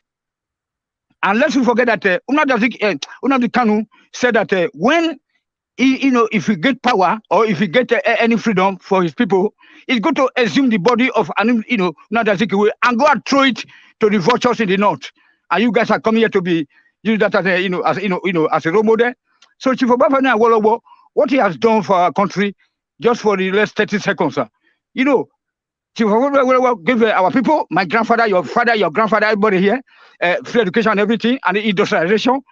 Then a commodity board in every village. There was society, companies, every village in Edo State and the southwest region today. You know what I'm saying? So that guy, he also worked with Yakubu Gowon later, and he was the one that established, is the brain behind all the refineries and all those liquefied natural gas projects, everything that, like highways in the country. This was the hand job, and with Chief Nahoro, also as minister. So Awolowo was the vice president, until Murtala Mohammed, that wicked person that come and destroy the country. I will leave it like that, sir. Thank you. Thank you. All right. Before I call on the next person, Mr. Tony, I would like to let you know that what we are fighting against right now is tribalism and division. So, but sometimes when you speak, I understand that you love your people so much, which is a good thing. But especially this moment that whatever that is going on is going on. One needs to listen to themselves when you are talking. It doesn't really have anything to do. It doesn't take anything away from you when people say at this particular moment they see everybody as Igbo. It's just a normal thing. Let's just move on. Everybody's fighting for their own. I'm not sure we are going nowhere. My Oga, that is an incitement. That's an incitement. It's like inciting us now to be saying that okay, in the actual fact, what they were we and saying Yoruba, is that we are in related. Lagos now, Lagos, okay, especially during the time of the just concluded governorship election, okay, they were calling yes. everybody Igbo people, everybody. Even they were even calling some of their Yoruba people Igbo people. There's a lady, a video that circulated that on social media where a lady was recording, her phone was inside her bag. That is why you are my brother. You are a very fair somebody. You are very fair. You are a good guy because you know that what I want us to realize tonight is that in this so-called crooks that were killing people or that were eliminating people or destroying people. No, there are Igbos there. Here. There are Igbos. There are Yorubas. There are Benis. There are because they belong to this political party, APC, thugs. You know what I'm saying? That's what I want us to be emphasizing on. Not to be said that okay, this Yoruba people or this Benin people or this Igbo people. Let us call a political party thuggery, a thug. Let us call them what they are. Thank you very much, sir. Okay, yeah. That's fine. Thank you very much. All right, I would like Better Nigeria to talk to us. Better Nigeria, please talk to us. I'll give you 3 minutes because you came late and we are rounding up now. Good evening to you. Okay, thank you very much. Thank you very much. Okay, you came back again. Okay. Yes, I know you lost me. My network was misbehaving. Yeah. Yes. Okay, so in fact, that time there were very hot issues that were being discussed, but I couldn't come in. So I want to thank everybody so far. But one thing I observed today is that we are losing our focus. The focus is this mandate. And I know that it is good that we are bringing in the threat to the Igbos. We are bringing, and then we are looking at what the Dama was telling us about, that they're going to bring in IPOB to Lagos, this and that. Now, I don't think we have gotten to that yet. Our focus, I think, our focus is that we should try and see all we can do to put pressure on the judiciary. Because the way where we are now, it is the judiciary that will determine the future of this country. So let us think of, and I know there are plans for all those protests to go on in New York and UK by this week, starting from Monday and what have you. So I want us to look at how we can put pressure on the judiciary, so that within these 2 months, let's see what we can do. Then if after 2 months, if after May 29, we see that, because I happen to listen to one, maybe Nigeria Watch will need to look at, maybe I will send you one video by Dele Falotimi, which we can watch. That this is not the time for us to make any wahala.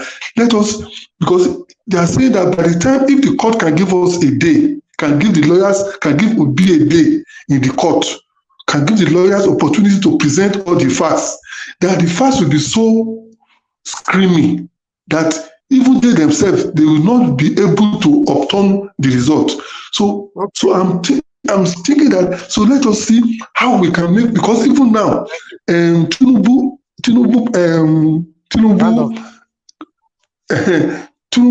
faction, the team of lawyers have not even, submitted their own response. They have not set a date for the court to start. So let us see how we can put pressure on them. Let us start. Then if after we have, we can't get justice, then we now start talking about alternatives. Because one alternative that we have, I'm rounding up now. One alternative we have to look at is, I know there will be an opportunity for every part of the country that wants to break off,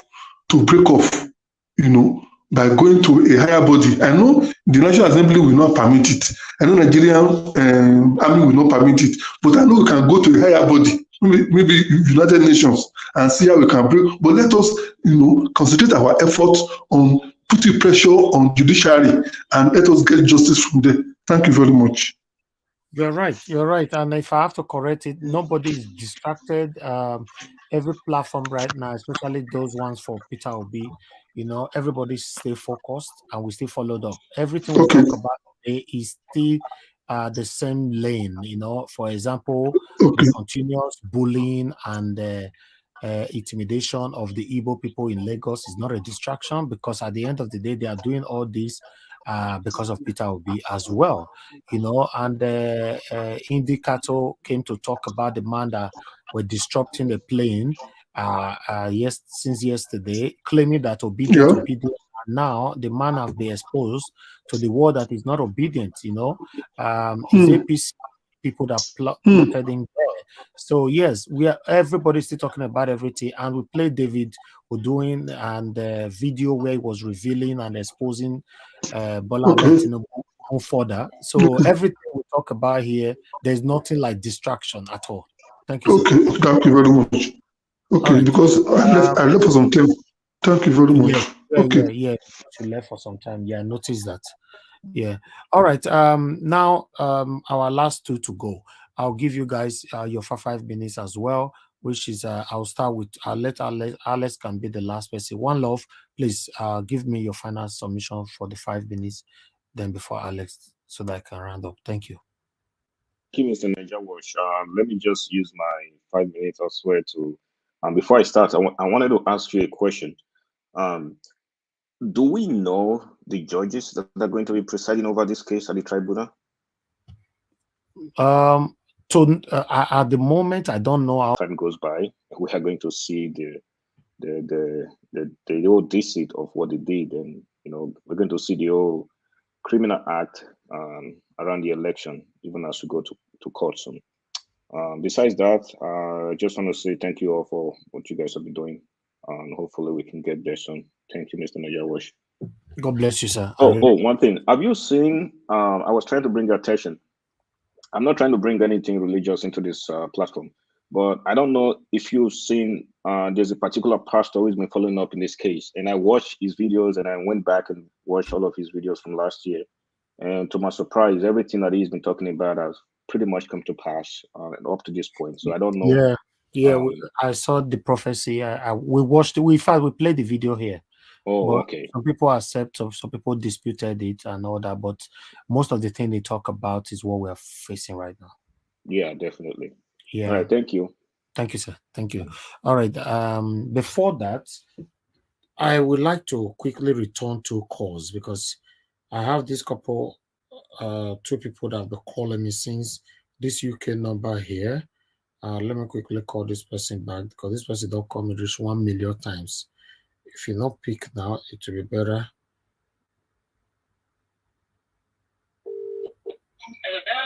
Hello, madam. Hello, please turn down your TV, please. Yeah, I've done that.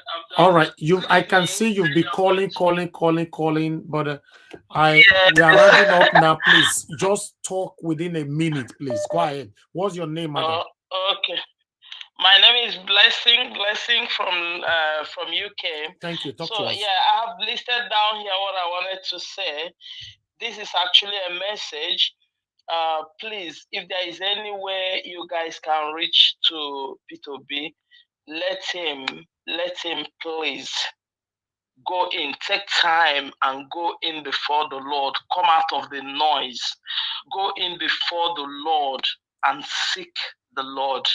Why I say this, somebody said today that Tinubu has gone for prayer in the mountain or wherever he went to. The first day I learned that Tinubu was not there, what I heard was that he has gone to pray. Whether he's praying to Allah, the Lord said to say that whatever you make your God, hold on, whatever you make your God becomes your God. And when you call them and make sacrifices to them, to that whatever you call your God, they will answer. No, Muslims, mother, just pray to no, Allah. pass your message. You are reading Bible. Just pass your message. I don't have My time. message is that, please, that P2B should also take time to go before the Lord out of this noise and tell the Lord to vindicate him, because the heart of every king is in the hand of God. If God did not go through really all of these things we are saying, a Muslim man will never tell you forget about prayer. But we Christians, we are in the attitude of saying we have prayed, forget that it's not prayer Because this many time. people have deceived us with prayers, man. That's why. You can't blame us. Like Since me, Nigeria was I'm not created, most of the satanic people that have destroyed us today, all of them still go to church and sit in front seat. That's why you can't blame us. The Muslims, they will not. Muslims also, they will not tell them Your vice president is a pastor. at some point. They still keep on their prayer. And I want to say that, madam. please, Thank let you. P2B take time out Okay. to go and pray and tell the Lord to vindicate him. I believe he's not already man. doing that It's not anyway. man. Thank It's you. not man that will Thank you, vindicate madam. him. It's Madam, I God. told you just now, I Thank don't you. have time. Thank you so much. God bless you. Thank you. Please, let's work with the time. I think I should call Mr. Amos back. You called me as well. You know, if you don't pick on time, I'll just move on because I'm only returning only 2 calls. Only 2 calls. Hello, Mr. Amos, please turn down your TV, please. You called so many times. I just wanted to return your call. Good evening to you. Okay. Good evening. Yes, thank you. Talk to us. You have only 1 minute, please. Go ahead. Oh, okay. I have listened to all the submissions, and just like the last speaker said, in fact, we are losing focus. The issue is let's concentrate on the strategies to recover the stolen mandate. And if you understand what is playing out, Tinubu is a smart politician. He's a very smart politician. You see, you look at what he did to PDP. And the same card there, I mean, what he does, he go to the camp of his enemy and destroy them internally. So the video that you saw on the aircraft is nothing but the handwork of APC, just to destroy, to give Labour Party a bad name before the country. Okay. So please round up, sir. Round up. Okay, let's not be regional about it. It will be one election in the North Central very well, even more than some state in the south here. And also Tinubu is also from the south here. Let's not talk about southern and northern something. It is myopic. Let's concentrate in a better Nigeria and forget about this issue of regional politics, tribal politics has eaten Nigeria so deep. Okay. To the point Thank of you. it takes the grace of God for us to recover. Thank you, from Mr. it. Amos. So let's use it from all those stuff. Thank you. God bless Thank you. you. Thank you. Okay, no, I'm done with callers now. All right, Mr. Alex, give your final 5 minutes quickly. You are timed. Thank you. Yes, thank you, Mr. Najawash. Thank you so much. I blame our leaders for the way we have seen ourselves now. They brought us here due to many years of wicked governments, intentional, hatred for fellow citizens, your fellow subjects. You just hate them for nothing, to the extent you deprive them the good things of life. That you take your children to foreign countries to enjoy these good things. So I blame the leaders, but also I will also blame some Western countries. I will give you an example. I know how Abacha died, allegedly.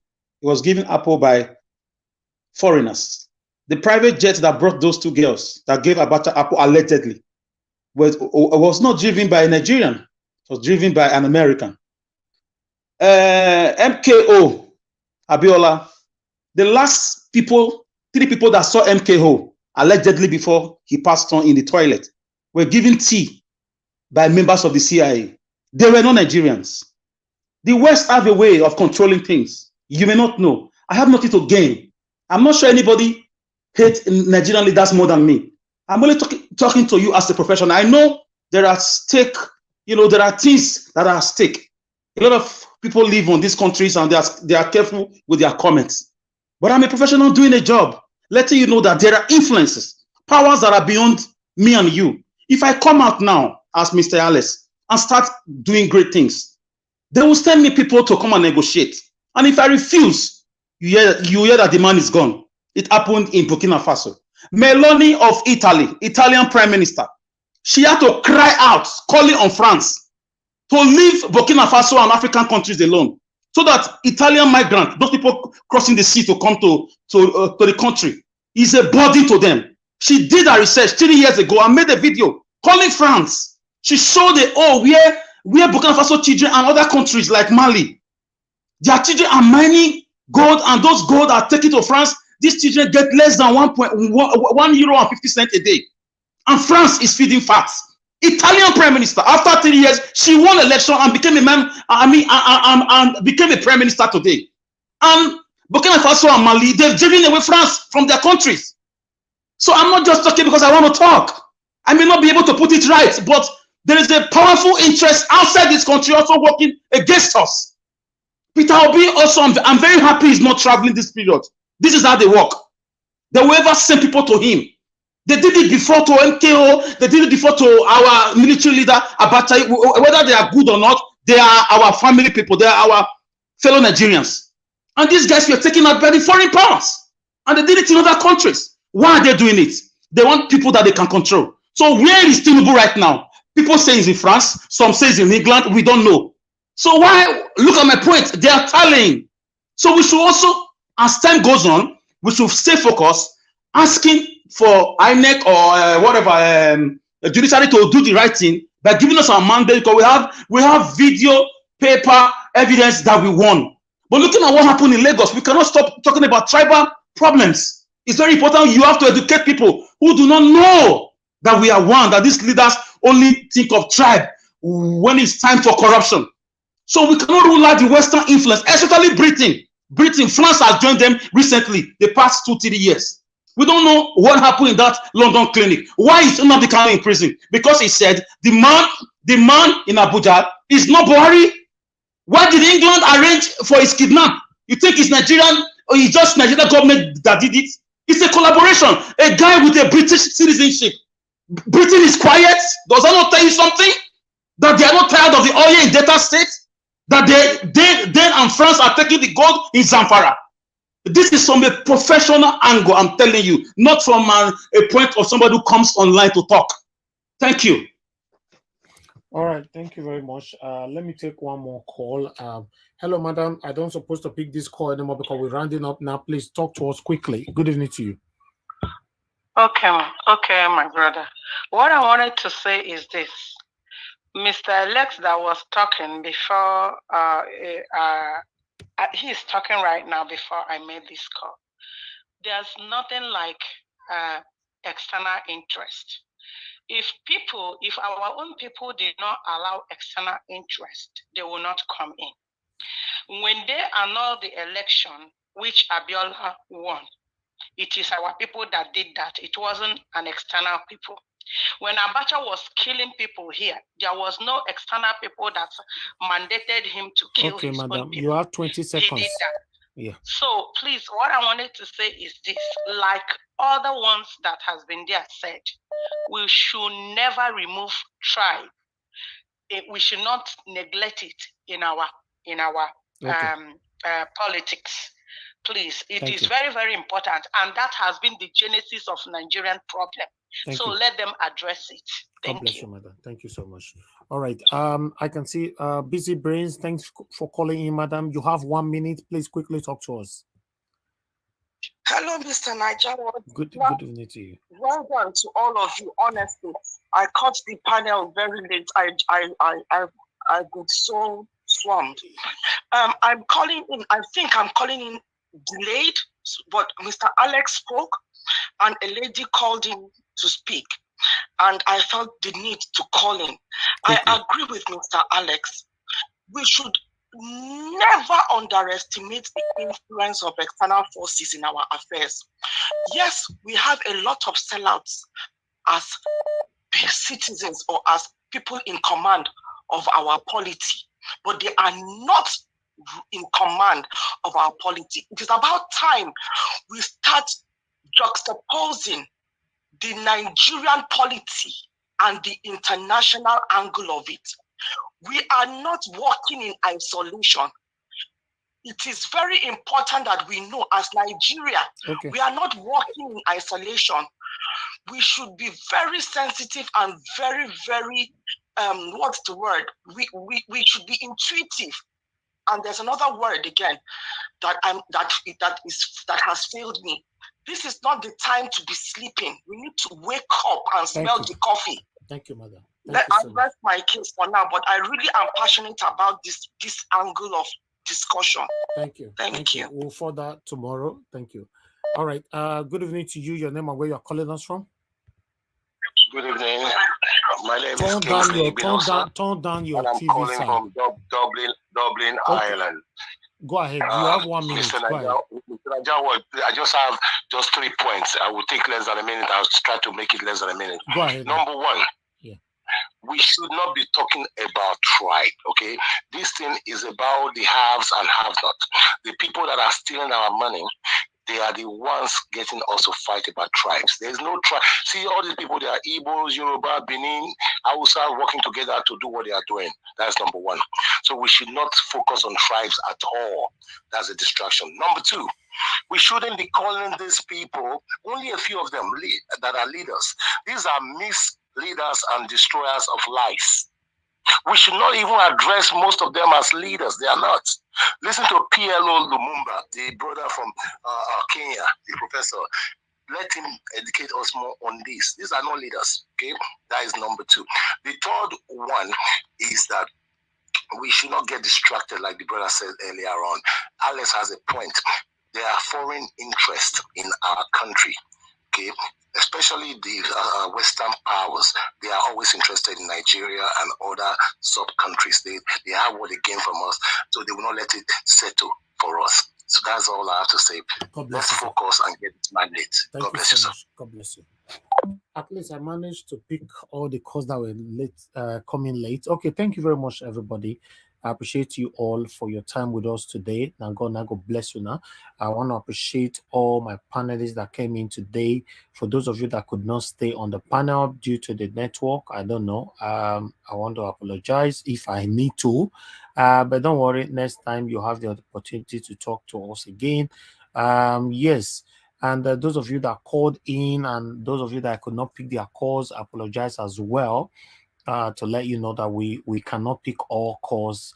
If we have to pick everybody that call every day and accept everybody that want to come to the panel every day, trust me, we'll be here for 24 hours. So we have a time limit here, so we work around that time. But I appreciate you all. If I could not pick your call today, tomorrow is there. Maybe it might get to you. Understand with us, we are not selective here. Like somebody came to the panel today, thought that we were selective, choosing people around him. No, if your network remove you from the screen, when you come back, you start from the back again. Before, we normally put people in back to the position they were before they were logged out, but we don't do that anymore. If your network remove you, if you were number one, if you come back, you start from the back. That's how we do it now. Okay. Meanwhile, and those people on the comment section, I want to appreciate every one of you. For those of you that super chatted us today, we have Peter Ife here, Mr. Johnson Emmanuel, Organovo, DB, thank you, Ime, Etok, I want to be Ferdinand. Thank you very much, my people. Peter Ife again, and God bless every one of you. I appreciate you all. God's power. Unfortunately, you came in several times today, but your network did not allow you to talk. But don't worry. You try again tomorrow, because I noticed you really tried today. You came in several times, but your network kept logging you out. Okay, on the comment section, to appreciate every one of you right there. Most our great mother, Mommy Diaspora, thank you very much, Mommy, for all you do for all of us here. We appreciate you. We love you. Thank you so much. Irene's Finest, thank you so much. We appreciate you for everything you're doing for us right here. Thank you. Martina Obasui TV, God bless you. Thank you. June Obaseki, I can see you right there. Thank you so much. Patrick O. Obiajulu, I can see you as well. Baby Clement, I can see you. Moses Cousin, I can see you. Love of God is my strength. Thank you so much. Wisdom Lucky, thank you. Pius Moye, God bless you all. GROKM, God bless you all. Good evening, good evening, good evening to you all. Or rather, good morning or good afternoon, depend on your own region. I appreciate you all. Mandarita, thank you very much for your support, your continued support to us here. We appreciate you always, always, always. And yes, Divine Cross, fear not go, let me pass you. I appreciate you as well. I appreciate every one of you right there on the comment section. Best life ever. Okay, I wish I can mention all names, but I Najawas, please, can you give me 10 seconds, Lau? we need to move on now. Thank you very much, my people. Okay, your 10 Najawas. seconds can start now. Go ahead quickly. Okay, if you remember Mustafa, he said in the famous Oputa panel, he spoke to Wole Soyinka eyeball to eyeball. He said, Professor, sir, were you not there at the London building, the level story building on the 4th floor, in a meeting that decided the death of Sani Abacha? Wole Soyinka kept quiet. After 30 seconds, he staggeredly opened his mouth and said, Abacha's house was against him. Abacha's death, according to that man, was decided in London. By who? Not by Nigerians only. I will just leave it there. Thank you. Thank you so much. Thank you so much, my brother. I just see now that somebody just reminded me now of the poll. You see, I don't forget and totally. You know, I need to look at the person who remind me now. Mike, we screenshot this poll first. That is the most important thing now. Thank you so much for bringing that on, and we don't even have the time. You know, because let's ask for that few seconds. I forgot to press the button since, you know. Let me quickly put the poll here, as I appreciate I think the Obiajulu, God bless you. Thank you very much for bringing my attention to the poll. Thank you, thank you, thank you. Maybe some of you don't talk about the posting, but Obiajulu and I see, and God bless you. Meanwhile, this is the poll for today. You all can see right there what will happen in May 29 and the decision of the Supreme Court. Court decision will favor Mr. Peter Obi. The total vote we got today is 585, and the court decision will favor Mr. Peter Obi is 81%. Court decision will favor Agbado is right there 8%. Interim government will take over 6%, and fresh election will be conducted is 5%. So it's a good thing. Thank you very much, my people. Now here we draw the curtain. Thank you. Please endeavor to join us tomorrow again by 6 p.m. I'm going to be here, so please come on time so that you can be on screen to at least have enough time to talk to every one of you. Talk to every one of us. God bless you all. Good night. Bye for now. I know they do competition with anybody. If I offend you, forgive me. Show me love. Go to Biza. Kama bara walo ninu ife kan akanbi. I know they do competition with anybody. If I offend you, forgive me. Show me love. I go show you love.